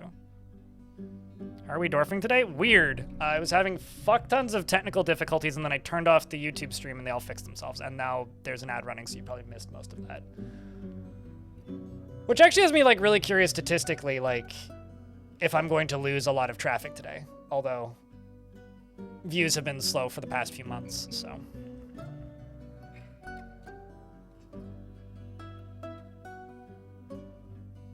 You're fanatically avoiding. You're probably not even hearing. Actually, if you're listening to the stream, can I just get a round of beers? Just curious about how many people are actually listening, because the numbers are pretty slow again today. But they were slow yesterday, they were slow the day before, they've been slow since January. They basically, like, stats on this channel have been bad since I took 10 days off because I broke my foot. And they haven't really recovered. Like, yesterday was okay, but I got some big raids yesterday. So, appreciate you, chat. I think part of the reason I was, like, wish casting that Tarn was patching the game yesterday, was because I really hope this game patches with something big with content because, well, what I just said. So, like, it would be very helpful for me on many levels if the game would patch. Streaming is more stressful than it looks like. I think the easiest analogy for most people is like, it's very similar to driving for Uber or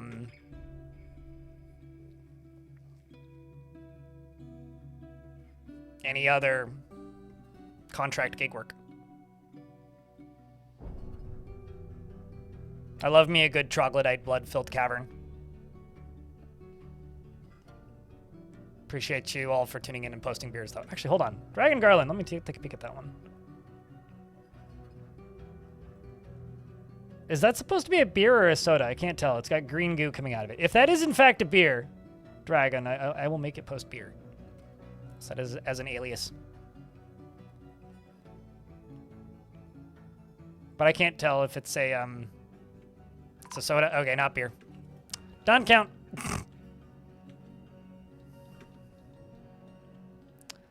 The early springtime tributes are coming in.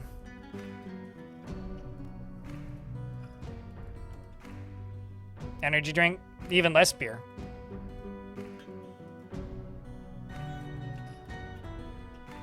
Can't have no beer imposters, I'm sorry.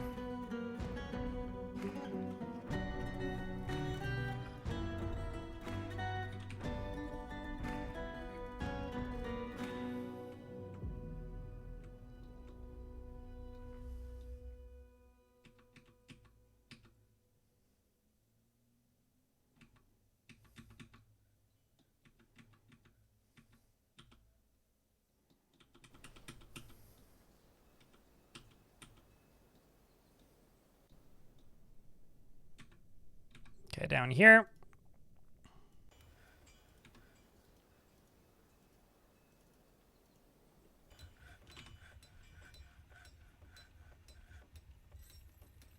Yes.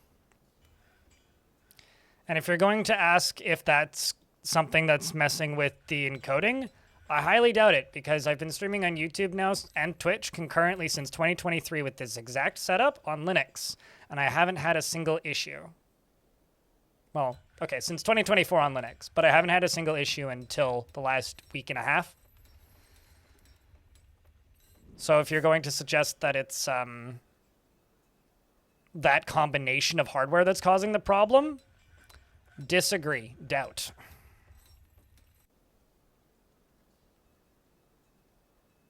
I've already done the research. I know what distro I'm moving to. I just want something that's using a more modern kernel.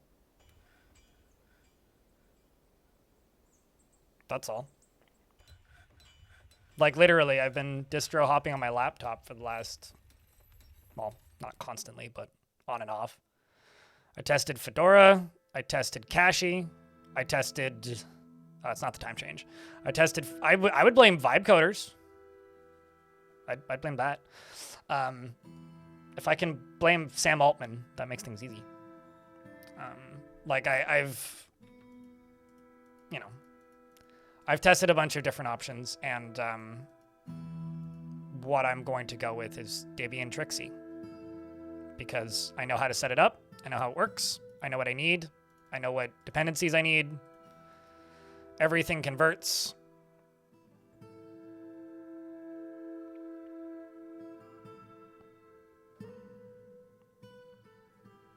What, being excited about a new version of an OS makes you sad? Why does that make you sad? Nothing wrong with being excited about a new piece of software. Give yourself more credit, man. Vibe coding should be illegal. I don't agree with that. Mostly because I do feel like there is probably some element of it that will make it easier to learn how to program. But, you know, in built lessons, I don't know if I feel that it should be illegal, but maybe illegal to publish vibe-coded apps and make profit from them. That I could work with.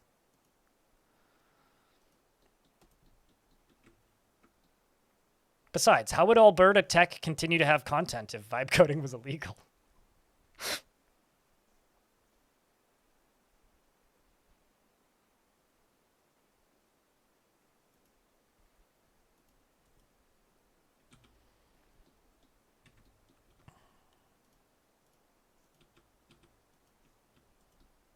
One of the reasons I try not to talk about, like, Linux all that much is just because I don't want suggestions for, because everybody has their pet distro that they want to suggest, and I want to keep that in the text chat on Discord, because, like, that's where I can formulate my response instead of just being like,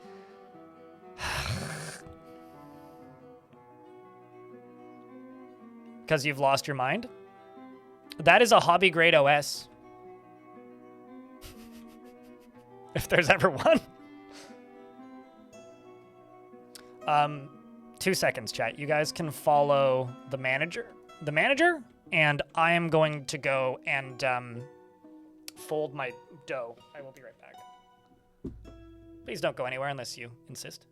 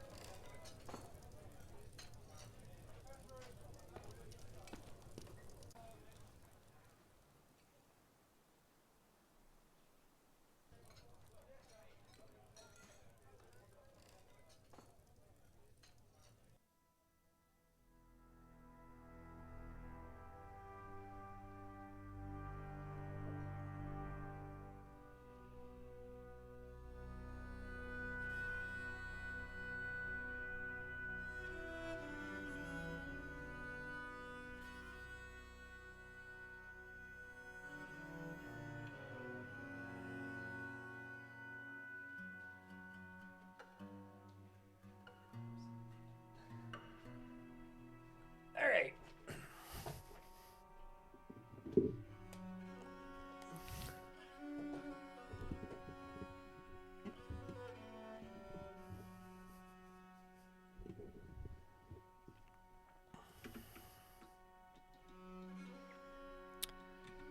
Okay, all the way down to there.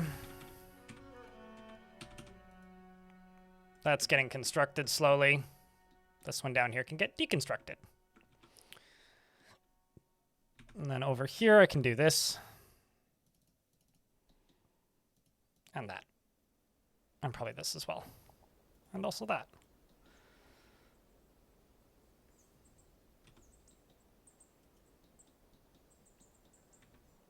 That down there can get deconstructed. This over here can do this, that, and this.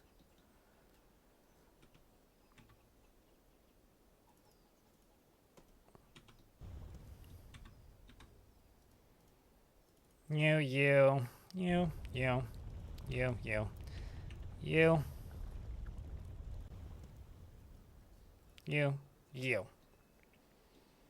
Although actually, I should probably go this way.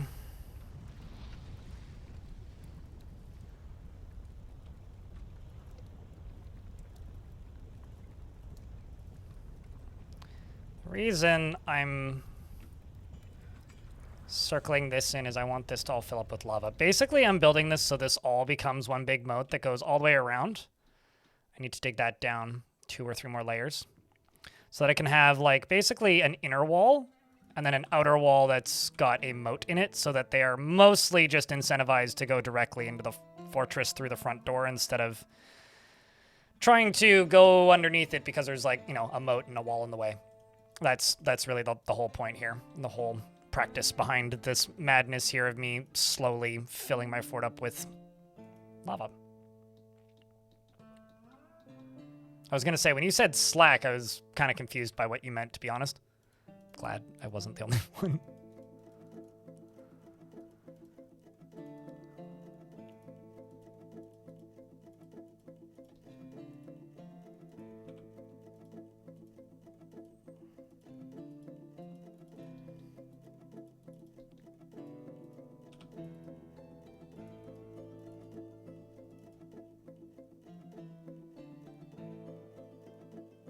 Chat GPT, probably. Sable MP? Would be my guess. Uh-oh. That armorer went stark raving mad. But you know, we should all expect that.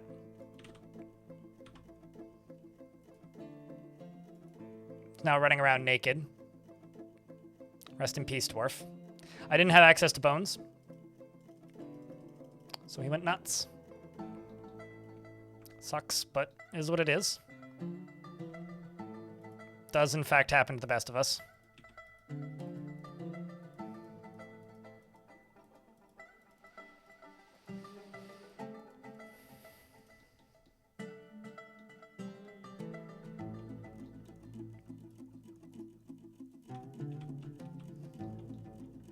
Also, I think I was thinking Stack Overflow, not Slackware, in regards to my ChatGPT comment. Which actually, like, I do think the biggest threat to Stack Overflow is ChatGPT. Because, you know, instead of going to Stack Overflow, you just query Gemini or whatever.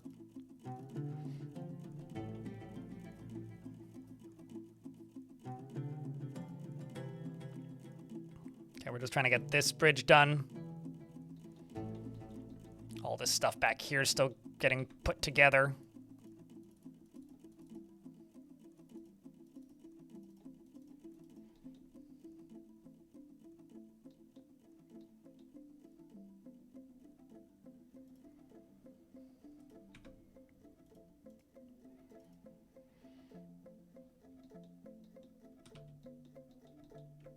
We're getting pretty close. Just got a few more levels to build on top of these.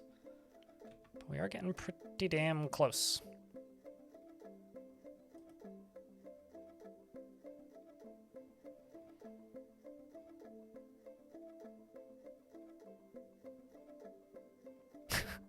I like how that Debian is a unit of time measurement.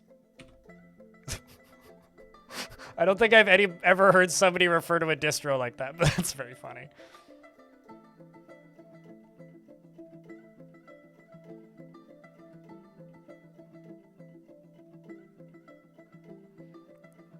You know, you know what was crazy? I was looking for some information recently. And I, for the very first time in my life, saw a link to Grokpedia. So I reported it for abuse and harassment in DuckDuckGo.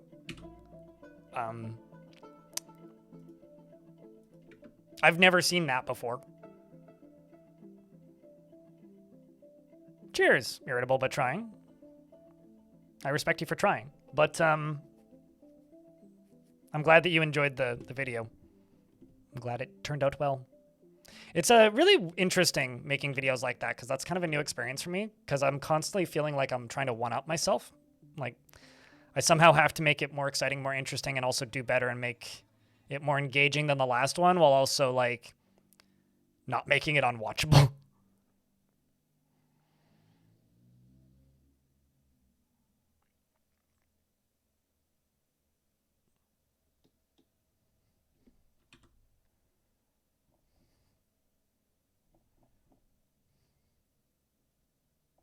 Let's see, can I throw some other dwarves into the military down here? Let's see what you guys can all do. Yep, you've got even more suits of armor set now. There you go, you've got even more. Let's actually just grab all of these all the way down to here.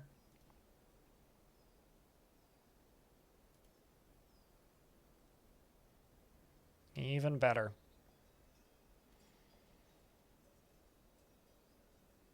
You love to see it. We've got one and a bit squads now fully suited. Fully suited up.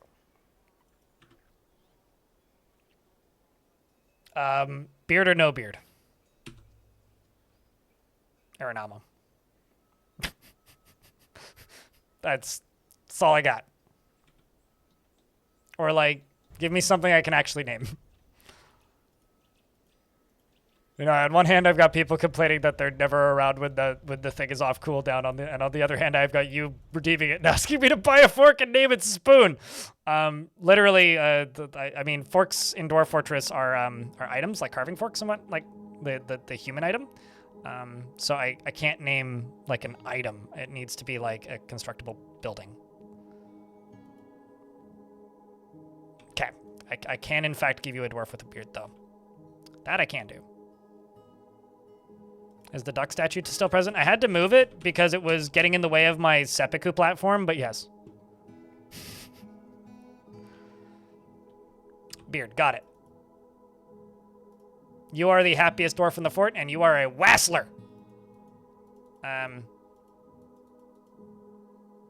You are very unarmed, though.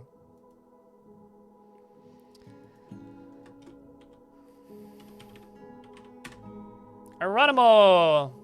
A tested cudgel.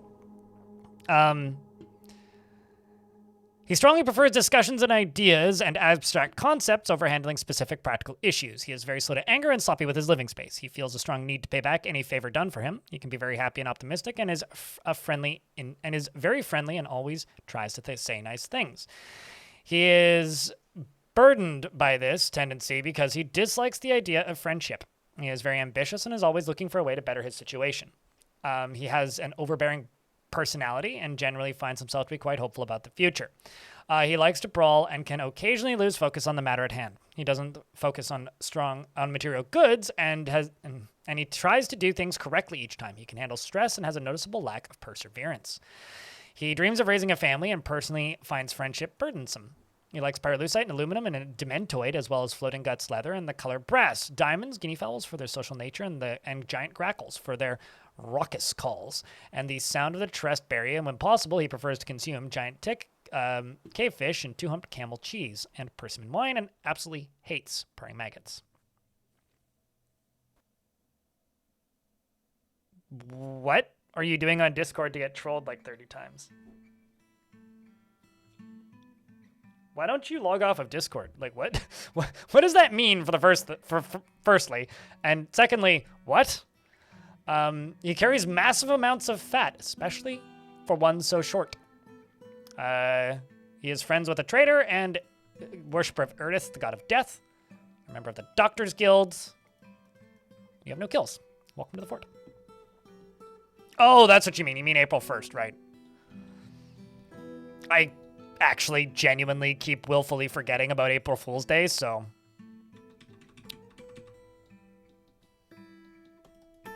like, somewhat intentionally, even.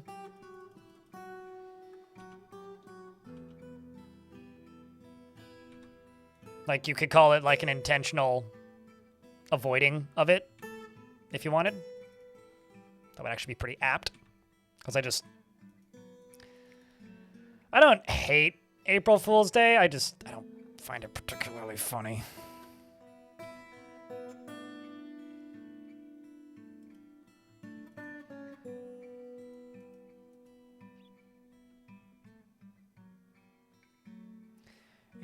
In other news, you uploaded a short on video on Imager of a logo clock you're working on, and it got 200K plus views in less than a day.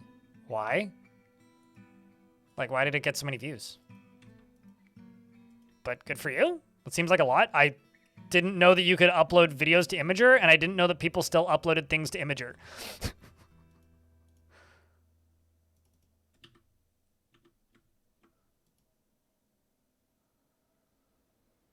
That's mostly a joke, but also kind of not. Like, I didn't actually know that you could upload videos to Imager.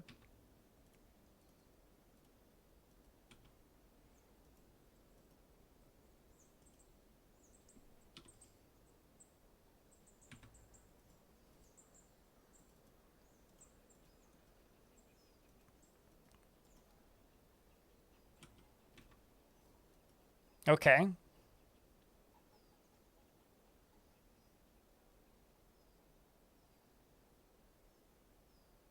Oh, Lego clock, I see. Did you put it on Reddit or something? Like, what was the source of the views? I guess that's what I'm confused by.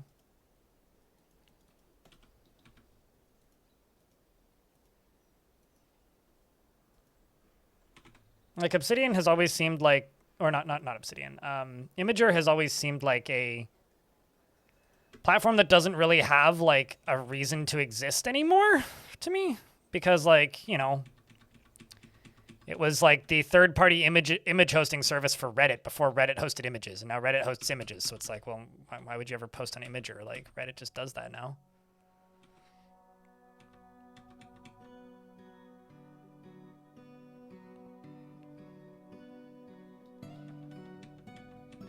I wonder if they're doing like the TikTok thing where like your first upload is guaranteed to succeed.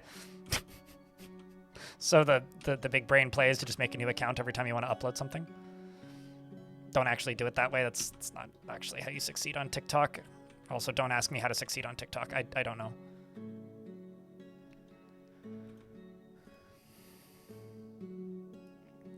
Some migrants have arrived despite the danger. Extra hands.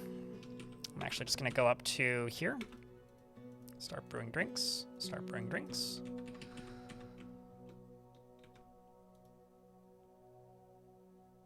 I'm actually just going to deconstruct a bunch of this, because maybe that's actually the way to go with this instead of filling all this in.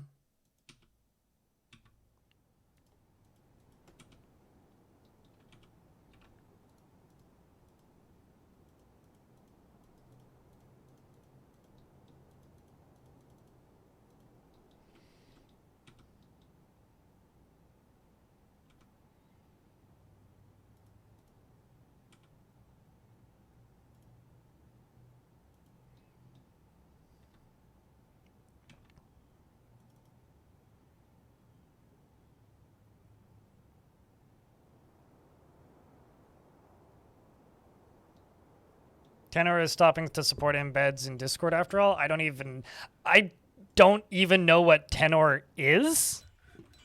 I just know occasionally I see a logo that says that word on it when trying to post a GIF somewhere. So I don't actually know what that platform is. I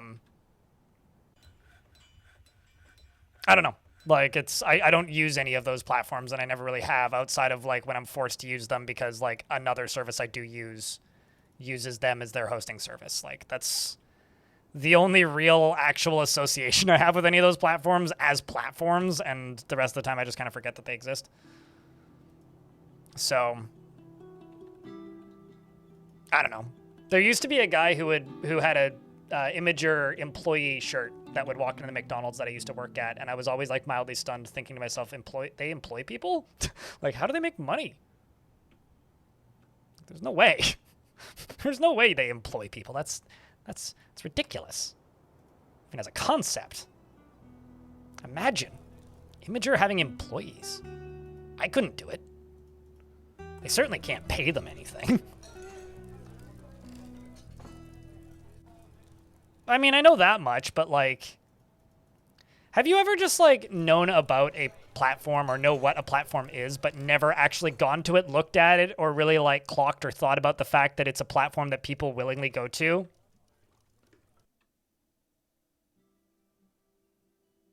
That's how I feel about, like, Imager. That's how I feel about Tenor. That's how I feel about a lot of those platforms where it's like, yeah, I'm sure it's a platform that people use for things that isn't just, like, sometimes you encounter it and you're like, well, I guess I'm posting it on here now.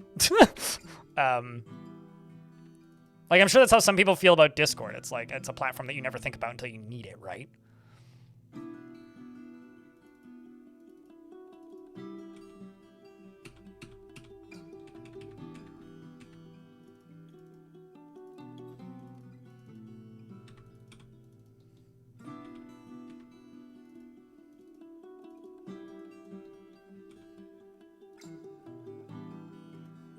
Let's go one further down.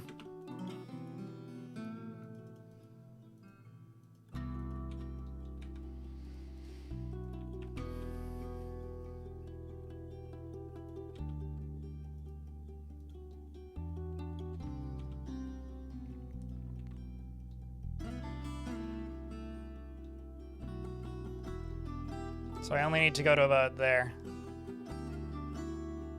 And that'll be good. Well, I need to block this send off, but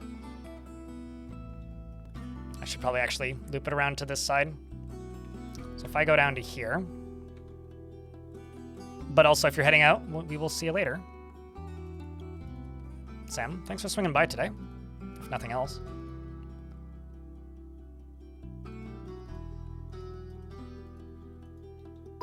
Whoa! Biddies!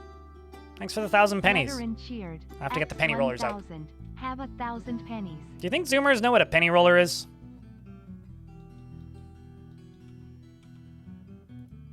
I know that they have pennies in America, but in Canada we don't have pennies, so... Civilized countries have gotten rid of pennies. Oh, you're gonna stick around for a bit? Oh, you're just done with the joking. Got it. No, they're paid in Robux. You don't even know what a penny roller was? You still have those in the US, though. I know you don't live in the US at the minute, but... Did you never work in, like, a retail cash job?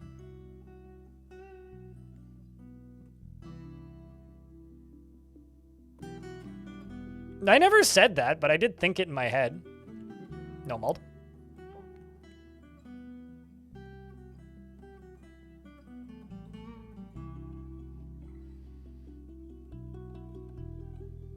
That was like one of the first things that Trump said he was going to do and then didn't do it, and then proceeded to do a lot of really awful things that he didn't say he was going to do or said he wouldn't do. So like he said he was going to get rid of the penny, talked about how the penny was bad and dumb and a waste of money, and then like didn't get rid of the penny. It was like, what?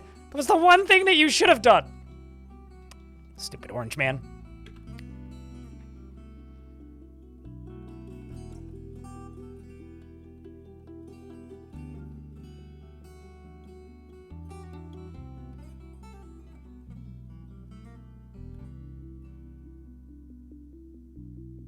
Speaking of rolls, you just have like 20 rolls of ore that was the lowest thing that we had in Danish crowns, and they're worthless now, but still a fun relic. I have a few Canadian silver dollars.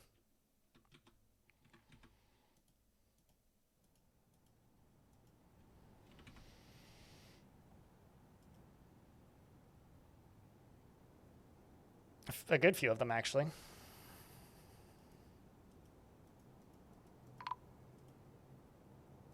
Oh, this was the dwarf that went insane. It's a bit of a shame, but thankfully we have extra gold coffins for him. This dwarf can go feel happy near a coffin. Hopefully.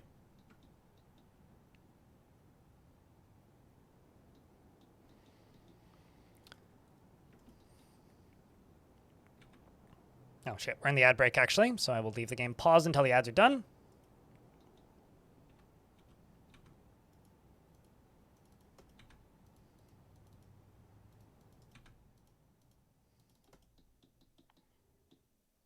Okay, along here, I can just dig all this out.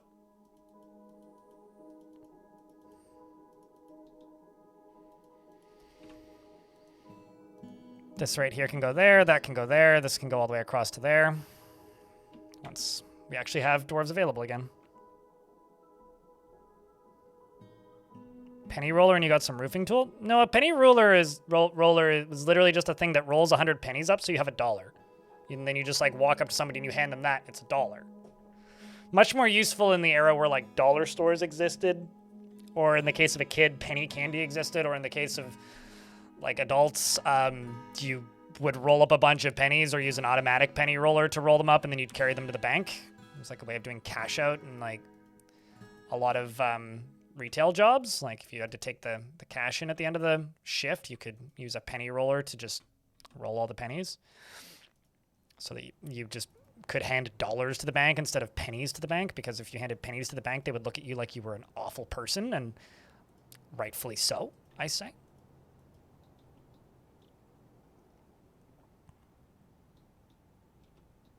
I don't know. Maybe my family was just broke growing up is what I'm learning here. Well, I actually know this.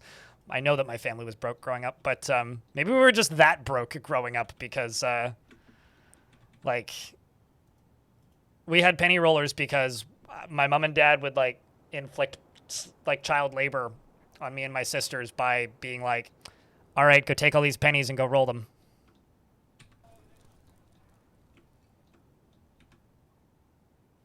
Like, this is your life now. You're going to go do this.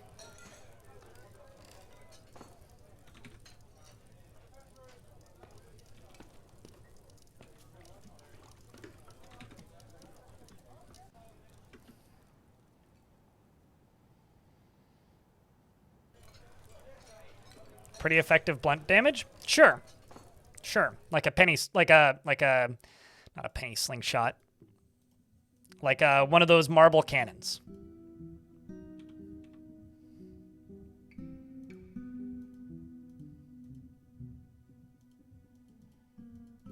That I always saw in stores back in the day and wanted and never got one. They'd shoot the big marbles using a little, well, some of them were air powered, some of them had a little crank and a plunger, some of them used a spring. They had various different ones. They were all pretty cool though.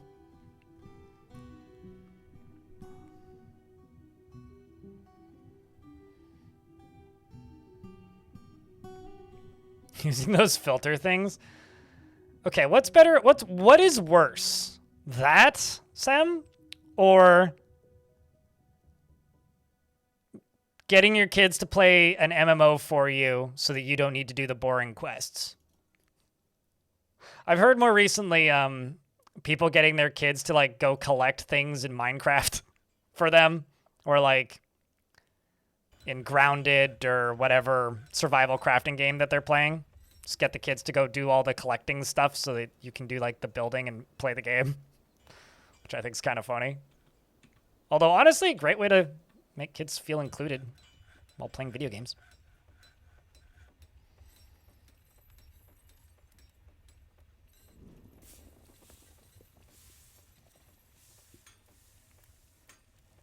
If not, it's a bad thing. There used to be a guy on my Ventrilo server who would pay his kid in like lunch money to go like farm dailies on his WoW characters back in the day. Okay, so we were like, I don't think my family was ever in credit card debt. I know that we had to like remortgage things a couple times, but we were definitely like in student loan debt for a good chunk of time. But we were, you know, pinching pennies left and right. So whenever there was pennies around, my mom would be like, all right, time to get out the rollers.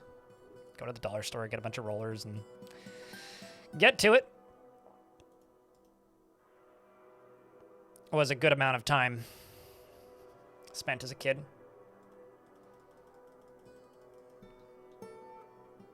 I'm amazed that the moods are as positive as they are. So again, like they've kind of sorted themselves out.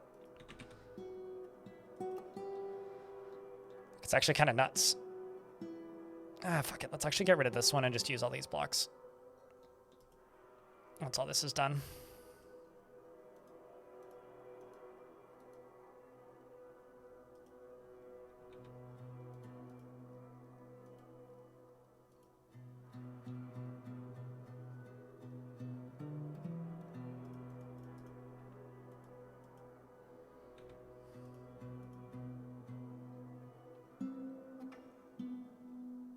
You know, I don't think it's digital child labor. I think it's literally just, like, because kids are allowed to do chores. We don't live in a ridiculous society yet. I think it would just either be considered chores at worst, or you are literally paying your kid to play a video game at best. So, yeah, I don't see that being a problem literally in any jurisdiction anywhere except for maybe where video games are illegal. Although even where video games are illegal, kids manage to play video games. I mean, like, just go read some of the articles about, like, you know, the playtime and, like, hour count or, like, time of day gameplay bans in mainland China, and then the kids just, like, stealing their grandparents' ID so their grandparents rack up tons of fucking hours in their favorite video game. Irel, the child, has been taken by a Fey mood, speaking of child labor.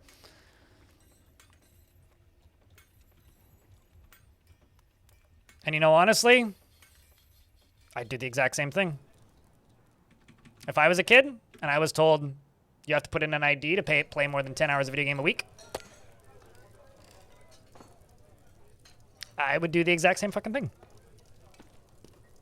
I do have to say, thank you very much to those of you who stuck through the salt session earlier in the stream. Because, why is there a bunch of tame yaks? Where the fuck did you come from? Must have been the traders. I'll just butcher all these. Or not the traders, the migrants that we got. This is the sketchiest part of this.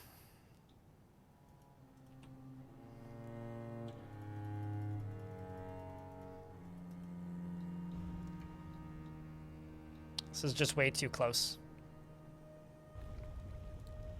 Can you get a TLDR on it? I kept having encoding errors and more encoding errors and more encoding errors, and it was making me real upset because I seemingly couldn't fix it no matter what I did. And then got mad, said, fuck it, I'm shutting the stream down for the day. Went to shut the stream down and then turned off the YouTube stream first because that's what I always do. And the encoding error went away. And now I'm just like mildly grumpy at it, and also because a bunch of people left. Probably YouTube's fault, but, you know, at the same time, I can't actually prove it.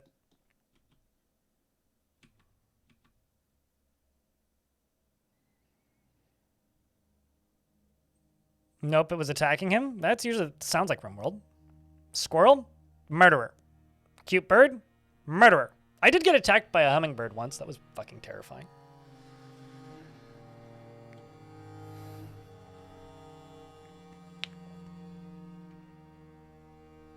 Rip the war jaguar. Did it honk its horn before its motor burnt out?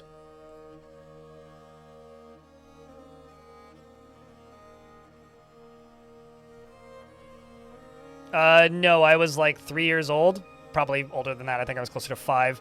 It's one of my earlier memories, and I was playing in a shrub in my grandma's front yard, and there was a nest in there, and it like literally flew into my face and knocked me over, and I screamed. I was scared of hummingbirds for like 2 years after that. It's pretty funny if you actually think about it. That was all of nature wants to kill me era of my life. I was scared shitless of basically everything.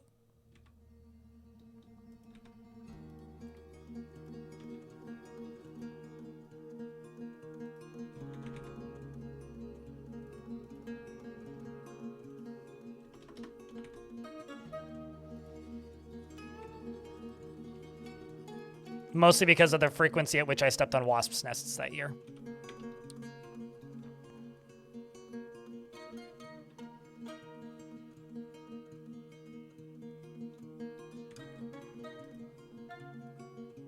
Sometimes. I've always lived in places that have had hummingbird feeders, so there's dozens of them daily, and if there isn't, my mom freaks out.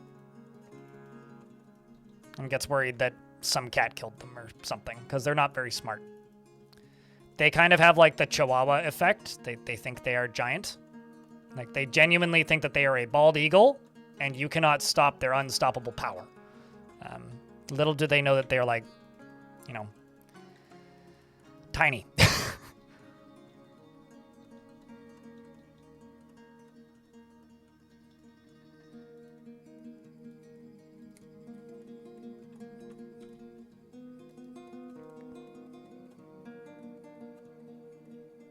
Every couple of years, a hummingbird would get through your window in the bedroom and dive bomb you because you had this super old nicotine-stained flower wallpaper. That's wild.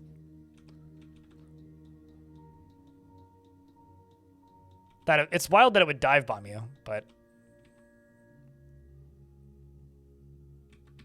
I know they're also not super bright, but still.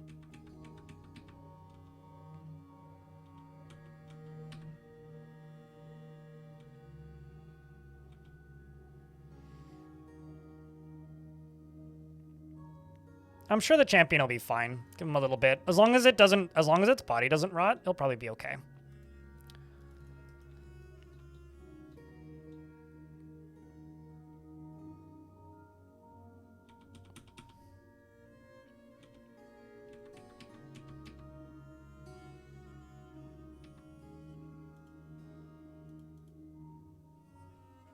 Let's go here. Actually, just deconstruct all of this first. So I have additional construction materials that are close by.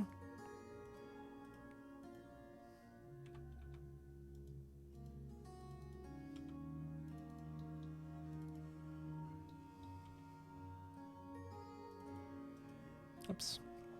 Now I should be able to do that.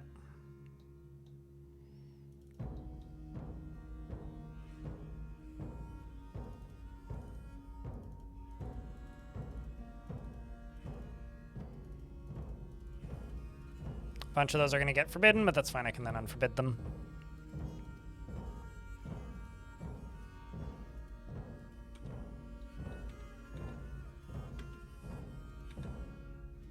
Let's go down here. Use some other material. Sure, diorite will work just fine.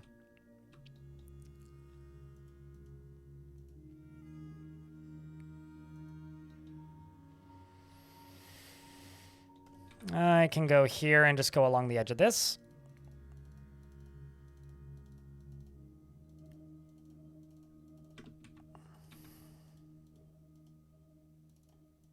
This is the problem with mega builds, is having to go around and manually assemble a lot of it. Oh, yeah. That's fun.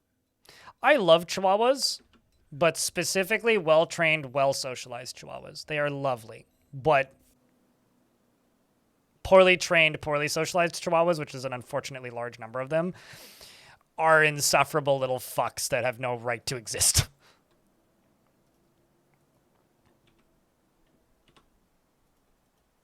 But well-trained Chihuahuas are like adorable little pups. It's like having a permanent puppy. I really wanted those fake flowers. That's crazy. Maybe it was just like a nicotine addict. All right, well, the humans are arriving to trade once more. I may actually trade the minimum with them this time.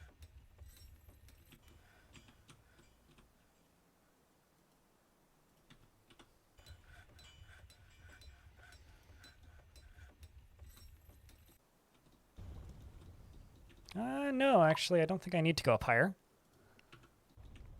I should be good to right there for now. This down here, though, we do. You can get unforbidden. Let's go right here.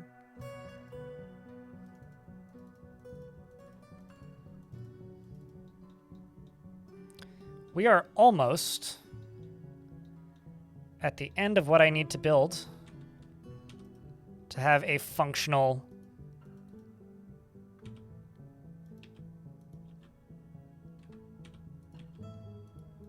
we are almost at the end of what I need to build in order to have a functional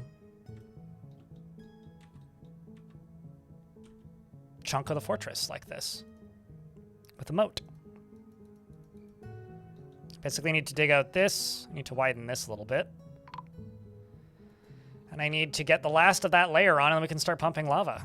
Because that's going to be the most concerned Doge area, but it does have an overhang on this side, so there isn't really many places for them to go from there. An historic moment. We're certainly getting there. Certainly getting there.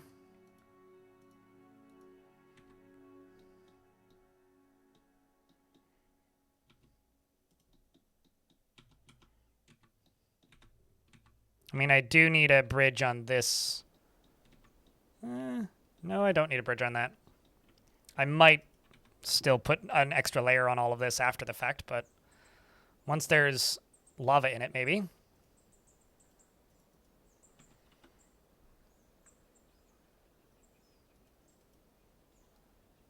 Diplomat cannot complete meeting and left unhappy. That's weird. I wonder why.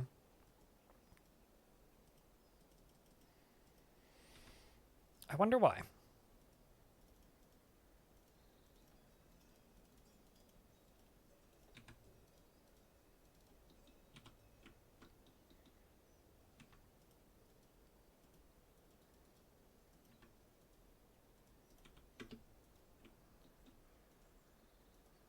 Okay, let's just go here and unforbid all these things that are canceled. So there's a bunch of pause tasks for a moment there. That needs to be done. This along here needs to be done.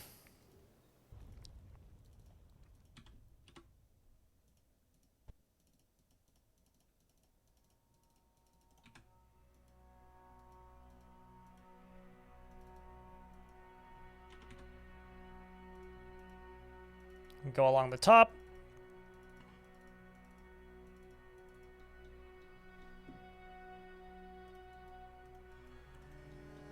this needs to be done in order for you to be able to get out. That's awkward.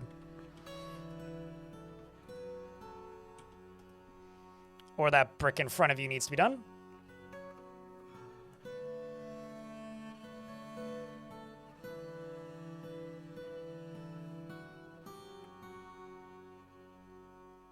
Historic moment that I wish mattered.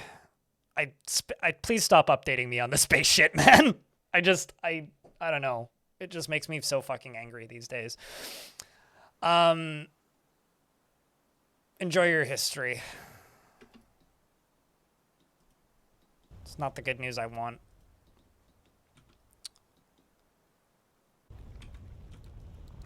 What happened with the child Fey mood? I need to check on it. Not much time has actually passed because I've just been doing so much designating in the last little bit. It is... Okay, bones was the first thing it grabbed. It needs raw green glass, I think.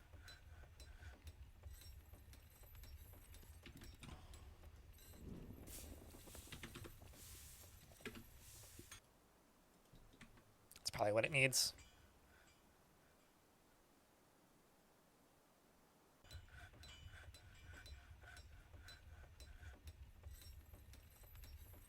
You flattened and flooded the entire surface of your map for lava and try and get to you now. They'll find a way. Yeah, they'll either fly or they will build a bridge. I think, honestly, it's the perfect defense is simply have access to a heavy aquifer and then get underneath it.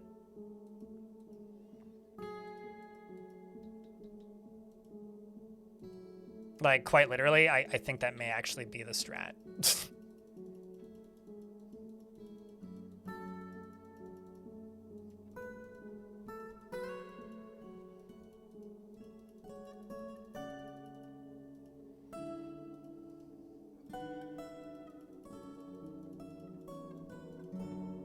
Perfect defenses are boring anyway? Sure. Don't disagree with that. Which is why this update has been such a powerful thing.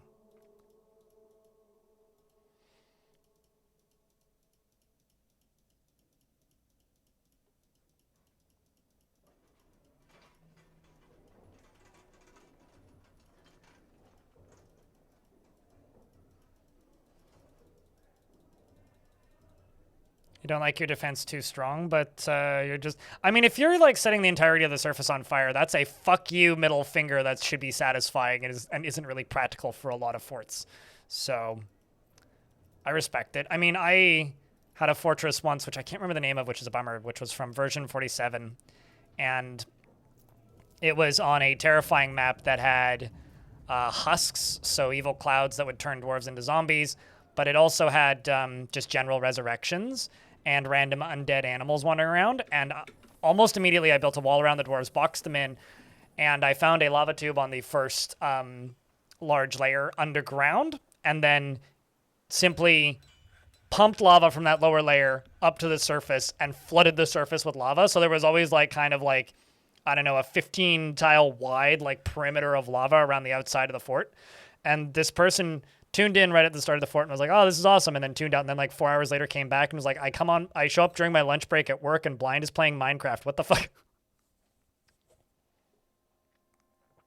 That was not Godly Tombs, no. No, this was like, I don't know, 2 or 3 years before the Steam version came out. This was multiple years before the Steam version came out.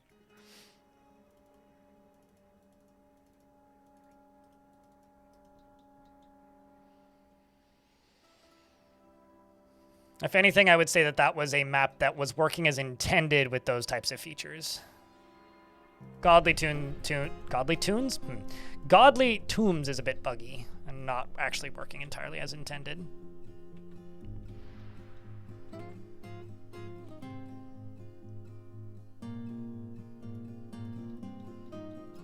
Well, it's pretty, at least. Bismuth?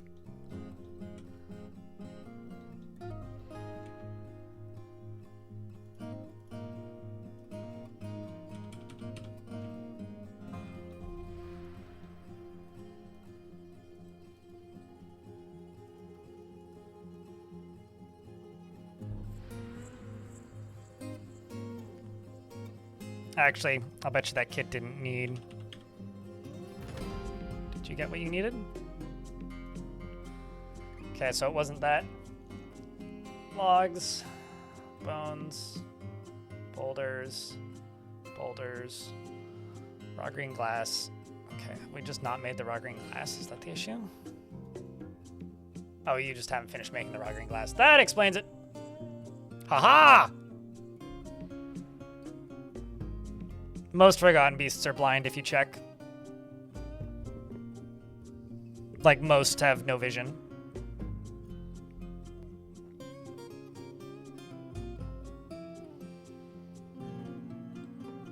I mean, I did stuff with lava in Godly Tombs, but not of that sort. I mean, I'm pretty sure I was using lava to clean out the spaces that I was, like, murking with the blockade in Godly Tombs, no? They need to be able to walk, so year 1. When they're 1 year old, they can do Strange Mood. So as long as they have enough autonomy to walk on their own, they can do a Strange Mood. Just going to purchase food this time. Maybe also anvils.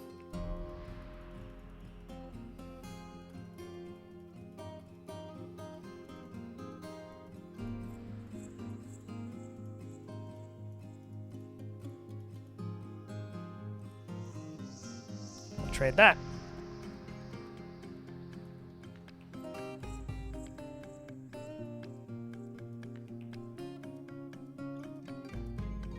Bring those arrows over. Say that we could sell these toys, but I don't actually think those are all that worth it. Let's bring those over. Let's bring those over.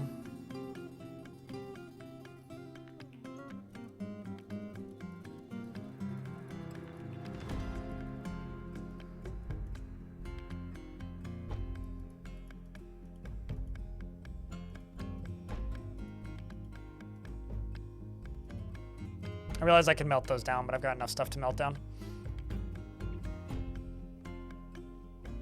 Nope. Well, I mean, there's no such thing as a dwarf that can't walk. I had a dwarf with no arms and no legs who was a very, very effective manager and broker for a very long time. I did usually zone him into one area by himself because otherwise he would go around and like pick up stuff with his teeth and drag it around and it would just move really slowly, so I would lock him in his own area.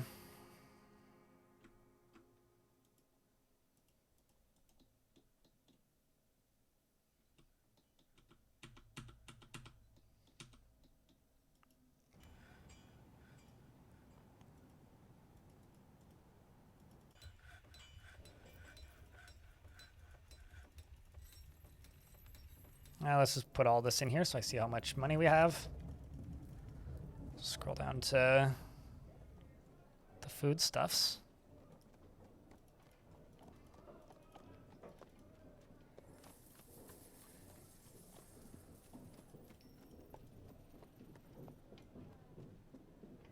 And the cheese. Haha! I love to have such a good appraiser. It's great. Like, let's see what your skill of appraising and, like, yelling is. You're a talented negotiator. I want to see if I can ever negotiate somebody into a loss. You had fucking weird dreams last night about hanging out with Tarn? Huh. I don't generally remember my dreams.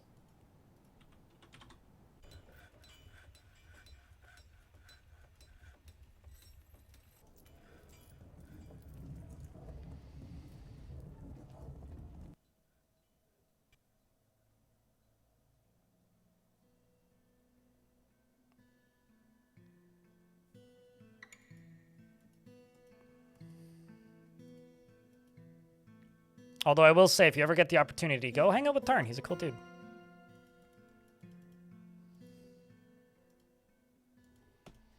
Okay, and that should be fine.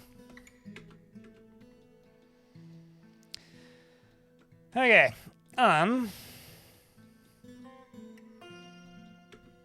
Hey, chat. I'm going to let you guys follow one of these dwarves who's making blocks. I gotta take a piss. I will be right back.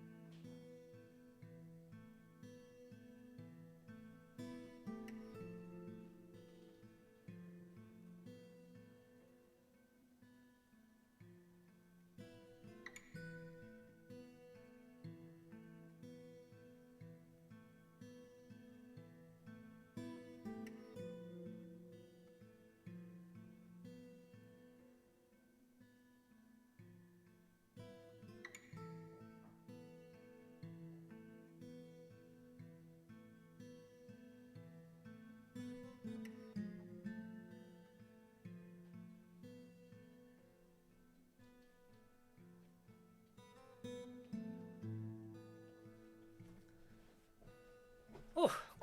Let's see. Oh, wow. We got ourselves a mule bone left gauntlet. Fancy bone carver.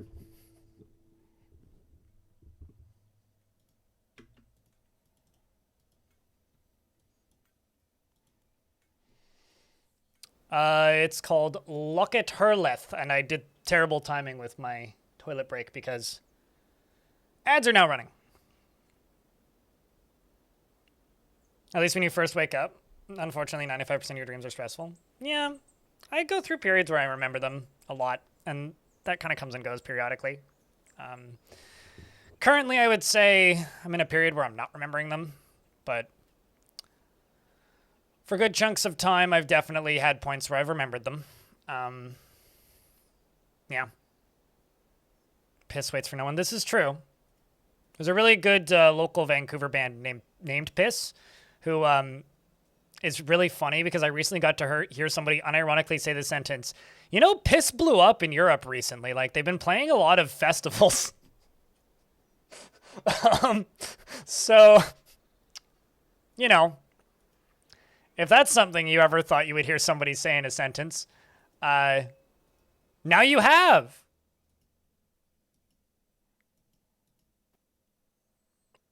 I also have been able to unironically tell people, I'm going to go see Piss.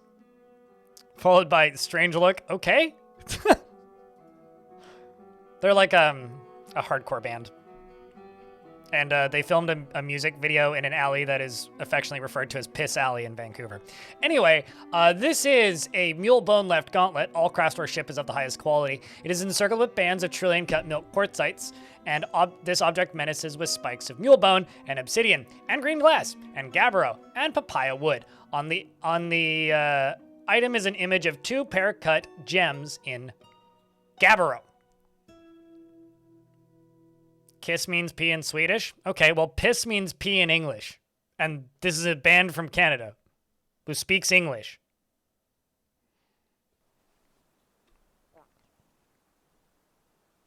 So, that's all I have to say. And that is a Coolio gauntlet.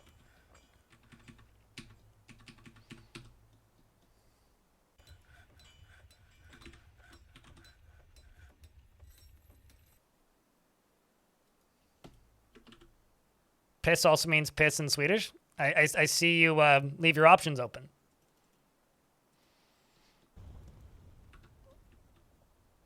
I'm starting to think that piss might have some, or Sweden might have some strange relationships. And if that's what you're into, more power to you. Enjoy your water sports. I will keep playing Dwarf Fort.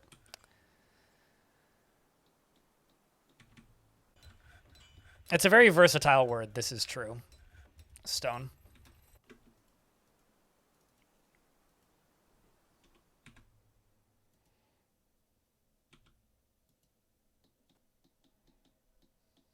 Taking the piss, taking a piss. I'm pissed.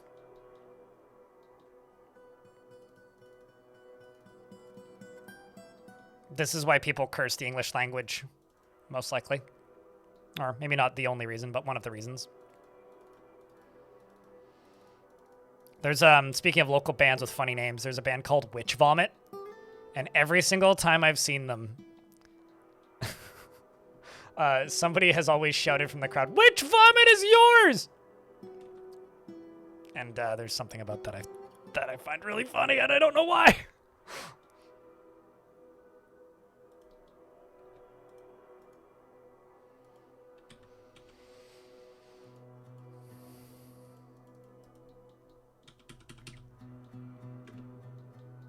I'm going to need to recruit all of the dwarves to help carry a bunch of boulders pretty soon. Beer can be piss. Some beer tastes like piss. Okay, another diplomat. I'm kind of surprised we don't have a noble here yet. Like, Queen hasn't shown up. Actually quite surprising, I gotta say. Speaking of taking the piss, chat, I didn't actually have a transition from that. I felt like I needed to say, speaking of taking the piss.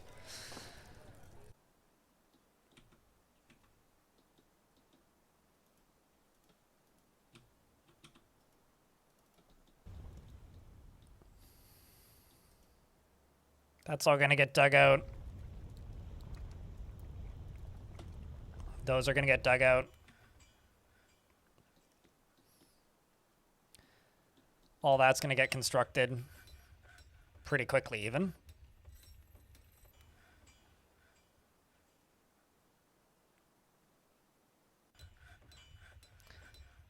I think what I gotta say, chat, is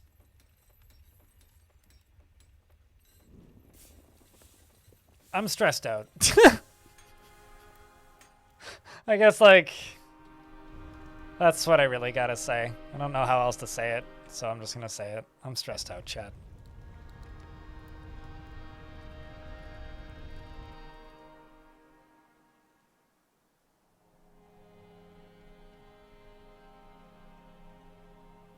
And I'm tired of living in historic times.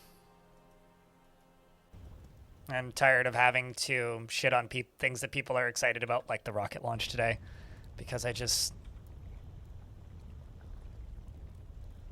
feel like I've lost, like, all of the enthusiasm for the future. And I see all of that stuff as just, like, kind of the antithesis of, like, what we need to do as a society. It's like, there was a point in my life where I was just, like, obsessed over space. Like, I feel like every kid gets, like, at some point. And I've just completely lost it. Like, I'm kind of actively the opposite these days.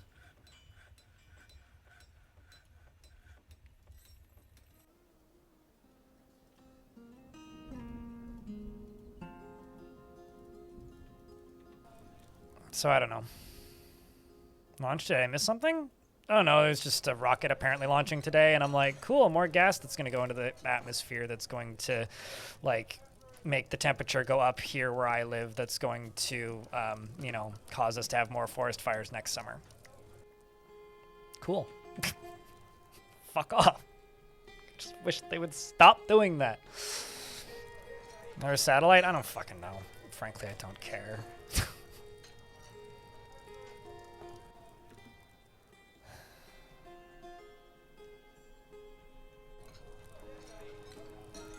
That's good, Letteran. That's good. Why so stressed? The world, it seems like it's ending faster than usual. I've had since January, I've had back-to-back worst months. Well, within $50 of the worst months I've had since the launch of Dwarf Fortress financially. January was the worst month. February was the second worst month. And today, or this last month, March, was about $50 below the second worst month. So it's now officially the second worst month. So that. And everything's getting more expensive. I'm panic buying food. America's next door to where I live. I live in Canada. I'm trying to think. What else can I point at easily that is a source of stress? That's the quick hits, I guess.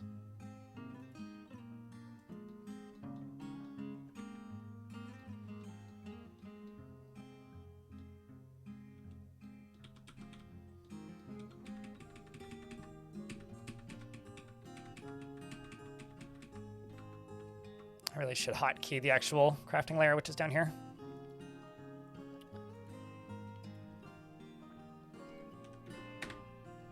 Okay, so 24 is the maximum number of wheelbarrows you can have. So let's go up here and type in bars. How much? Can I make a wheelbarrow out of zinc? Yes, I can.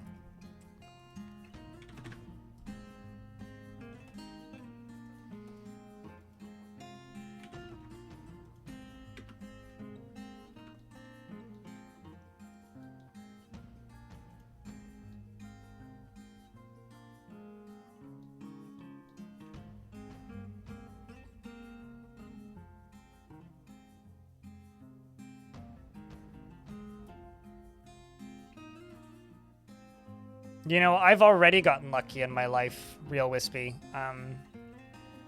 in regards to, like, having a hard time finding work, because before I did this for a living, the biggest issue I had with finding a job was places would say that they would consider me and then not hire me because they would, or really quickly lay me off because they would realize that I couldn't see very well.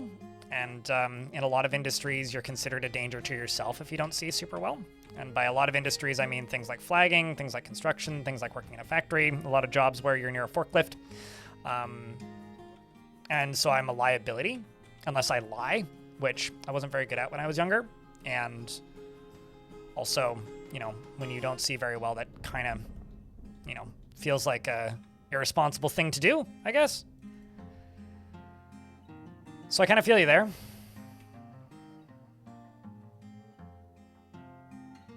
And now at this point, it's like I kind of feel like I only just got to the point where I'm able to do the job that I've been trying to get to the point where I could do for, you know,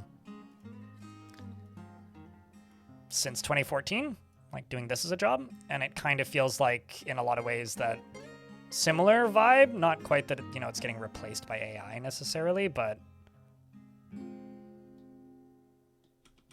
it really does kind of feel like there's a lot of pushback on platforms and things that I have no control over, which is very frustrating to watch. But I digress. I got nothing to complain about.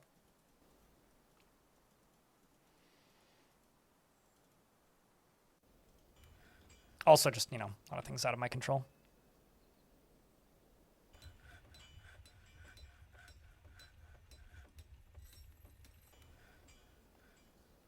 Because you can work in a factory even though it would not be safe. Yeah, no, that makes sense.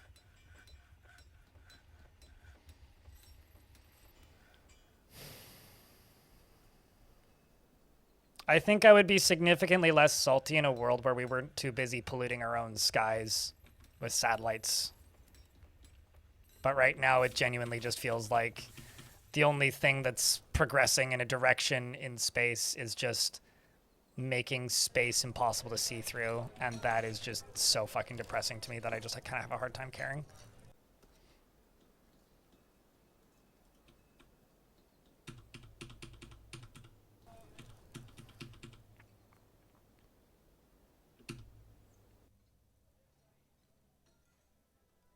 It's not even capitalism, it's irresponsible capitalism.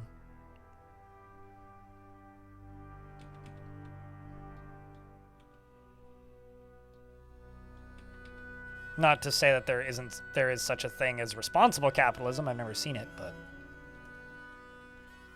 it theoretically could be possible.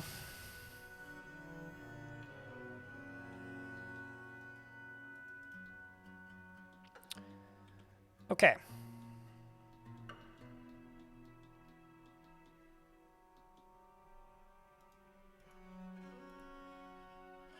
Some migrants have arrived despite the danger. Excellent. I'm actually a little bit surprised that didn't come with the full entourage.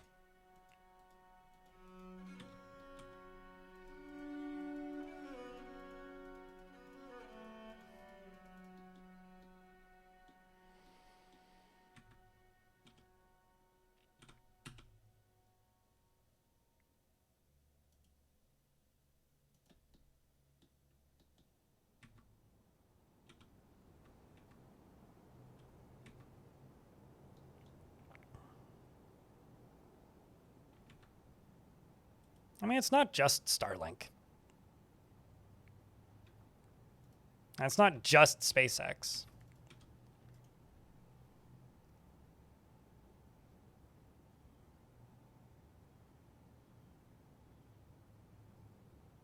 But no, I mean, like, I think that there's something to be said for negative PR, and right now, or for a while there, space had really good public PR. You know, it was very easy to get people excited about, similar to, like, I don't know, like cool robots, you know, like it's something that's very easy to get public capital from.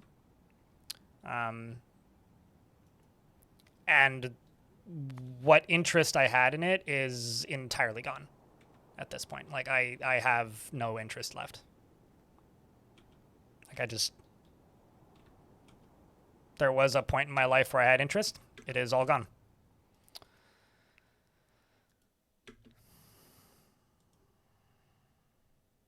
No, it's all good. You're allowed to. I'm just being a wet blanket.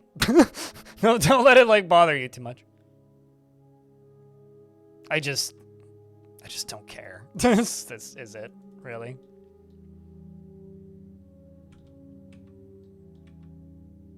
Like, I understand people's need for good news and desire for positive progress in any direction, so I respect that. I just can't personally share in it.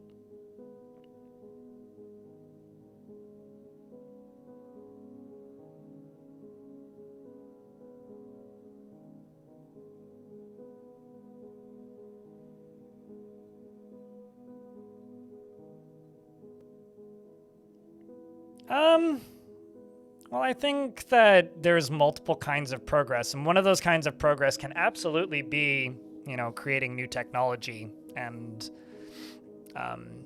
increasing the capabilities of a society, but I think that equal parts with that progress is continuing to build the society itself and make that society livable for the people in the society. And when one outweighs the other, then society ceases to have a reason to exist, and we have long surpassed that. Long surpassed that. Okay, so I do need to get rid of a bunch of this. I built up a bunch of unnecessary space that I didn't need to.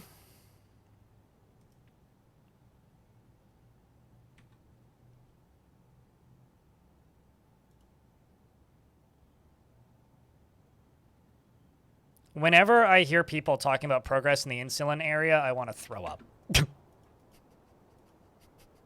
That is truly all I have to say, is I want to throw up. Like,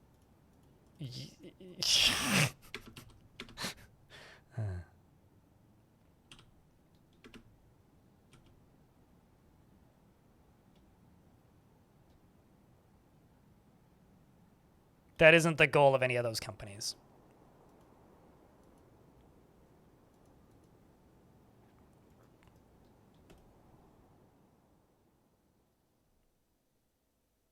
In fact, I would argue we are more likely to cure cancer entirely than ever make any actual valuable progress with type 1 diabetes. And the reason is because cancer kills the customer. Diabetes doesn't.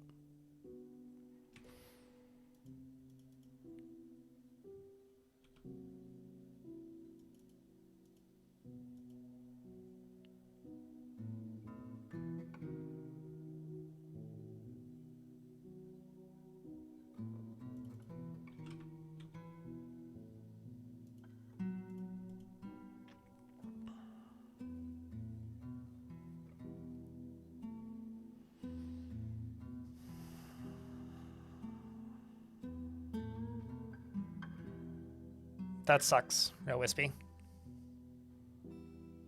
My condolences, mate.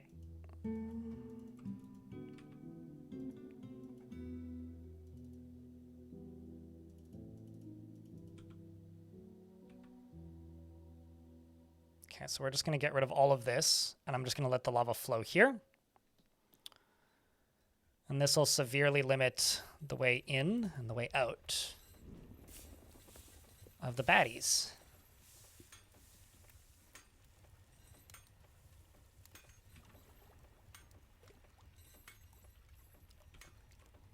Because I can dig...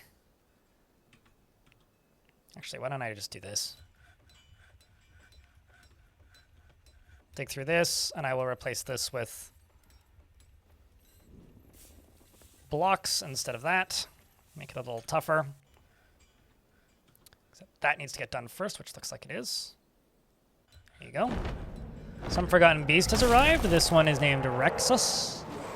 It is a gigantic feathered earthworm. Oh, those are weak. It has a round shell and it undulates rhythmically. Its ivory feathers are fluffed out. Beware, I wonder if that means that its feathers are literally made of ivory. I'm sure it's color, but I like to think its feathers are made of ivory. Like it has tusks. Very thick hairs. Ship Umbras. You have any kills? Nope. Unremarkable beast.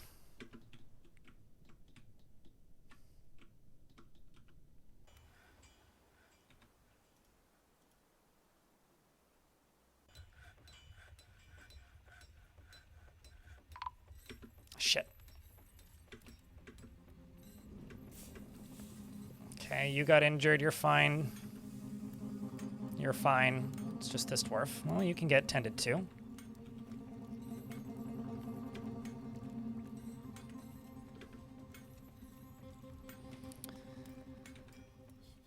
was a little bit surprised that that happened, but also I probably shouldn't have been.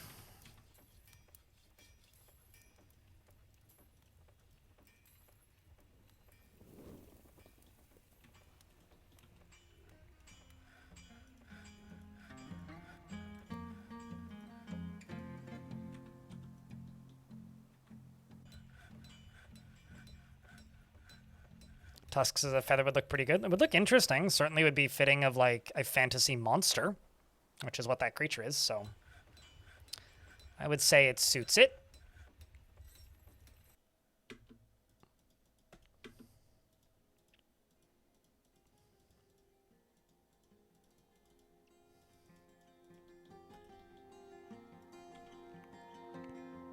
Let's just go along the top up here to over there.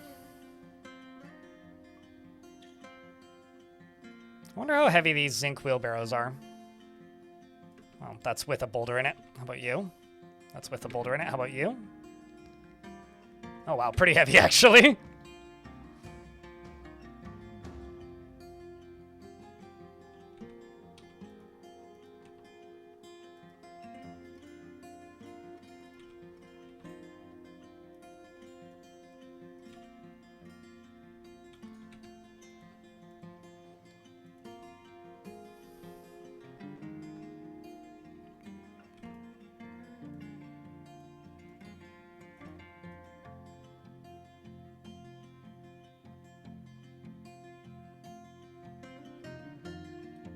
What in the caverns causes forgotten beasts to be a thing?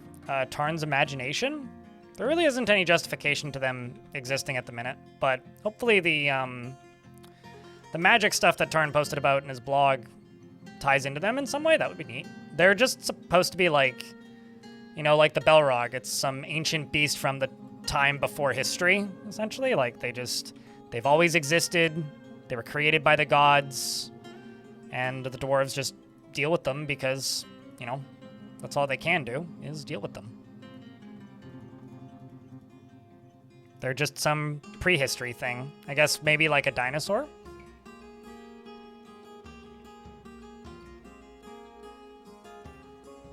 And I guess the jackass answer would be, I don't know, we forgot. Because they're forgotten beasts, you know? It's right there in the name. If we knew, they wouldn't be forgotten. I mean, come on. Obviously.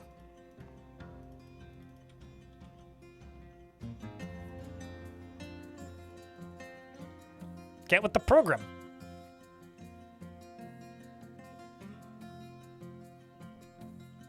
Stone gets it. You've indirectly been called a jackass. I was just kind of stating the word jackass in no particular direction other than in front of my face, so... because I wanted to hear the sound of my own voice saying it. Nothing to do with you in particular or intended as a personal insult.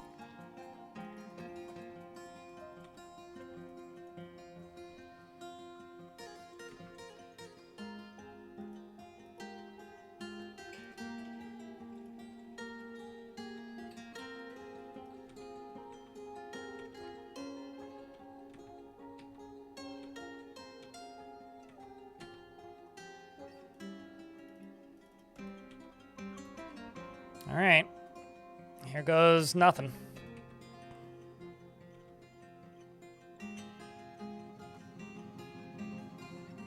I love how all the dwarves are just like running directly through that. Make it impossible for this dwarf to actually finish this. There you go. There happen to be no dwarves there at the moment.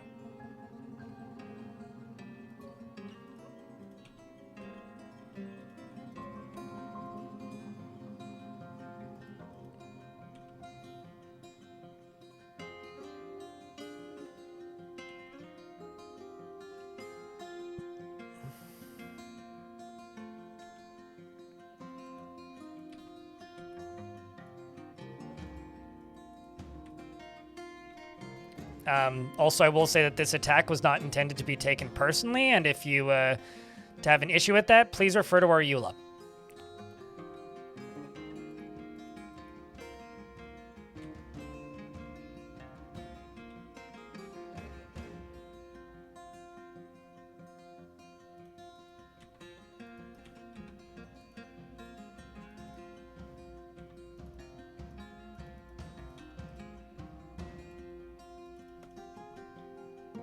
EULA? I'll get my lawyer to write it. One of these years. Because I definitely have a lawyer. That's why I'm not a drama YouTuber, is because I can't afford a lawyer.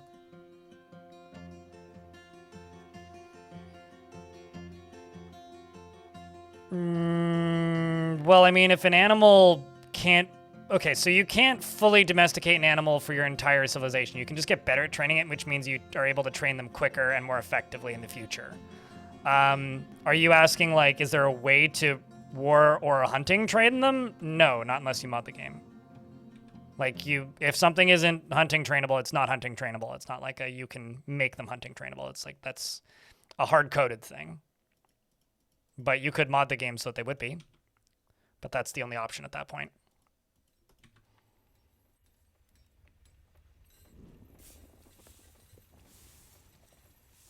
But there's like the general familiarity notifications that you get sometimes. As your faction gets better at training that particular animal and they gain a quote-unquote general familiarity, then the next time you run into that animal when you're playing that civ, the dwarves will be quicker at training. That's what that does, and that's what that means. No, that is not possible. That was a planned feature that Tarn talked about a while ago and never fully implemented.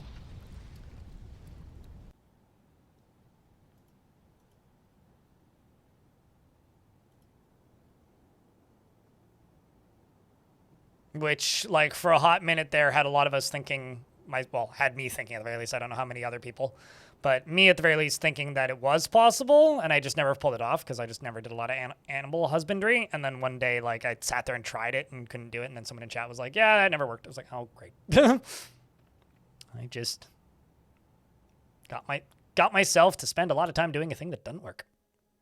Oh well. So sad.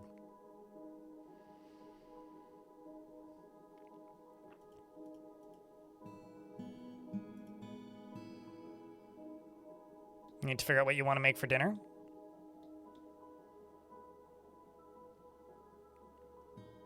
I wish that was all I needed to figure out.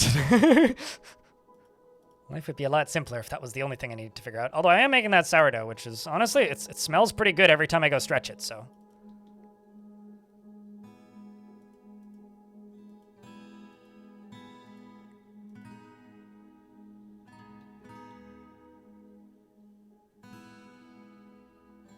At least the dwarves are experts in giant elephant training. I will say, if you have 2 forts, and you start a second fort, and there's a bunch of giant elephants in the first fort, retire the first fort, and then go to it as an adventurer. Well, retire a first fort, start a second fort, immediately retire the second fort, and then go back to then retire the second fort, and then play as an adventurer, go to the first fort, grab a bunch of the tame elephants by right-clicking on them and taming them, and then take them to the second fort, and then retire, and they'll just be there. Or you could give them as gifts to one of the dwarves in that fort and then leave with the adventurer. And then you'll just have them there when you start. When you reclaim that fort, they will just be there.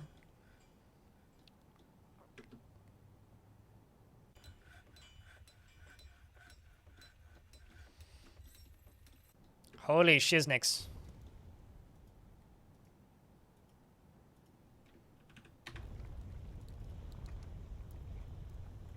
That's a lot of wheelbarrows.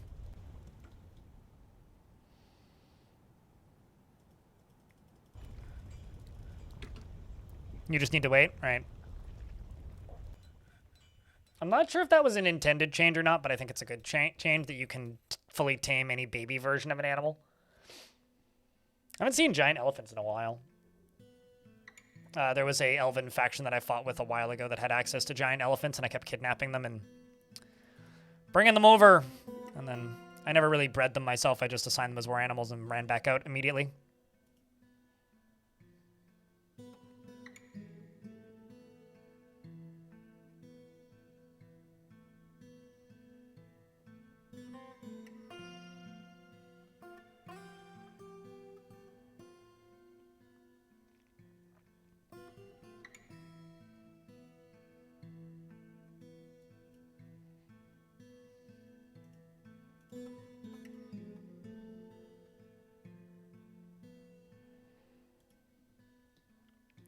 All right, we've got 30 seconds left on them ads. I apologize for my mood today, chat. I don't know really what's come over me. I think just the technical difficulties kind of gotten under my skin a bit. I was in a much better mood when I woke up today. I'll put it that way. So, sorry, chat. Hopefully I'll do better tomorrow.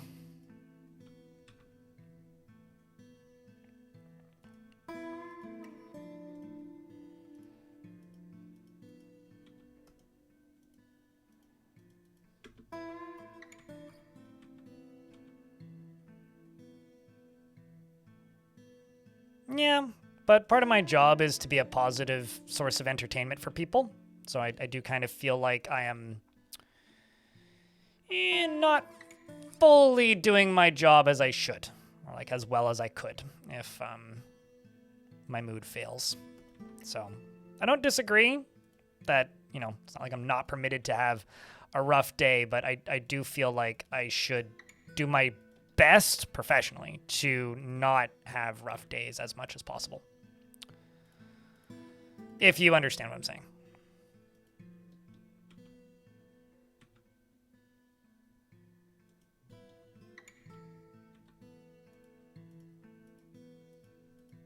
Oopsies, those are downs. I need ups.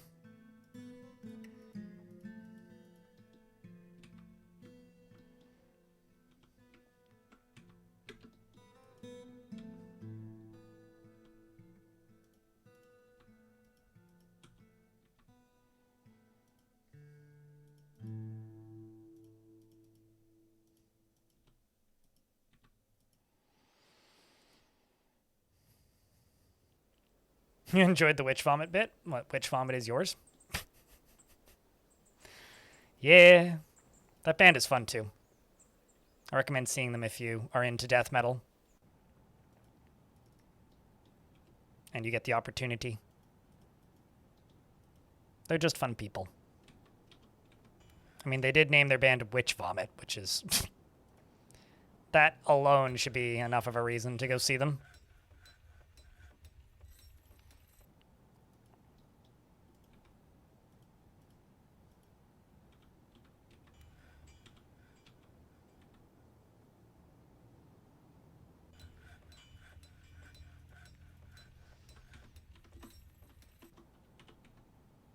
Obsidian, I got a whole bunch of blocks, and you look very stuck.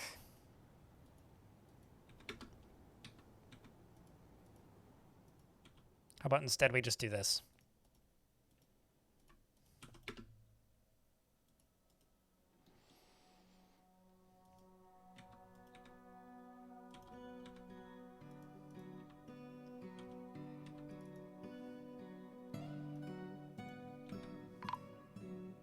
Dwarves have arrived to trade.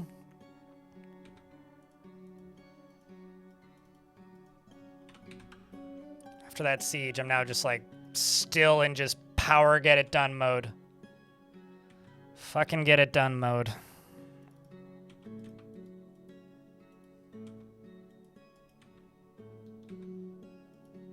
Power to the Urist.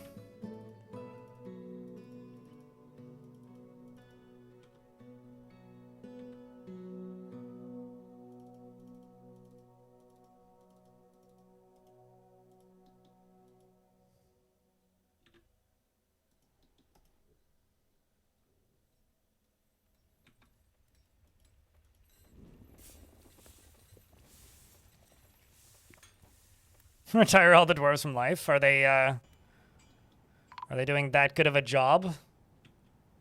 Removing the dwarves from existence and putting them in retirement? That seems like an issue with the fortress that could be solved, man.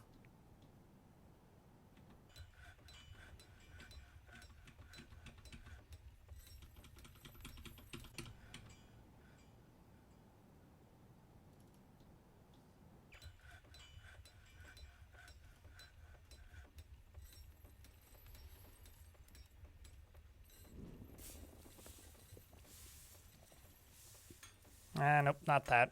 We'll just let them do the rest of it.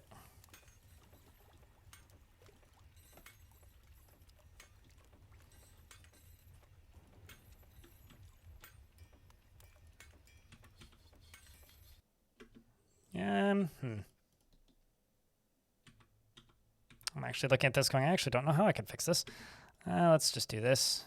Once that gets deconstructed, they'll dig through that. And I can just do this one tile at a time.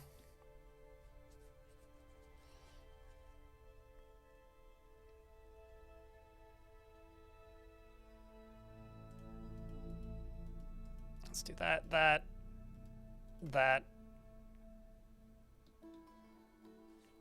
Of course, both of those break because blocks have fallen.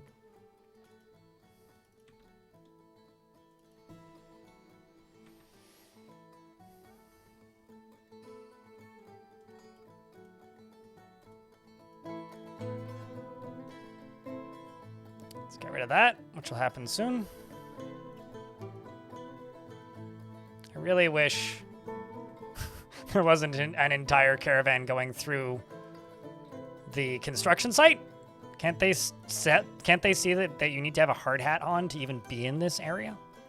Because they clearly don't. Most of them are walking through bareheaded. No helmet or nothing.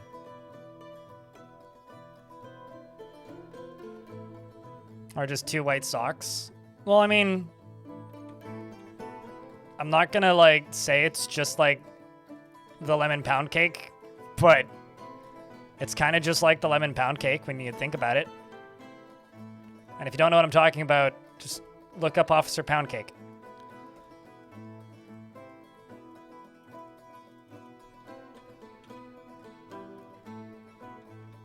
It's just like the lemon pound cake.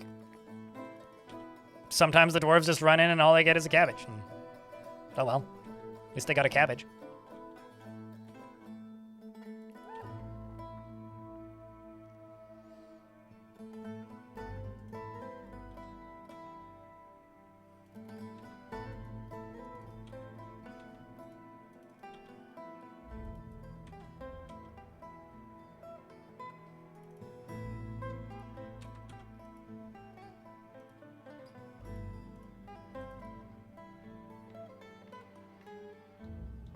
Like, you know, the dwarves just like run into like a kobold site and they're just like,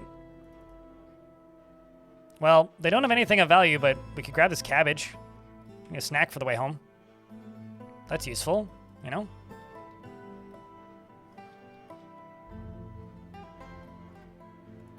It's something. It's a snack for the way home.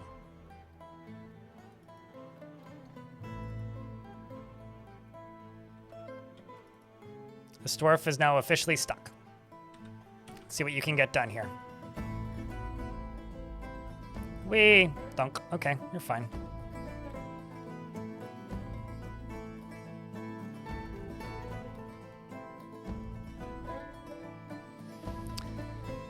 Okay, let's go down to here. Keep digging all this out. Get those two, then that, and then that. And as for this upper area, I don't actually know. Maybe I should just build it underneath. I'll leave it for right now. Make it look better later.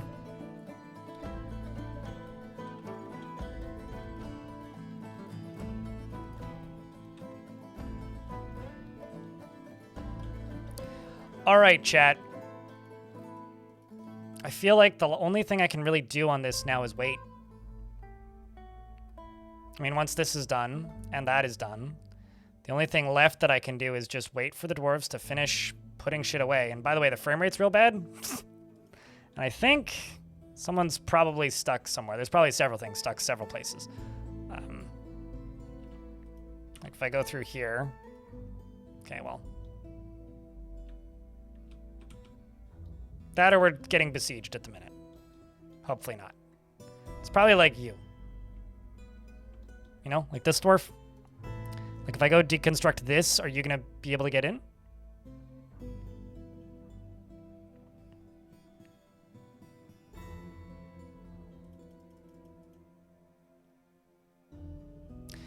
I think this week I'm just not gonna stream on YouTube. That's the only like foolproof, easy, not gonna break something so I can't stream for the rest of the week situation. Which really kind of makes me sad because I feel bad.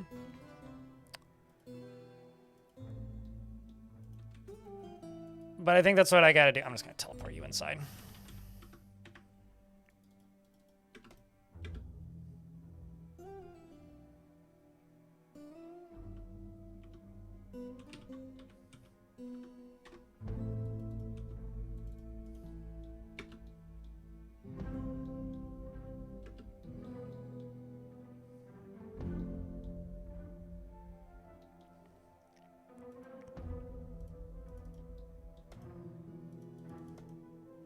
I'll deal with that later too.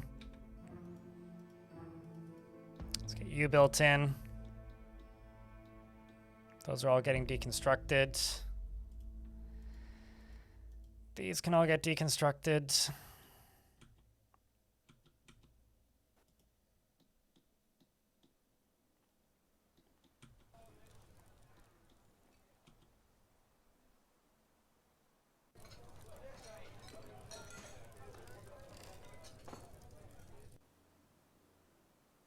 Now, you don't need to deperson an entire platform. No, it's just, the reason I think I'm so down on all this shit is because it's been a slow couple of months in general. And that is my only source of marketing. Like, really? Like if I want to be, maybe not unnecessarily apocalyptic, but if I want to be direct about it, like, that is my only source of marketing, man.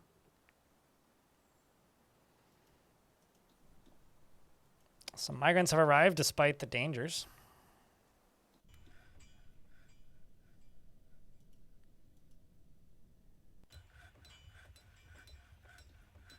So,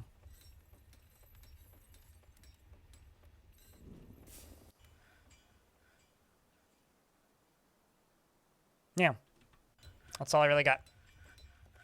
I think that's going to be the plan for the rest of the week until I can figure out what the hell I need to do to make my streaming setup work for what I want it to do. Still on track for Mountain Home. Still have a count. This is true. Still have a count.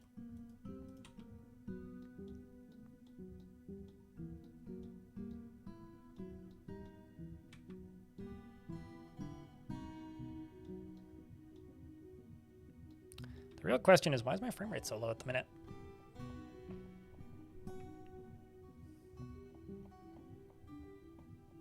Holy fucking shit, that's a lot of livestock.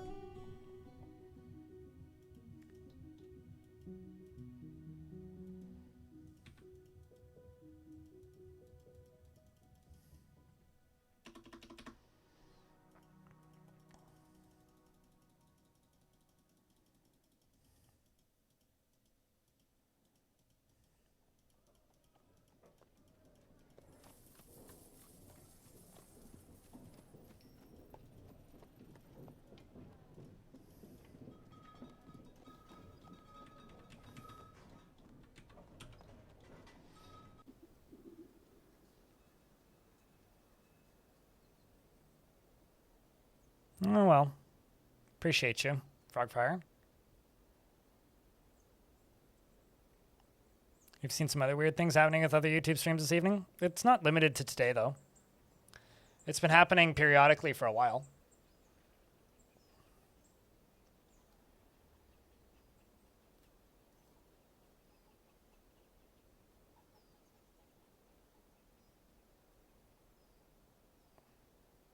It's apparently still live on YouTube. So the way YouTube streams work is when your stream ends, you have to then go to YouTube and click a physical button saying that the stream is over.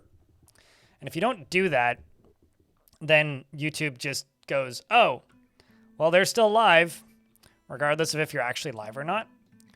Meaning that it just tells people that you're live forever, even though you're not.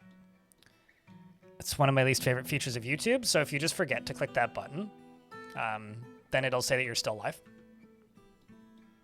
So that's probably what happened if I had to bet.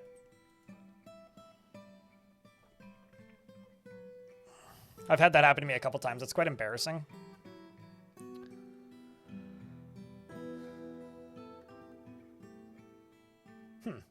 What is negatively affecting my frame rate? It's probably something to do with this, right? It's not this duck, is it?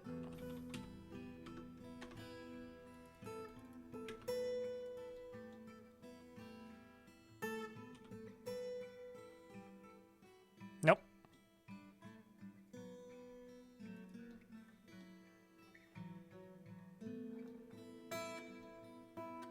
I'm pretty convinced that there's just some dwarves that are stuck and like can't get into the fort. And like that's why the frame rate's tough at the minute. But like you should be able to go up and down. Unless you're literally just moving that slowly.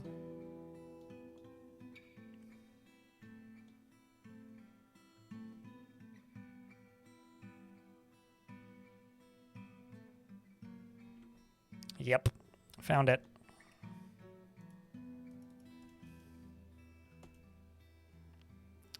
This is the issue. They literally can't get in and out of here right now. Like they can get up to here, but they can't go up here. This is too high.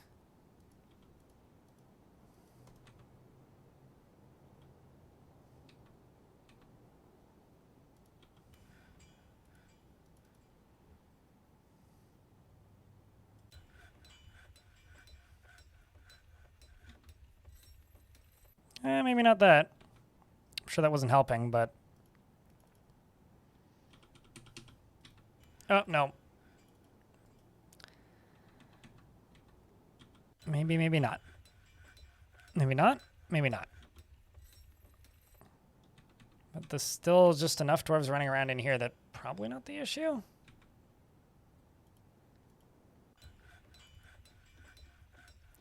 Initially, when the frame rate dropped like this, I kind of just immediately suspected that it was probably like the elves are invading or something, but I don't actually think that's true. You stuck? I hope life is going seem okay. like it. I've been better, I'll be honest. Certainly been better. Also been worse. But I've certainly been better. Technical difficulties today, which kind of sucked. Kind of a rough week. The world sucks.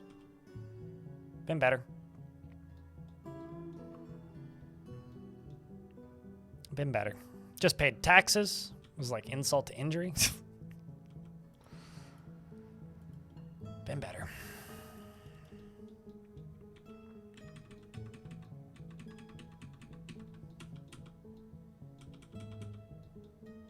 Trying to figure out why I'm getting a kind of a low frame rate at the moment. What was rough about this week? Nothing in particular. It's just not been a good couple weeks. It's not been a good year. Like, fucking look outside. What was rough about this week? What wasn't? Thanks for the 5-pack, Sam.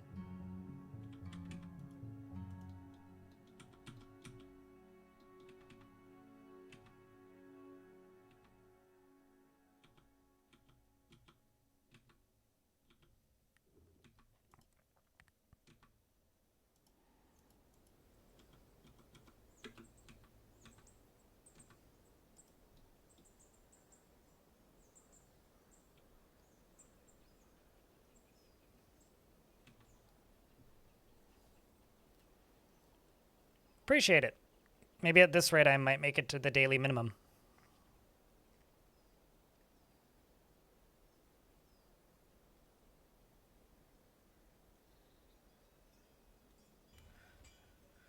But no, I was in a really good mood this morning. And now I'm just kind of in a pretty horrendous mood. So, I don't know. Just being a bit of a wet blanket, I guess.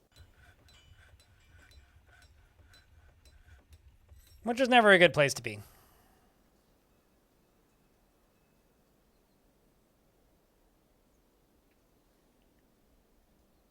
Maybe it's like just 2026. I don't know. Thanks for the 10-pack, mate. Appreciate you.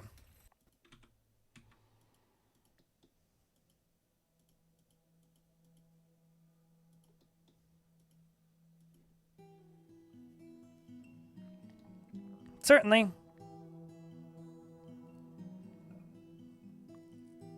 I need a guinea pig. Go away, stupid duckling. You need to stop sitting there. Crypt beer. Fida, thank you very much for the 44th month. Appreciate you. It's good to see you, dude.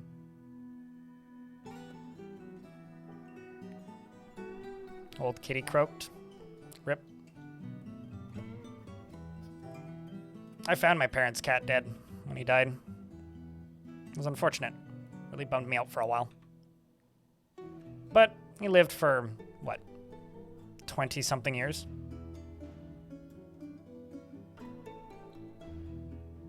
Oh, well, I mean,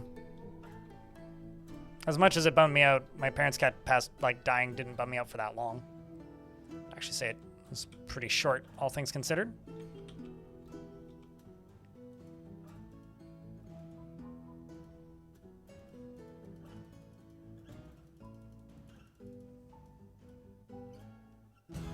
You know, I don't really have time to trade. I'm just gonna take stuff. I'll trade with the,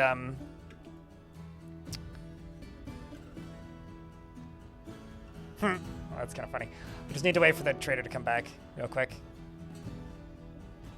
Ah, fuck it. No, we're just gonna deconstruct this. Take all the stuff from him. I almost never do this, but it won't put me to war with any of them.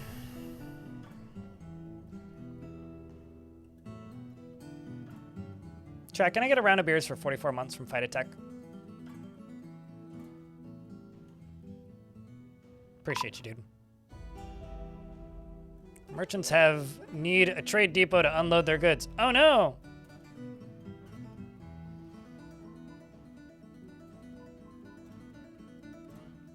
I need a goods to unload my trade depot.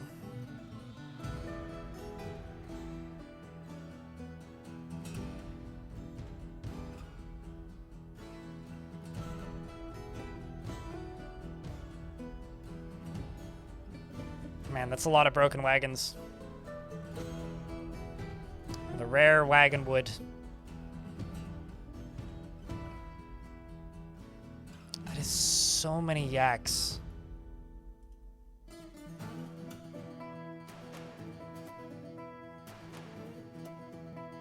So many yaks.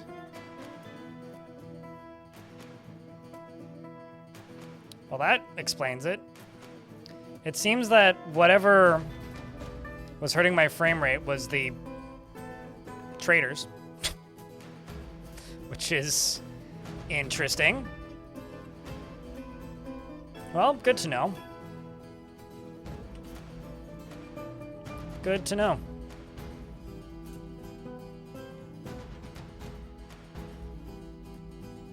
And our food supply has been helped quite a bit.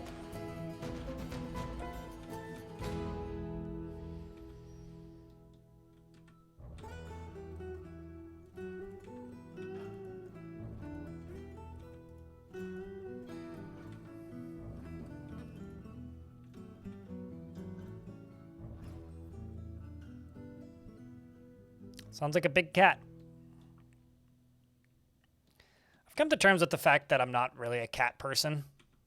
I don't have anything against cats in particular. But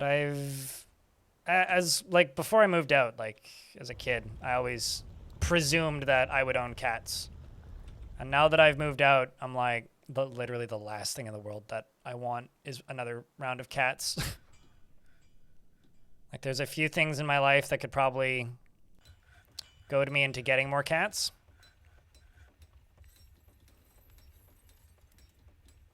But I no longer live that world.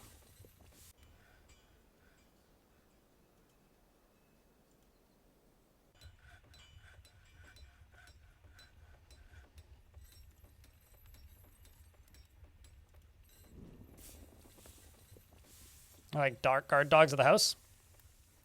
It's okay, foot wins. So when I'm robbing your house, I will make sure to kick him. I'll bring a bat. It'll be good. It kind of looked like a yak explosion. I actually don't really know what happened there. Like, it looked like a bunch of yaks just, like, appeared out of nowhere. It's kind of odd.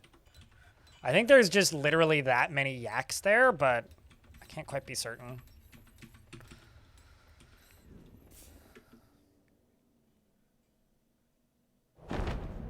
A were-iguana, Takru, has come. A large iguana twisted into humanoid form. It is crazed for blood and flesh, and its eyes glow red. Its charcoal scales are small and set far apart. You will know why you fear the night. Uh-oh. Run, Dwarf. Lead it away. They go up and around it. Well, that's brave. A were-iguana. This is just a perfectly normal iguana, and its name is Mouthplay, which is a very fitting name for a were creature. Bites it. Bruised him, so he's still good. Bites him. Tearing. Okay, you're bit. Potter.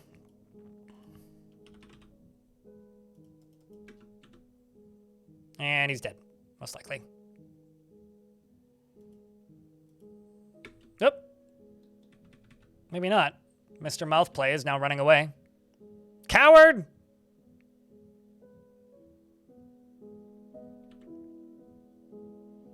And it does seem that that dwarf died.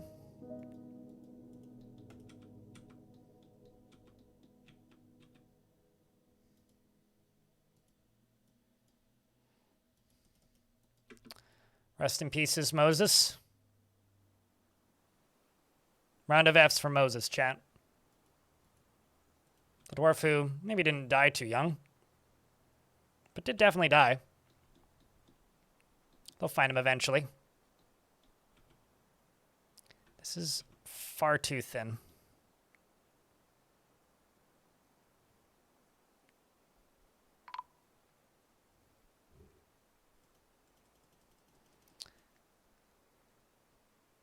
Pothead has bestowed a name upon a spear.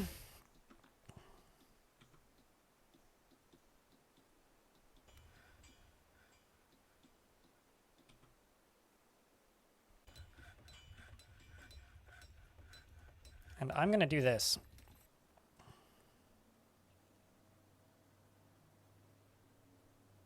I'm going to let these dwarves dig through this. And hopefully, this will speed up this process of collecting all, and I do mean all, of these boulders.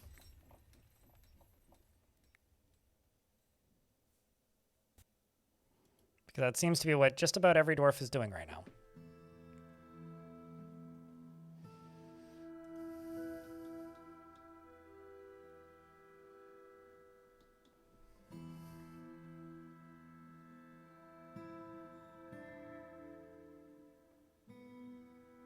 I sort of look like Ron Perlman. I don't think I get the reference enough to really know what you mean, nor do I really know what a Norwegian forest cat is. I know what like a northern forest cat is. They're kind of like a long-haired smush-faced cat, but I'm not sure if that's Norwegian specifically. Especially because I've never heard them referred to as a anything other than a northern forest cat, but it's probably similar, if I would guess.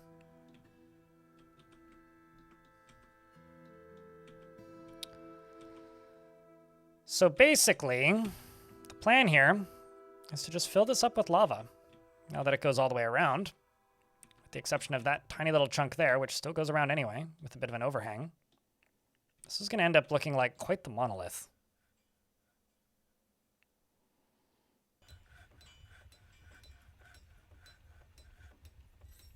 Okay, so they're like a pointy nose version of the one that I'm thinking of that isn't like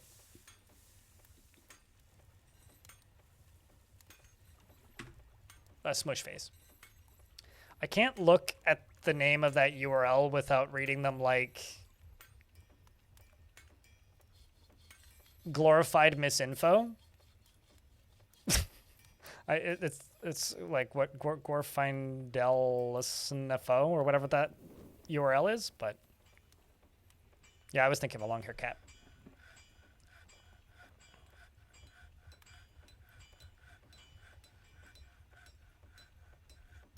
I don't know. I don't generally burgle.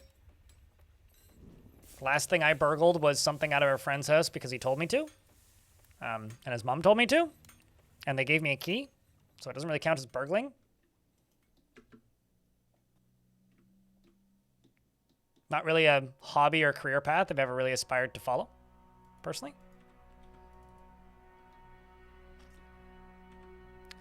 Never seemed like a particularly wise one.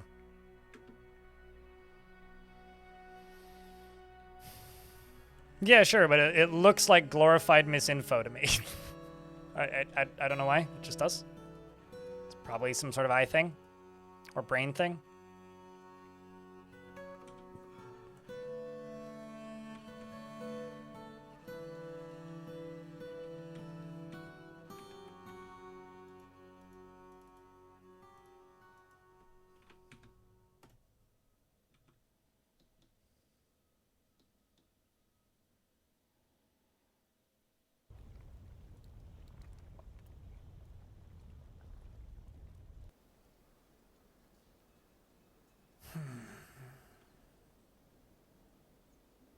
Yeah, I don't know. As an adult, I feel like I'm kind of almost an anti-pets person at this point. Because nothing about pets seems like a positive to me, at least from my perspective. It just seems like a massive responsibility and potential inconvenience. More than anything else. But, I don't know. At the same time, I respect anybody who can have cats. Or anybody who feels that they can have cats, or that you have time to take care of cats.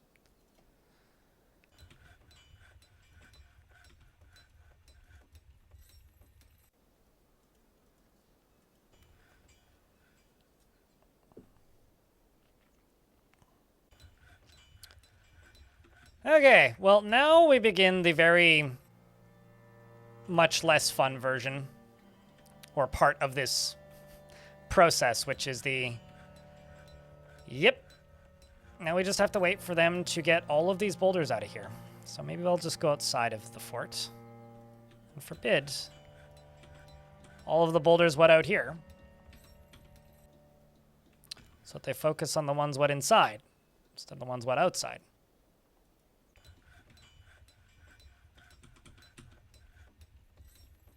Like all this stuff. And all that stuff.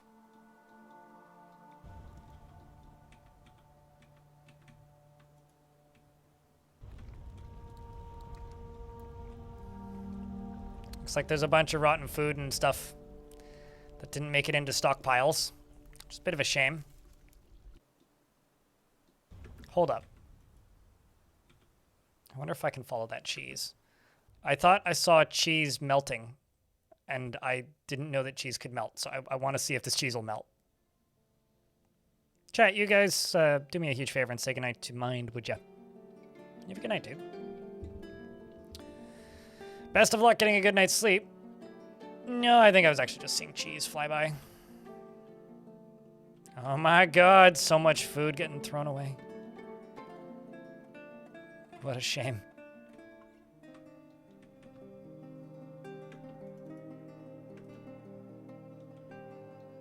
What an absolute shame.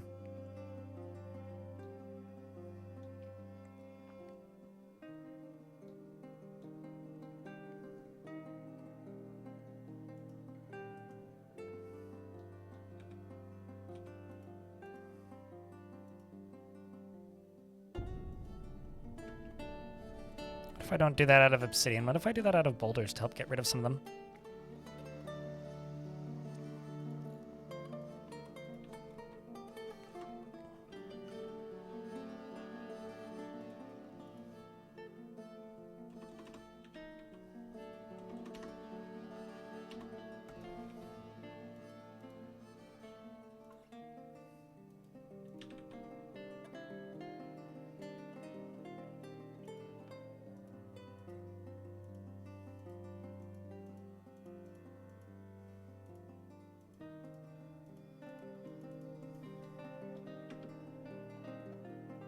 I don't really celebrate, so.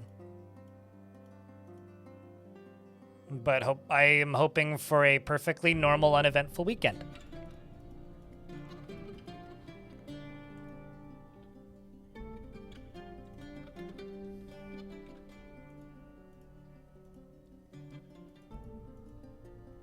And I don't really take holidays, so. I will likely be streaming on that day, though, because I've decided to try streaming on Saturdays. So, if anything, it'll just be another work day.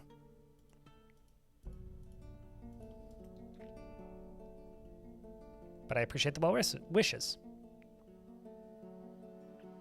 Don't spend too much time on your phone. Yeah, it's actually a good piece of advice for going to bed.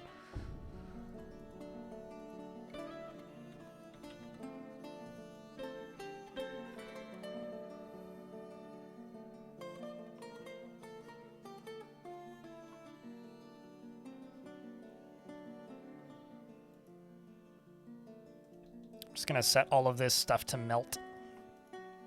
It's like setting phasers for stun.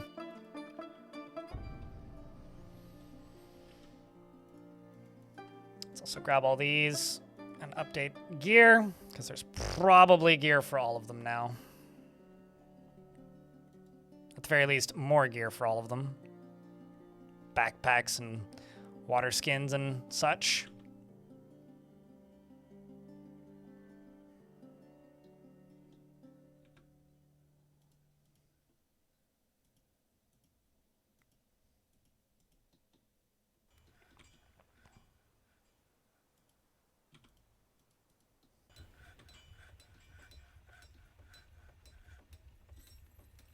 Thank you for the 5-pack.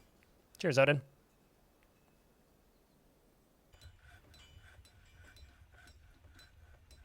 I'm just hoping it's sunny. That's my hope for the weekend. Uneventful weekend that also happens to be sunny. Is my biggest hope. Mostly because I need to go get groceries, and I'd rather not get rained on while I'm walking home. That's honestly, like, most of my reason to hope that it's sunny is because I need to go get groceries. And like I said, I don't want to get rained on while I'm walking home.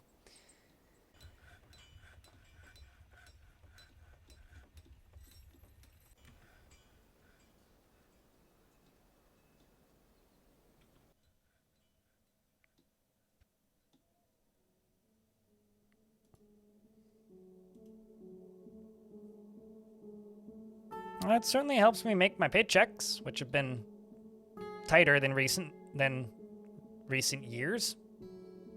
Tighter in recent months than they have been in recent years. That's a way I could put it. So I appreciate it.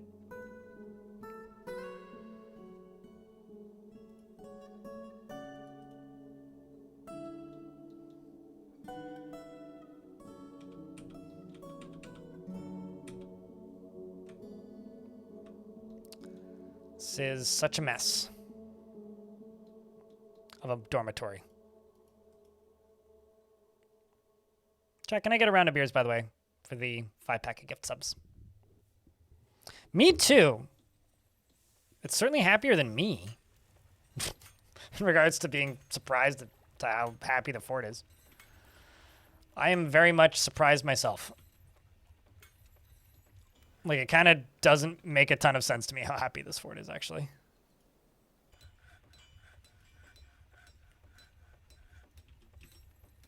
I mean, maybe a little bit of sense, but, like, not much.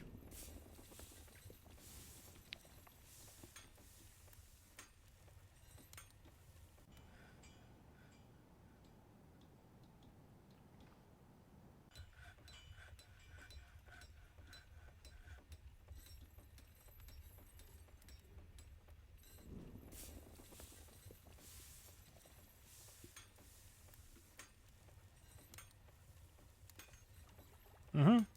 You are correct. Now I'm wondering why you even asked why it's been a rough couple weeks. like I would think that you would know based on that statement alone. That's not the worst thing you could say before bed. Maybe not something that would help me sleep, but hey, if it helps you sleep, say it away.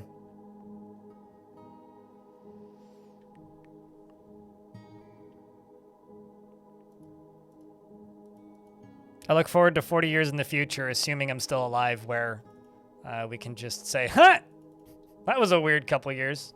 And this is just a footnote on somebody's comedy bit. Because that's what the current years feel like to me right now. It's like, wow, we are really building an unnecessarily large amount of material for some comedian in 40 years.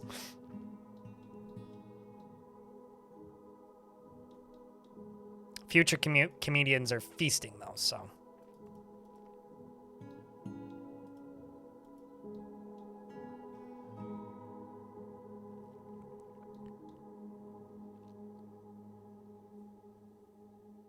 No, I live in Canada, and I have zero interest in ever living in Sweden. Thank you.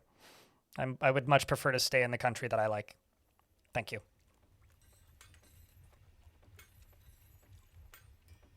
And before you be all like, well, you have to be close to America, I'll just respond to you with, you have to be close to Russia. So, fuck no. I have zero interest of ever living in Sweden.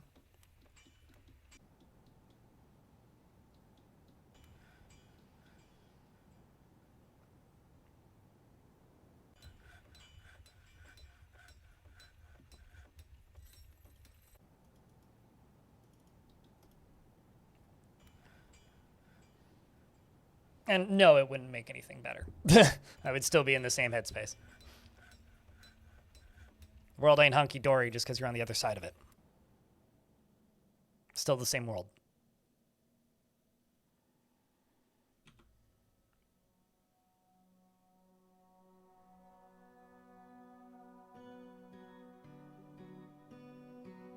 Disagree. Your landmass is connected.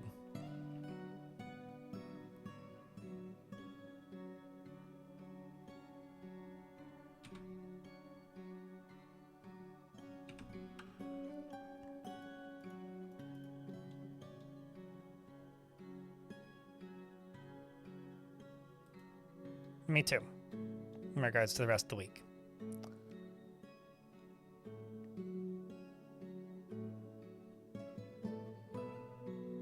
Come on, dwarves. It's only like a few thousand boulders. How long can this take? I mean, really.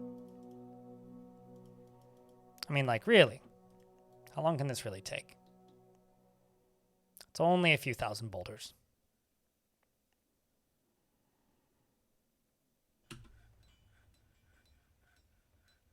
Good for you, little Jaeger. But I still don't want to live in Sweden.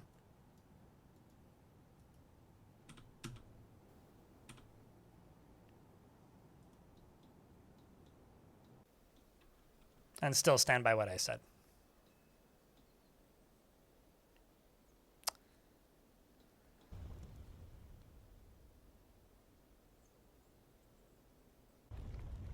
All right, chat. Can I get a round of beers? We are going to fill this lava with moat. You heard me. I'm now officially finished.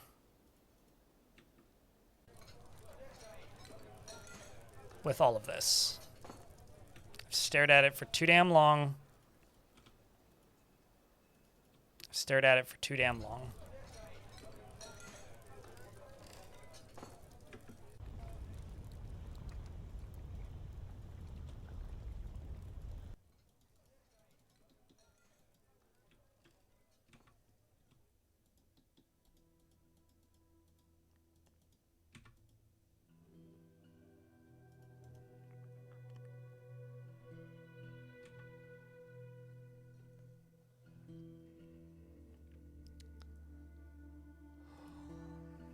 If you say anything of the sort in my chat again, I will time you out instead of just deleting your note.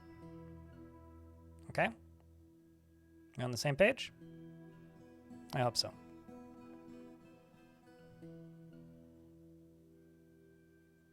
But I think we can fill this lava with the moat. I think we can do that.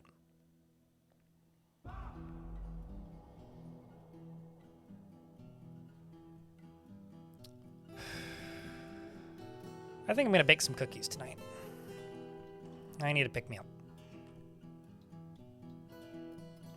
I think that's what I'm going to do.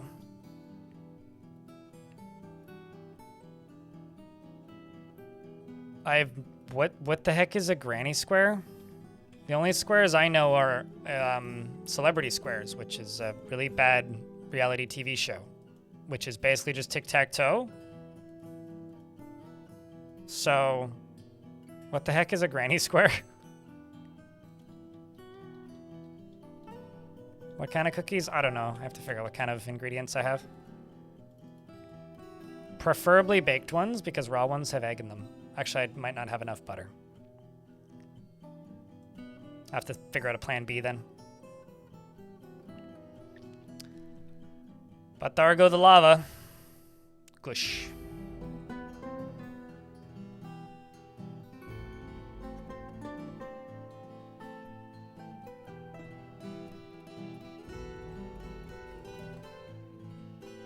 Now we're gonna figure out where all the spots that I forgot to plug are.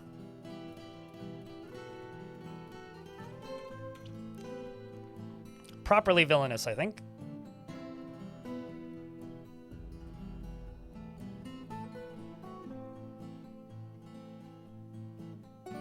Anyways, I was trying to change the subject, so I bopped you, Odin, so that I didn't need to feel that I needed to change the subject again. I didn't want to blatantly state it. Bopping you is the easiest way to do it. I don't think that's funny. I don't think it's interesting. I don't think it's amusing. I don't think it's a joke. I just wanted the subject to end. So, hopefully you respect that and understand.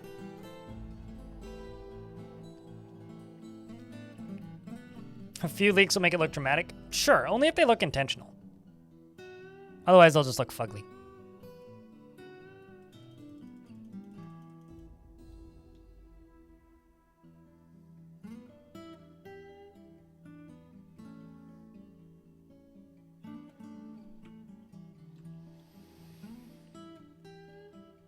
And let's just hope that this volcano refills quick enough that this is like actually a viable way to fill this, because it might not. I haven't had, well, I don't know, I've had blueberries most mornings, but they've been frozen. So I wouldn't say good. More edible is the word I'd use. A force of vile and dark has arrived.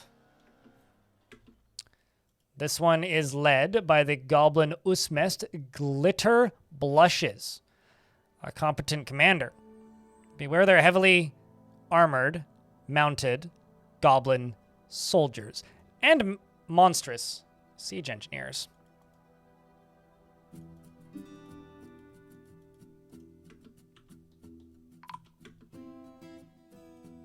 Mechanic was almost immediately found dead.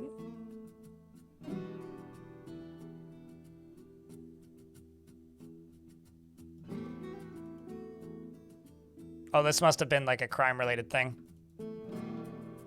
Legitimate or not. Must have been a crime-related thing. Okay, well this we can just let keep filling.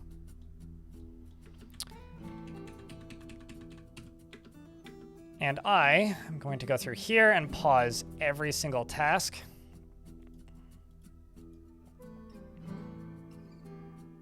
These can all go away. I guarantee you there's a wall that I didn't complete. Uh-oh. That would be why.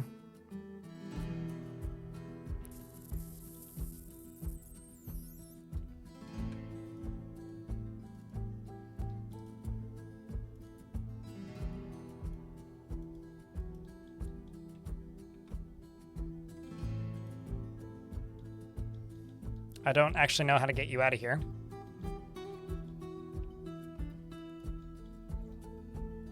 Because if I build a way down, then someone can just get up on the other side. But I guess I have to do that. Let's just leave this off for a second.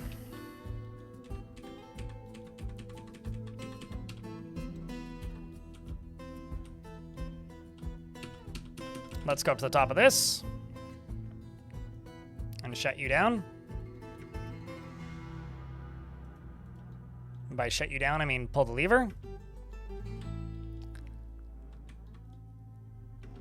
So the important question is, will this child be able to get through here? Nope. Most of the blood there just came from the sheep. Although,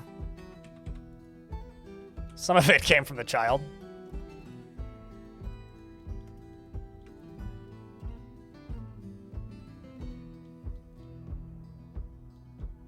Okay, a child made it through. Ah. Huh. Okay, well that was close. So where are the goblins at?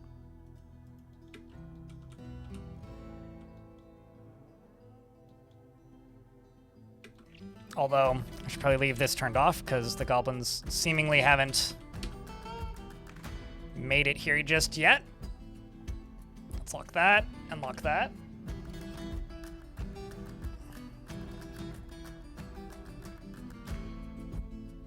Thanks for the raid, Bastet. We're just getting sieged.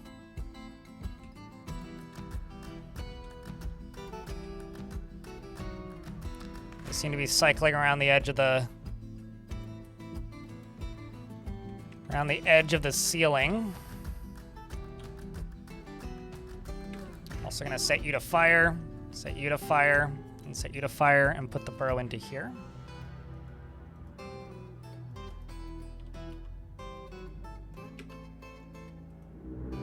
Ah, an ambush. Curse them. Well, it seems that they've found that one poor dwarf. At least that got sealed in. They seem to have killed him with a singular few shots to the head. One in the hand and one in the head, which shattered the brain with an iron bolt. Brutal.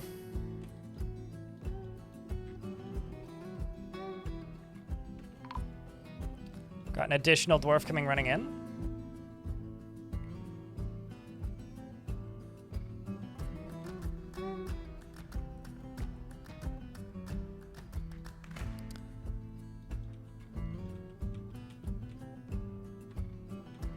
So where have I forgotten to seal off? Or are they heading to where I want them to go? Oh my god, they are. Okay, let's turn the power back on. Let's see if we'll actually get to use this. Hey, chat. I'll save after the goddamn fight. It's fine. Can I get a vial force of darkness and as much lava as you can muster, please?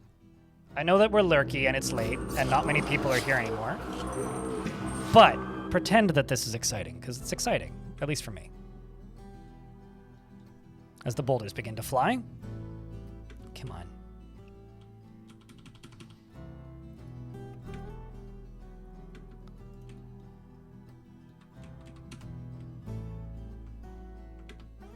Because here they come. Voomp.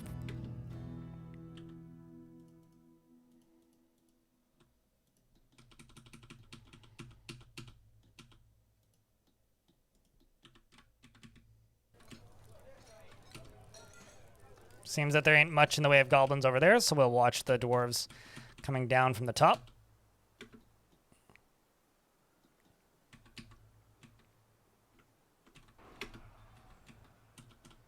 Let's see who charges. Pothead leads the charge. Legendary Spear Dwarf. Did briefly get an injury, but is making his way down and through pretty cleanly. The final goblin down at the bottom gets cut rather efficiently. As for the goblins that are still trying to make their way across, they still are, but globs of lava are sending them flying and burning the remainder. Looks like cannons are still pretty effective. That's good to know. We haven't fully blocked the bridge just yet. Well, now we have, actually. But the few that are on the inside are getting boulders hucked at them out of the catapults and are getting slashed with the rest of the pieces. Still a few... Uh-oh. Well, found a problem. Seems like somehow one of these managed to get a little bit derailed. Took a little bit, but all in all, still functioning quite well. We'll have to solve that out. We'll have to solve that later. Goblins appeared to have made their way into the fortress and are now panicking, which means we have the advantage. Sending the dwarves down. I'm sure they'll be down here momentarily. Bolts are flying up and down, and the dwarves are crashing through in the wings and slaughtering all the goblins, except Kel here, who's now wounded, who can no longer breathe. Rest in peace, Kel. He was bashed in the head, which tore the muscle and bruised the bone. Where'd you get hit? It must have gotten something. I see. Spine was taken out and he's suffocating. Rest in peace, dwarf. You battled valiantly. As for the remainders of the goblins, well, as they try to enter the fortress, there isn't much they can do. After all, most of them appear to be kind of chilling down here. They do still have some pick users, great pick users. I'm going to go to the top of this, and we're going to turn the cannons off for a moment, as it seems that all the while my lava moat is continuing to fill, which is pretty sweet. It's making progress. So sieging the fort is only getting harder, although that's probably the easiest way in for them. Another dwarf was found dead. Uh-oh. That was the one that died.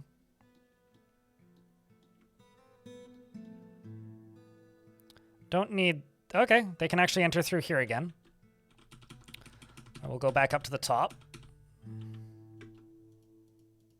I'll slowly add in additional squads.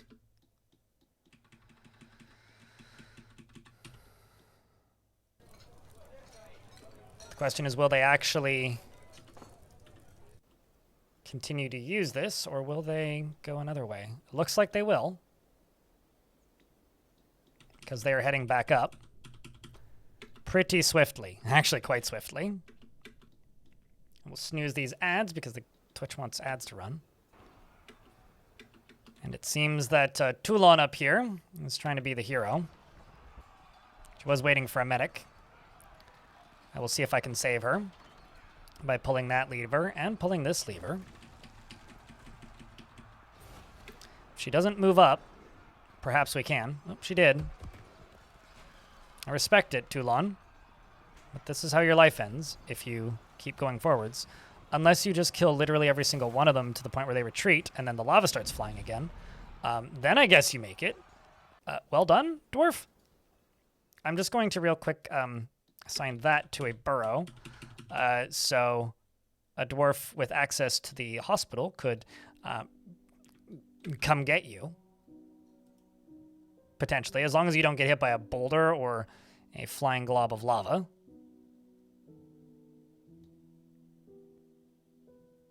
It seems that there are a few goblins here who are trying to make their way off.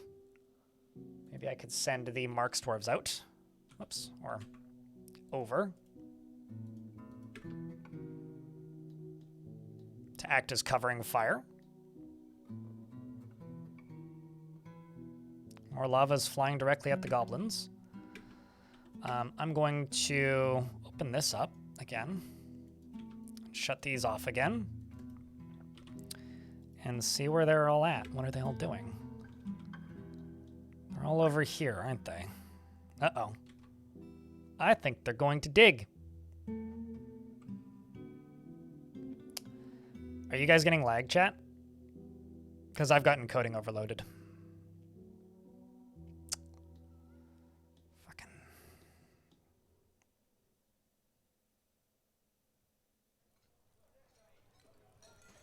I'm getting the error I was getting earlier. You don't see any lags? Good.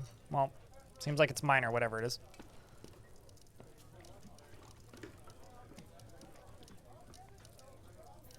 Okay, well, got the door open again.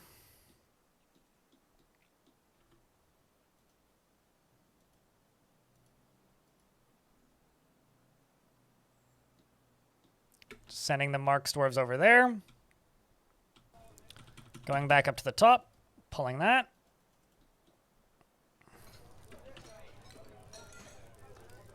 Actually not sure why the Marks dwarves haven't arrived yet.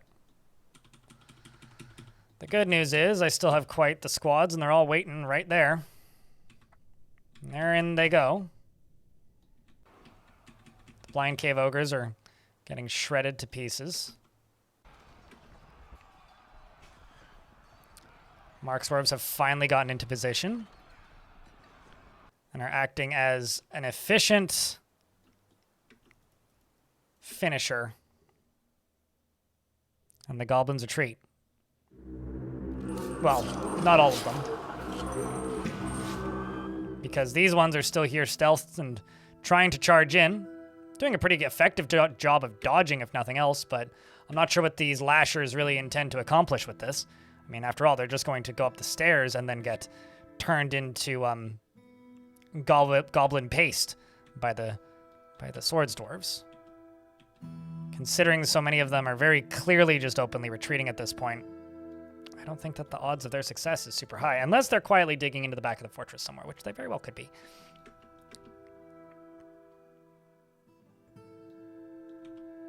Okay, I will go up top and close the bridge once more. Closing the bridge here will allow the minecarts to stop firing, and we will pull this lever when they are close to the surface once more. Although, can they even get up there? Yeah, they can single file get up there. Marks dwarves are firing underneath down at these goblins who are shooting back at them. The goblins are shooting out and we're shooting down. Thankfully, we have more ammo than they do. We also have catapults, which helps. They appear to be retreating. Must have run out of ammunition. As for these guys, what are you guys up to? Running around in circles? No real rhyme or reason behind it. Could charge out.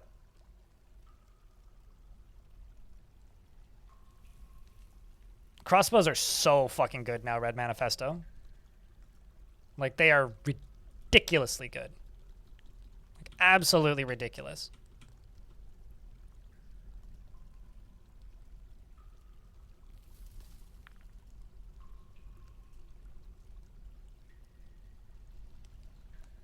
Like, absolutely ridiculous.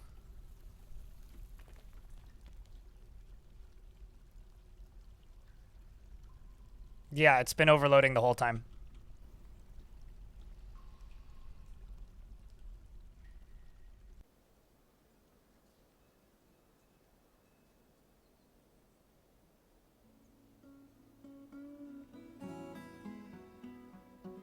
And here they go.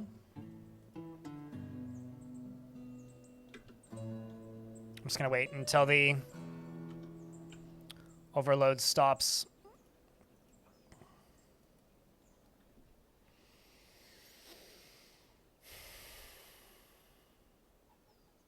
Oh no, absolutely, I completely agree. The old ones looked kind of dopey. Like, the old ones just kind of looked like a middle-aged man with a beer gut. These things actually look fucking terrifying.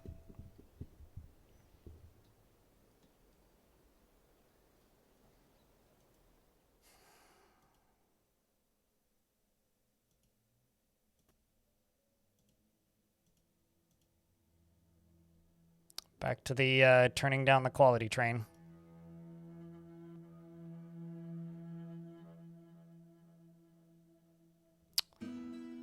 Doesn't seem to do anything. Well, at least we know now that it's not specifically YouTube.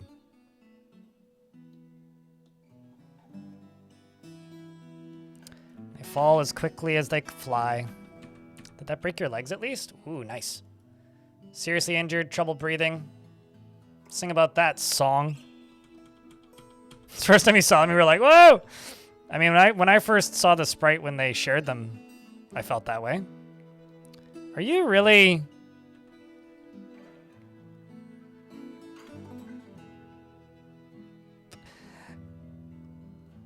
I really hope the game didn't lag too much for you guys to be able to see that. Could somebody clip that if you did see that? But he really did just break that and set himself on fire by falling into the lava. Like, they might look scary, but they're not that smart. This moron's on fire now. He's burning up. He's on fire, if you will.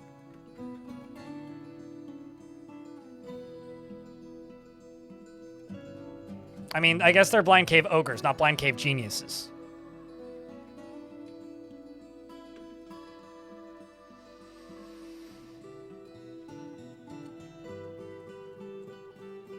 Yep, it's all mouth, no brain.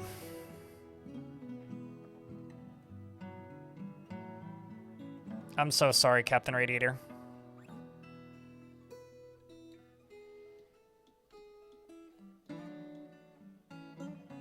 Somebody got hit by something.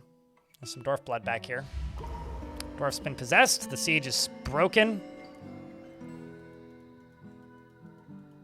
And I presume that that means that I can send all the squads out here. Turn off all the siege engines. And call it a week.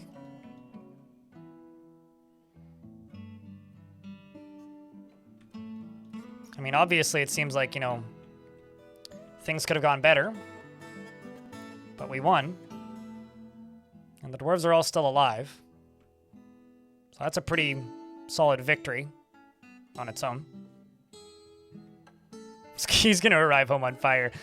No, he definitely burnt to death, but... And the good news is that was a siege, so everybody gets the triumph thought. Triumph thought? So that's going to be a pretty hefty, positive mood for the fort. And I can turn off the burrow now. And the moat continues to fill.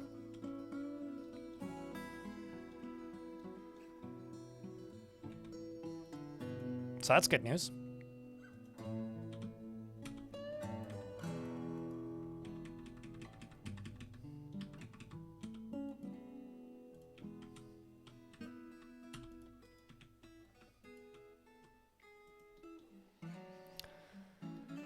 That much is good news. Chat! I apologize for the crappy vibes today, but I seem to have found a leak. I know that I said it would only be a matter of time before we found the spot that I missed, and found it! It might still fill up even with the leak, and if so, that's cool. We'll just leave the leak then, because honestly, I think that that suits the evil villainness of this fort. I mean, look at this. Hey, VadTech. We've had a rough day, bad technical difficulties on and off throughout the day. But I'm going to do something real quick. I was asked to save right before this started, so I will run a save through.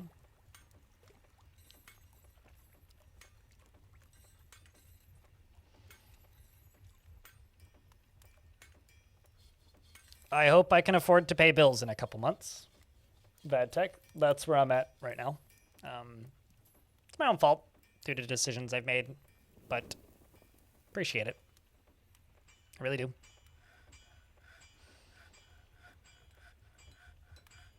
Blind Cave Ogres, Blind Cave Geniuses, thanks for clipping that. Appreciate it, man. But let's look at this in Stone Sense. I want to see what this looks like in Stone Sense.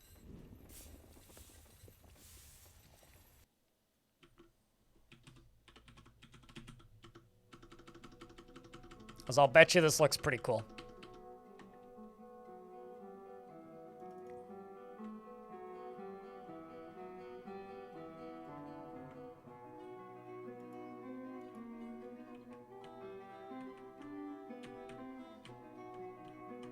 So that's the front gate. But if I go up to the top, that's the actual cannon structure right there. That right there is the actual cannon structure. So it goes down to there, and this is where they fire, right there.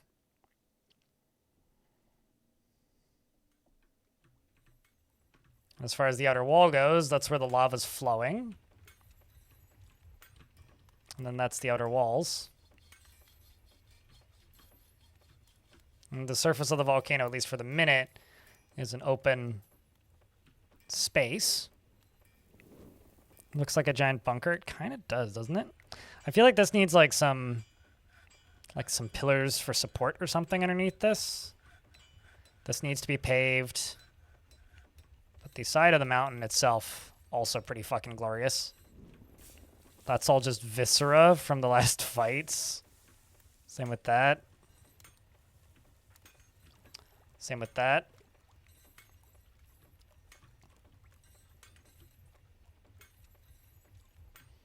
But yeah. I mean, if you look at the edges of this, you can see that I've got my inner wall in addition to the inner wall. So that's what this is. This is the additional wall. Definitely needs some work, but it's getting there.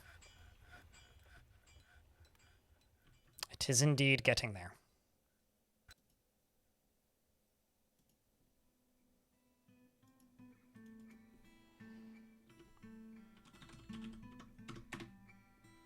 I just saved the game, so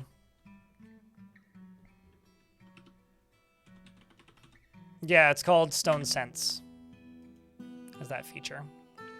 But chat, I'm winding down for the night. For those of you who don't know, I've had encoding issues all day, and I would like to try and debug those tonight. It's led to my mood just like completely collapsing on itself. So I feel like I'm just gonna be shitty to be around for the rest of the day. Hi, Bob. Hope you're doing well. So yeah, that's how I'm doing. I don't really have like the physical capability of being positive at the minute, so yeah, I appreciate it. Wispy, I appreciate it. Yesterday I was really wish casting in a way that Tarn had a patch ready, but he didn't, so yeah. Bad timing? It's okay. Most of my life is bad timing. Except for December 2022. That was pretty good timing. We all have our moments. Some ads are about to run and I literally can't snooze them anymore. So I'm just going to let them run while I update Legends.